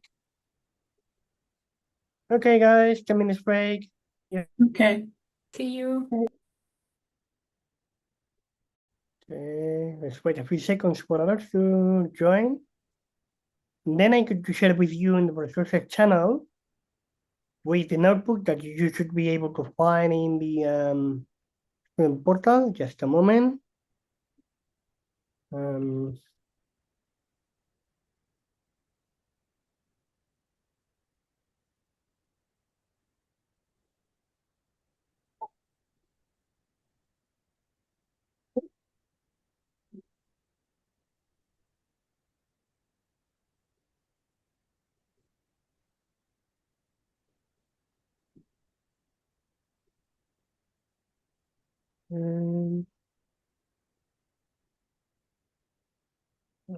Find it here.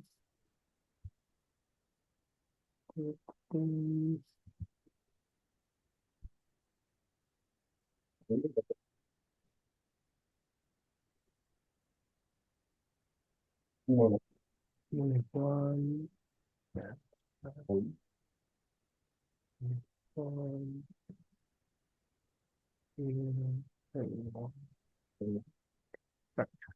Okay.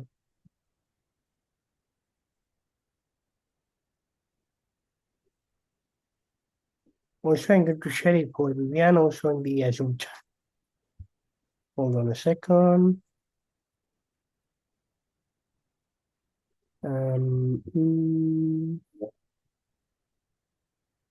Okay, please hold on a moment.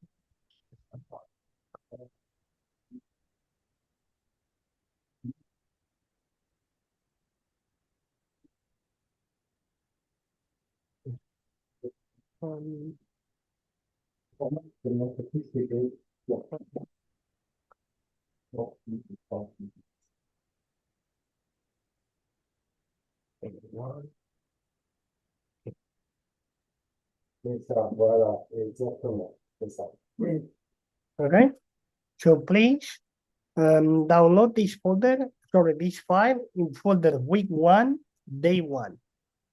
By default, in most of the computers, this folder, when you download it, will appear in the downloads folder. So transfer this file from the downloads folder to folder week 1, day 1. Okay? But don't click on this file.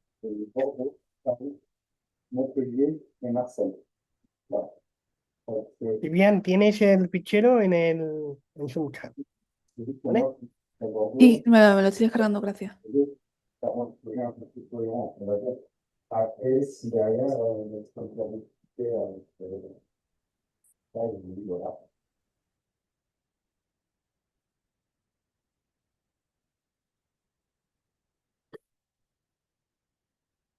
And then raise your hand when you already have downloaded this file in folder week 1, day 1.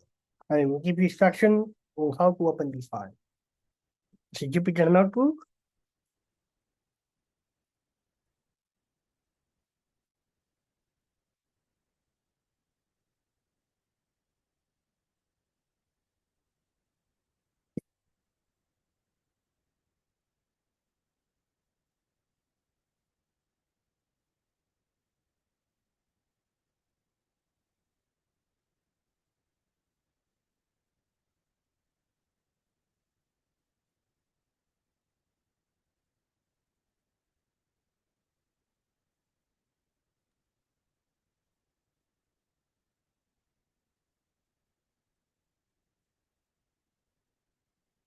Alors moi, mon portfolio, en fait, moi, mon portfolio, c'est assez peu. Et sur mon CV, en fait, c'est un peu après. Voilà.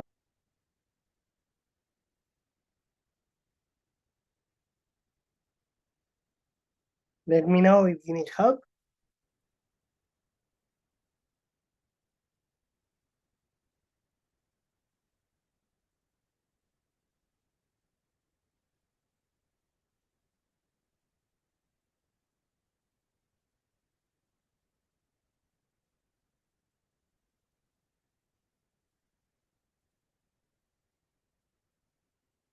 Everyone is ready? Okay. So what I want you to do right now is to open Anaconda Navigator. Okay. I'm going to show you what to do right now. Just a second, let me share the screen. Then go to the file browser. Okay, because if you use the file browser and you double click on the file, your system will automatically open Visual Studio. Okay, Visual Studio is a very good tool, but for beginners, it's a bit overwhelming. Okay? Later during the bootcamp, if you master all the things, I will not have any convenience to use Visual Studio. But let's start with the basics. So you go to Anaconda Navigator. I already have Anaconda Navigator in my Docker. Okay. Then was the Colombian. Vienna. Okay. So I open Anaconda Navigator here. Then on the left panel, I click on Home. Okay. And you will see a bunch of boxes here. Okay. You might not see exactly the same boxes as me. Okay. You might see different boxes. Okay. Because this depends on when you did the installation, you will have more boxes or less boxes. Okay. Then what I want you to do is to locate the box named Jupyter Lab. Okay. And Jupyter Lab. And then click on Launch. Okay. Jupyter Lab, click on Launch. We show a progress bar here at the bottom. And in a few seconds, we'll open a new tab in your browser. There you go, takes a few seconds.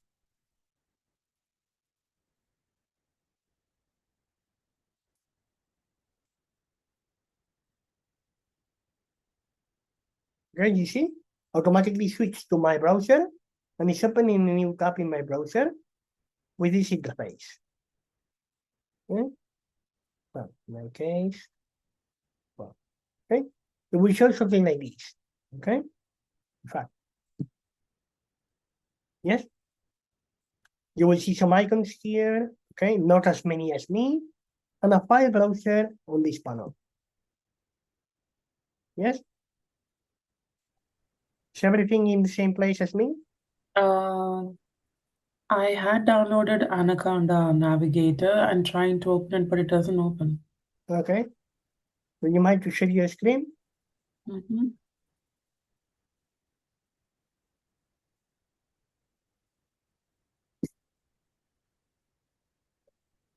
Mm-hmm.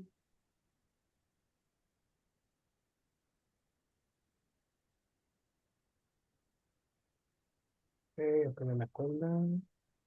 It takes a while to load the first time. I worked on it before, but it's not working now. Oh, very strange.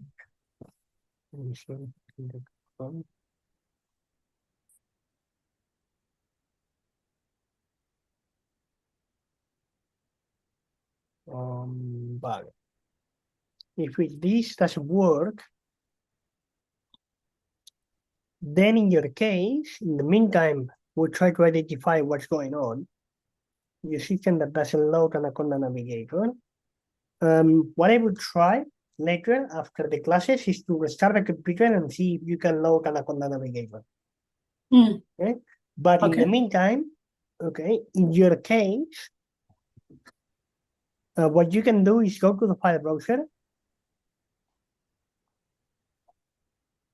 and exceptionally double click on this file. It opens in VS Code? Yes, it's opening on VS Code. I will try to avoid this as beginners, but in your case, as Anaconda is not working for you, I will use just the code. Okay? Mm-hmm. Okay? Okay. So you can see the content. For those of you that you have a Jupyter Lab working, oh, Irene, do you have a question? Yes, I never downloaded the Anaconda whatever, but I use straight Jupyter Notebook, and usually I would be able to open it straight from my terminal, just using the Jupyter Notebook command, but it's not working Yes, since yes. I installed the CAC, the Yes. thing. If you open a terminal, Anaconda PowerShell prompt, not the key bash. If you open an Anaconda PowerShell terminal, you go into the corresponding folder with day one, and then you type Jupyter space notebook, automatically will launch Jupyter in your browser. Okay, But so you I will need have a to slightly be... different interface. Okay? And then a second thing, then is that your computer will not allow you to use the same terminal in which you launch Jupyter until you close Jupyter. So Jupyter hijacks the terminal in which you launch Jupyter. If you want to use the terminal, you will have to open a new terminal. Okay? Would you like to share the screen? Yes, but my question is, do I have to go to the folder of the file I want to open in Jupyter? Yes, I will recommend you to do it. If you want, you can allow Jupyter from any folder. Okay, but then later in Jupyter you will have to locate the corresponding folder, okay, and locate the file. I think it's more convenient to directly open the terminal, enter inside the folder where you have the Jupyter notebook, launch Jupyter there, and then you will be able to see the file. Do you mind to share the screen? Yep, I'm sharing. No, wait, no. Vale, but you already have, you don't need to do this because you already have Jupyter Lab there, okay? Yes, but I want to open it. I could open it like this, but I'm not able to open it how I used to do it. So I want to try to see if I can. Vale, just a second, with one, CD day one. Okay, and now here you can type Jupyter space lab, not notebook, lab. Space lab. Because notebook is a bit, lab. Only lab. Only lab. Because, lab. L-A-B. Jupyter Lab, see. Not sure, not found. And if you type Jupyter Notebook? Same thing. Let me see if I can see control. Okay, one moment. I'm going to ask for taking control remote over your computer, Irene, and a pop-up window will appear to let you know that I'm willing to take control over your computer. You will have to give me permission.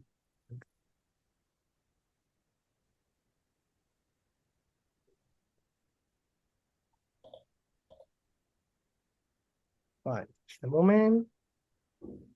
Let's see if I can take control over your computer. Not yet. No, it's asking for extra. Well, it's asking for an extra plugin or something. Then after the, you can go here, yes, in settings.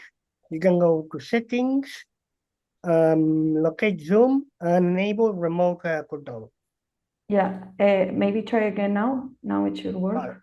If not, later, tomorrow, whenever I ask you, it will allow it. Maybe you might need to close Zoom and open it again. I don't know. Let me see. And now, right, okay. It doesn't allow you. Let's try it if I open a new terminal. Nueva ventana con perfil basic. Ahí lo pongo side by side. Me vengo aquí, truco al mendruco, W, subrayo esto, hago control C, I do control C, CD, control V. And I have two terminals open in the same folder. I can increase the font size pressing Command plus. Okay. This is the font size.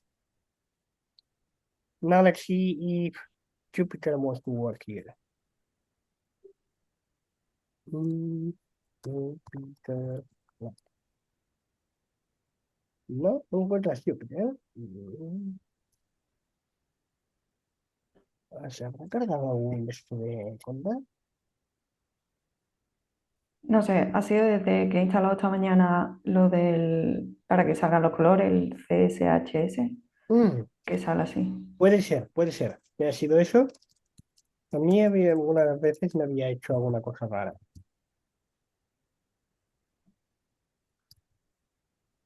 Vale.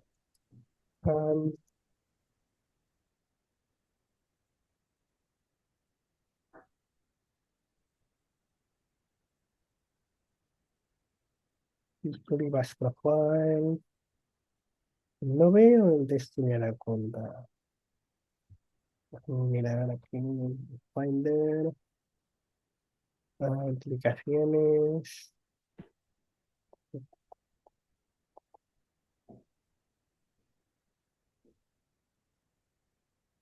¿No tienes Anaconda instalado? No.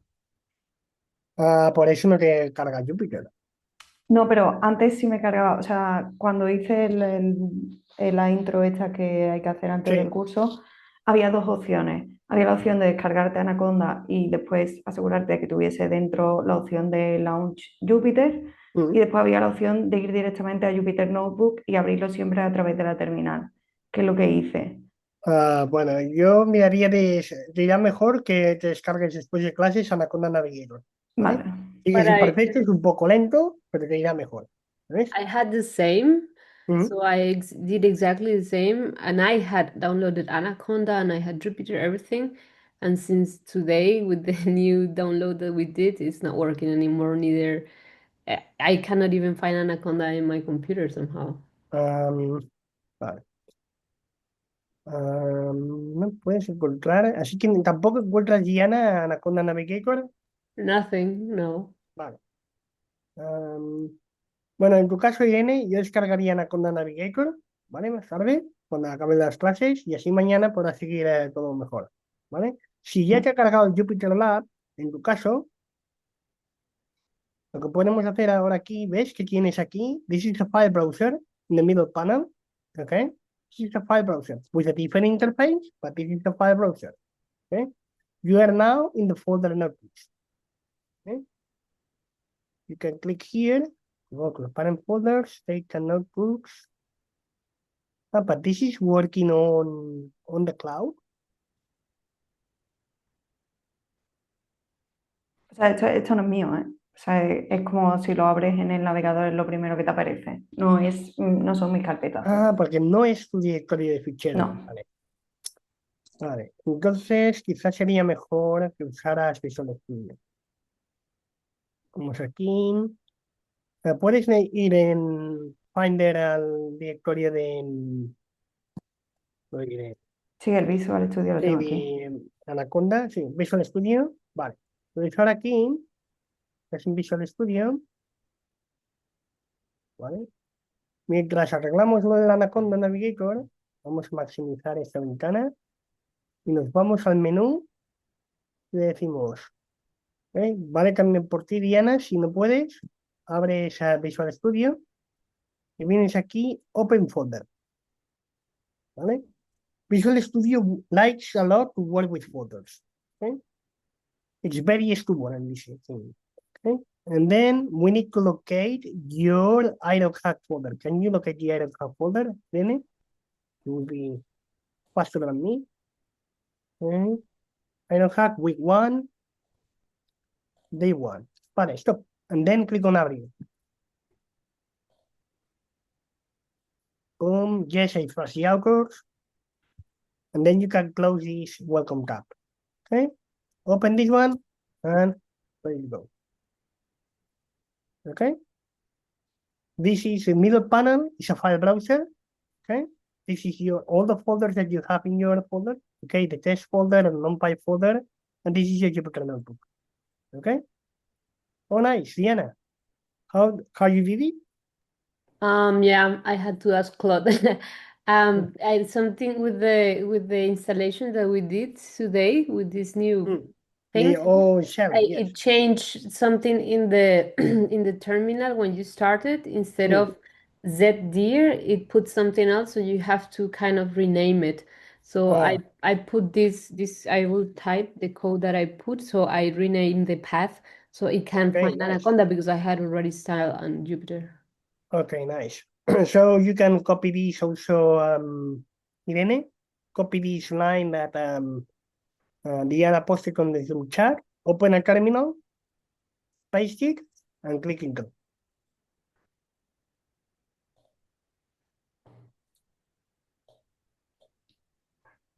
Okay, Irene. Yes. A ver si funciona. En cualquier terminal, da igual. Exacto. Vale. Dice que no. Jupyter Notebook. Vale, entonces sí que miraría de instalar Anaconda Navigator después del paso. Vale. ¿Vale? Mientras tanto, vamos a tirar del Visual Studio en tu caso. ¿Vale? ¿Dónde estaba? Estaba por aquí.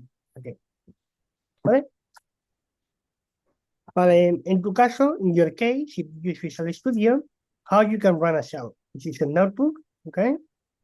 It's a different interface, but it's the same code, okay? And go to close this panel, you have more space.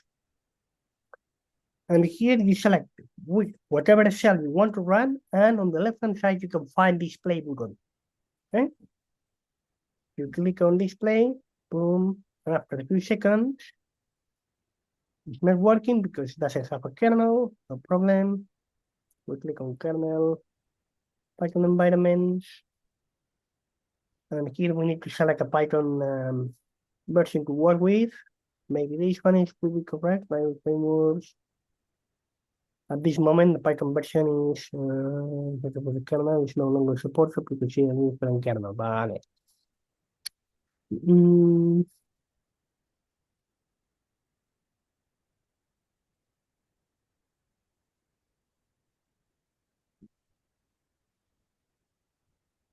Welcome global environment. This one, but this one is a very old. No. El último, el que pone 1314, creo que es. 14, el 314. Sí. Vale, este. ¿Vale? ¿Ves que aquí arriba pone Python 3.14.4? ¿Vale? Pues él ejecutará este comando con la versión 3.14 de Python. ¿Vale? Por ahora no es relevante. ¿Vale? Ya está. Ya funciona. ¿Vale? Y ahora ves que arriba sale un puntito. ¿Ves? Eso significa que has modificado el node. ¿Vale? Entonces, cuando lo hayas modificado, si quieres, le vas a guardar. Te vas a menú, file, save. ¿Vale? ¿Vale? Good. Anyone else needs help? No? Okay, just a moment. I'm going to share my screen and I'm going to use another tool.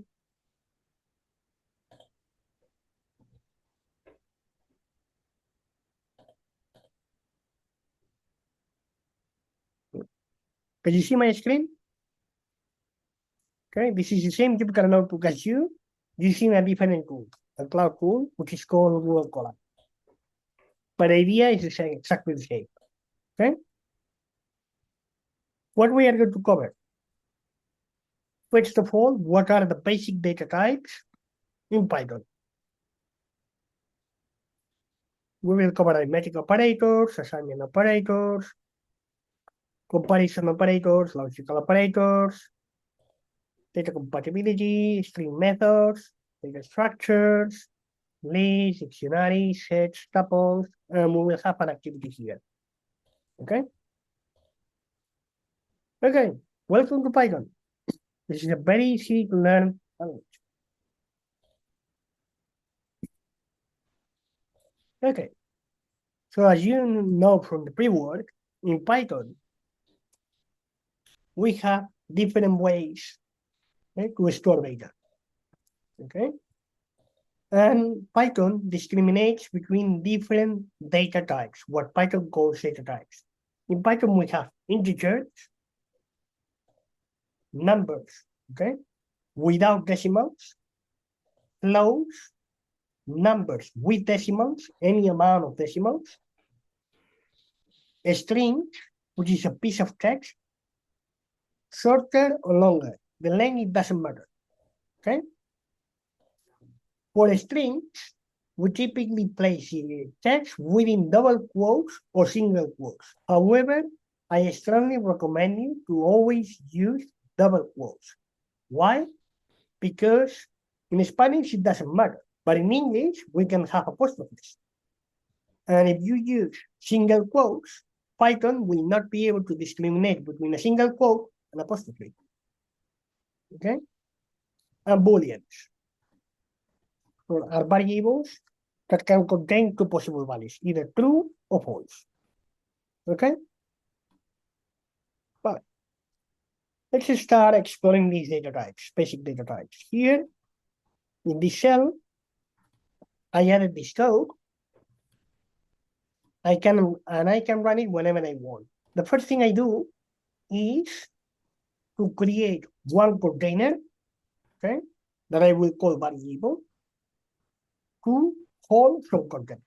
It's like a map, okay? When you take a coffee, if you want to store the coffee, you need a map, you need a container, okay? These containers have names. Each of them is different. I can have two maps, okay? And they are not the same, okay?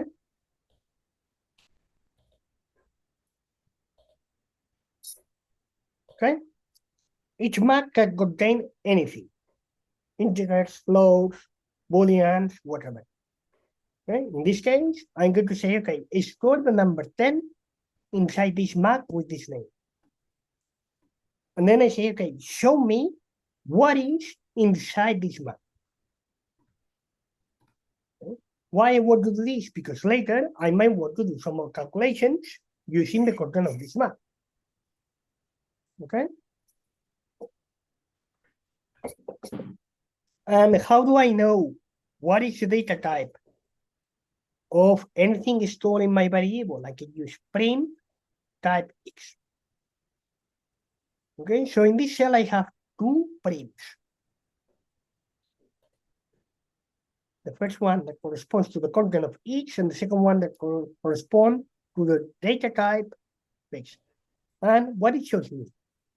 It shows me two things. First, what is inside each? So this is the output. This 10 is the output of this print. And this class in is the output of the second print.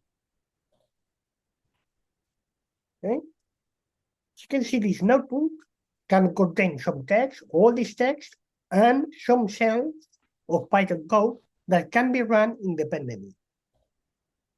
Okay? However, it's very important and very convenient to run the cells one by one from the top to the bottom. Okay? So this is telling me, hey, what you have inside each, it's 10, and this 10 is an integer. Okay? Now I'm going to do the same, this time with a float number, with decimals. I'm going to store this 20.5 inside each variable. I'm going to do the same. So shows 20.5 plus float. The data type is important, really important. At this moment, not that much, but whenever we want to do operations, the data type will matter a lot. Okay?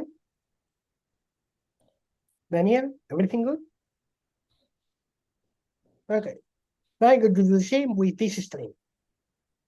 I can place this string between single quotes or double quotes. There's no problem in this. Okay? The problem comes if I write this. For example, look what happens. Like Well,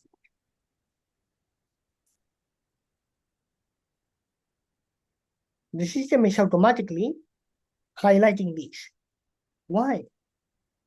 Because Python thinks that this is my string and not all of this. Okay? That's the reason why I always recommend you to use double quotes. Okay? If you use double quotes instead of single quotes, you will never have this problem. You see? The problem disappears.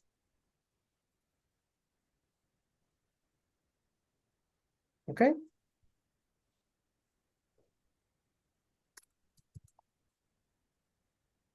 Print it, print hello, and string. Okay, telling me that the content inside there is a string. This is the content, this is the data type. Okay?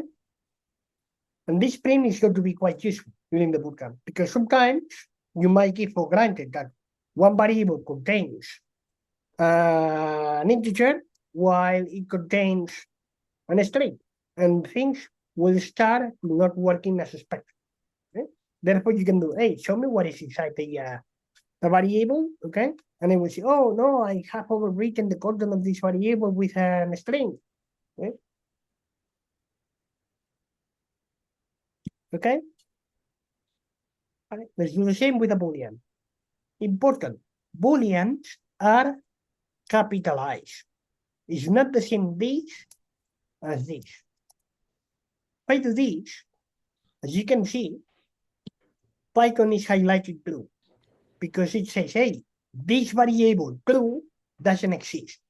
So instead of thinking that true is a Boolean, it thinks that this is another variable when it's not. Okay? What I want to have is true capitalized. And as you can see, it changes the color. Okay? So it's important if you use Booleans to capitalize your Booleans. Okay? Right. With strings. Look, if I write true, but I place true within double quotes, this is a string, not a Boolean. Okay?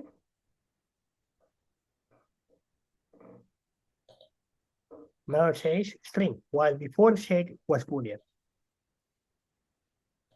Even though in both cases, when I print the content, it says true and true. But this true is a Boolean, and this true is a string.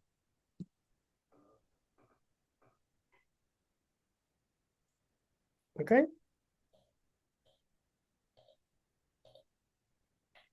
Any question so far? I'm not sure I understood the difference between both. This last, I mean, why both are true. But because one thing is how the content is being displayed, and the other thing is what is the data type of the content. This one is a Boolean, and this one is a string. Ah, okay. Yeah, I got it. This one is Boolean. When I bring the type, this is a Boolean, and this one is a string. Mm-hmm. Okay. And this limits what kind of things I can do if I want to combine both. Mm-hmm. All right. If I work with them separately, different cells, there's no problem. The problem might come if I start doing operations with both of them. Okay? Okay. Okay. If you work with Booleans, implicitly, Booleans for Python are integers, such a way that true becomes the number one if I do an explicit casting. What I'm doing here, I'm using this function in to take this value and return an integer. In returns and it tries to cast this as an integer instead of a Boolean. And then this print will take the output of provided by in.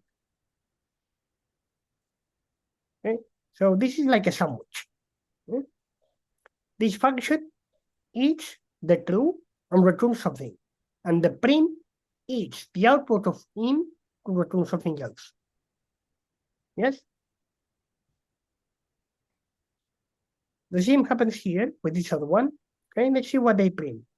The first one prints 1, and the second one prints 0. Why this? Why that's disgusting? Why in print returns 1? Because it is not an integer. But this in casts the true as an integer and then prints the integer. Okay?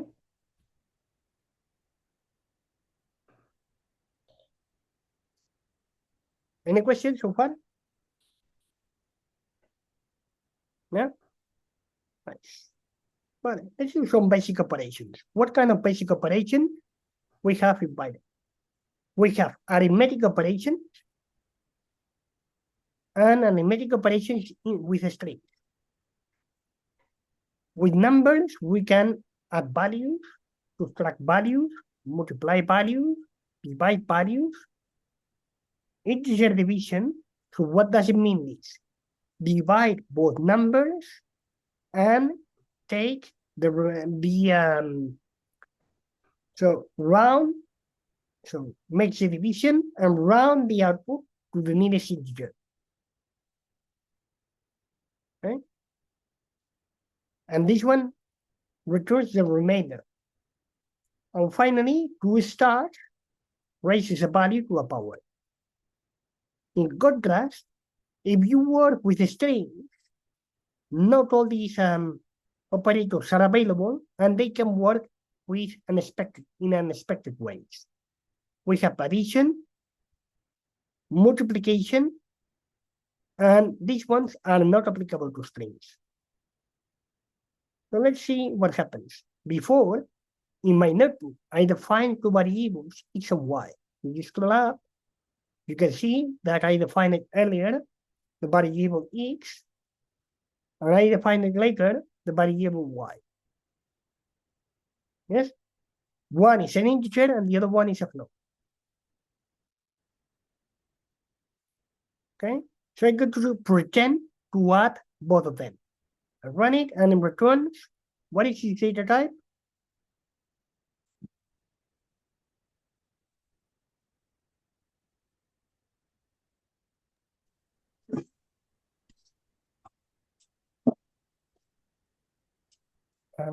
See in the chat.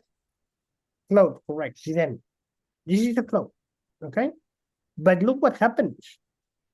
What was the data type of x?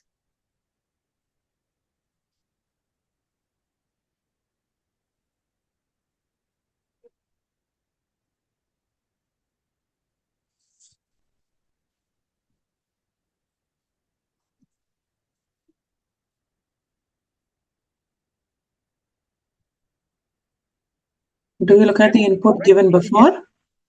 No, each was an integer. Look, scroll up, you will see that each contains an integer, while y contains a float. They have different data types.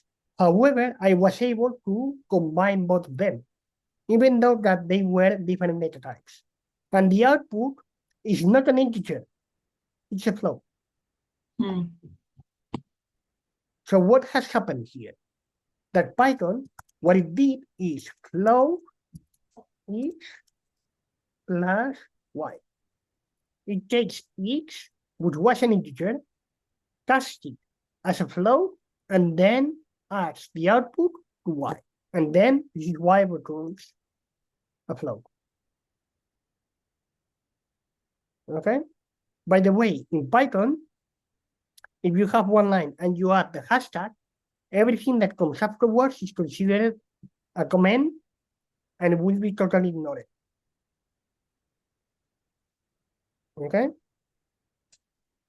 So you put float x plus y, but y is a float, right?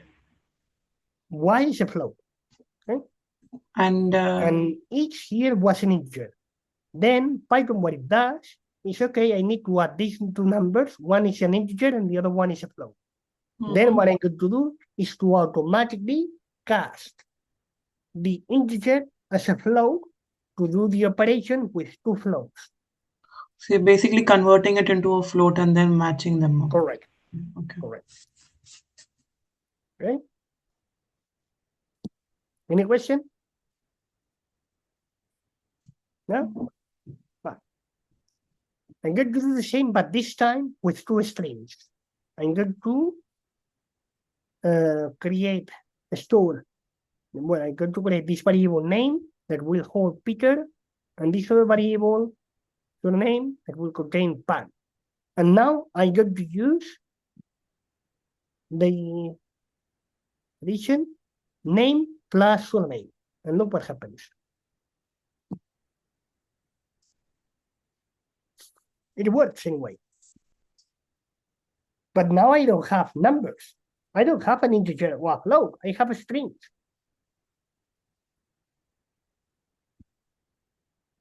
However, it's still possible to do this, as you can see. But what happens? It has concatenated this string with Pan, the string Peter with the string Pan. It's a bit disgusting, right? Because here, I would like to see a space here. Well, if I want to have a space, what I can do is, okay, first concatenate name with one space. This is a string, empty string, but this is a string, and then the surname. And now I have white space in between.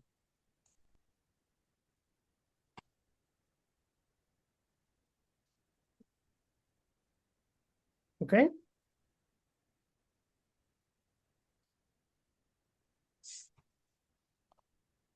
Everything good, Irene? Yes. So if you don't add white space, we'll automatically concatenate both strings.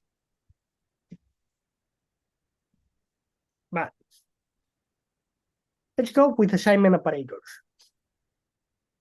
I'm going to create this variable that will contain the number 10, and imagine that I want to increase by 3 the content of x. I want to take the content of x and increase it by 3. I can do it in several ways. The most compact way is to use this. X plus equal 3. This plus is extremely important because if I don't play this, I'm overwriting the content of x to become 3.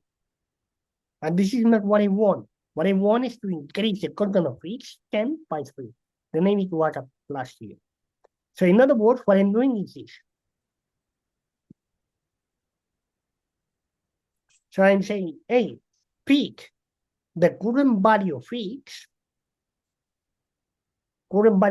increase it by 3 units, and then overwrite the old content of x with the output of taking the old content of x plus 3. In other words, what I'm doing here is this.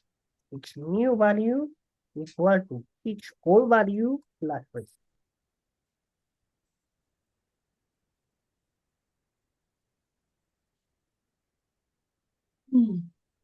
Diana, ¿todo bien? ¿Vale?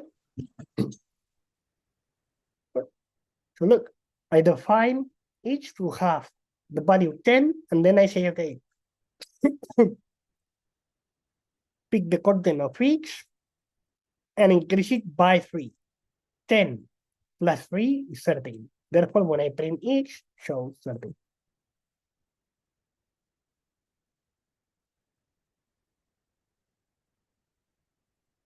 Okay?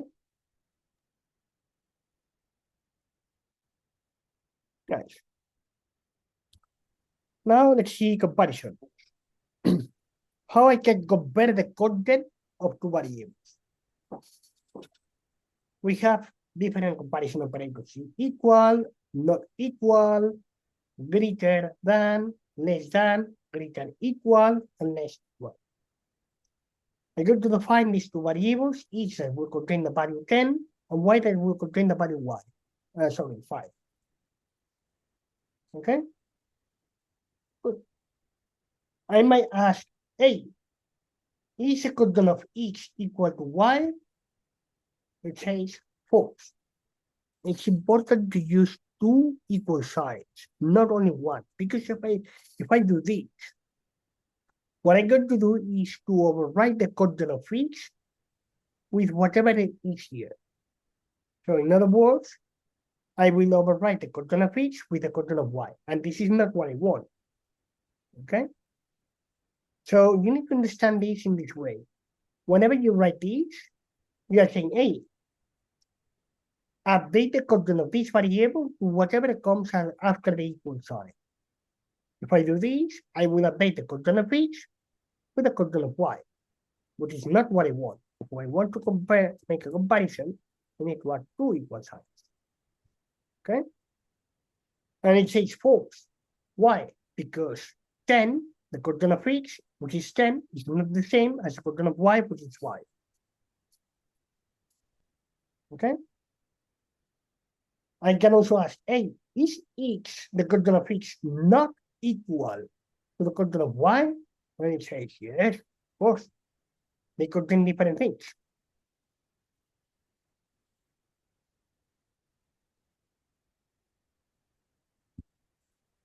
Okay? Well, I can also ask, hey, is the content of x greater than the content of y?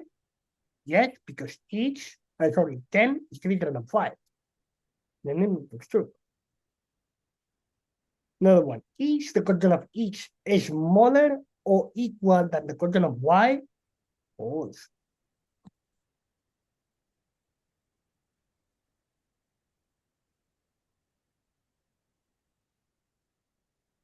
Okay?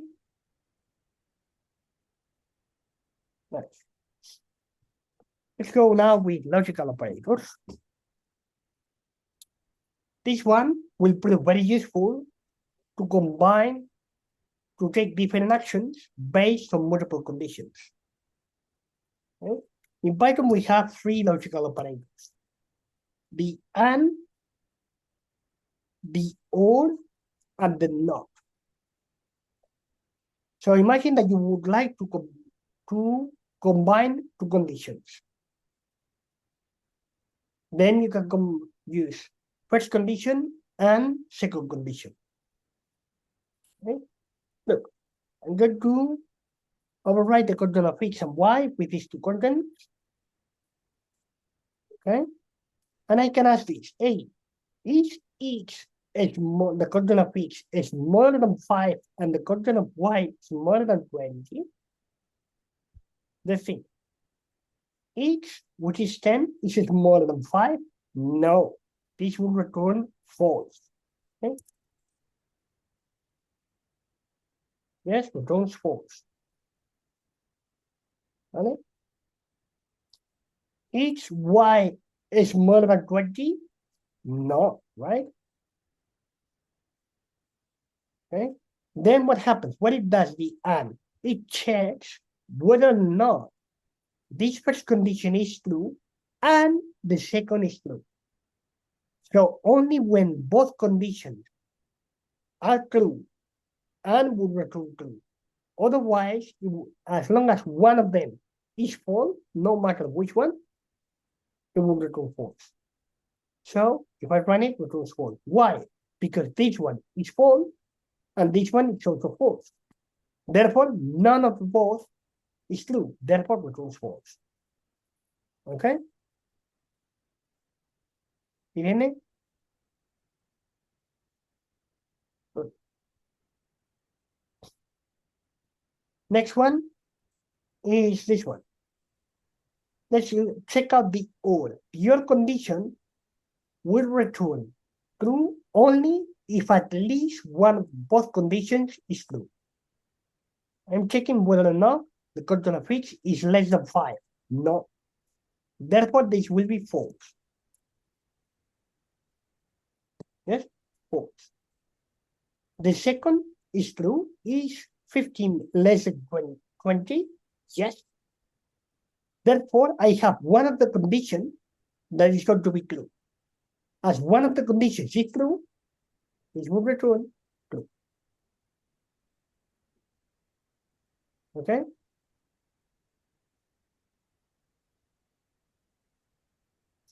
Okay. What it does not? It takes an argument and returns the opposite of the argument. Okay? So let's check for this one. Is x less than 5? Is 10 less than 5? No. Therefore, what we are going to have here? We will have no, and then like this. The first condition is going to be false. Do you agree? 10 is not smaller than 5. Then or is y, the coordinate of y, less than 20? Yes. Then the second condition will be true. Do you agree? Right?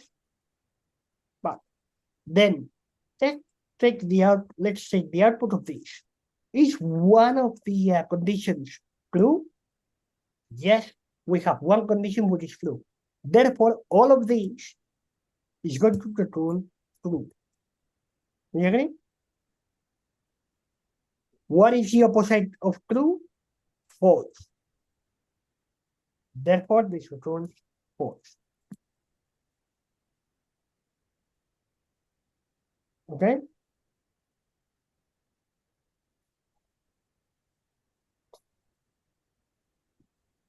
Any question?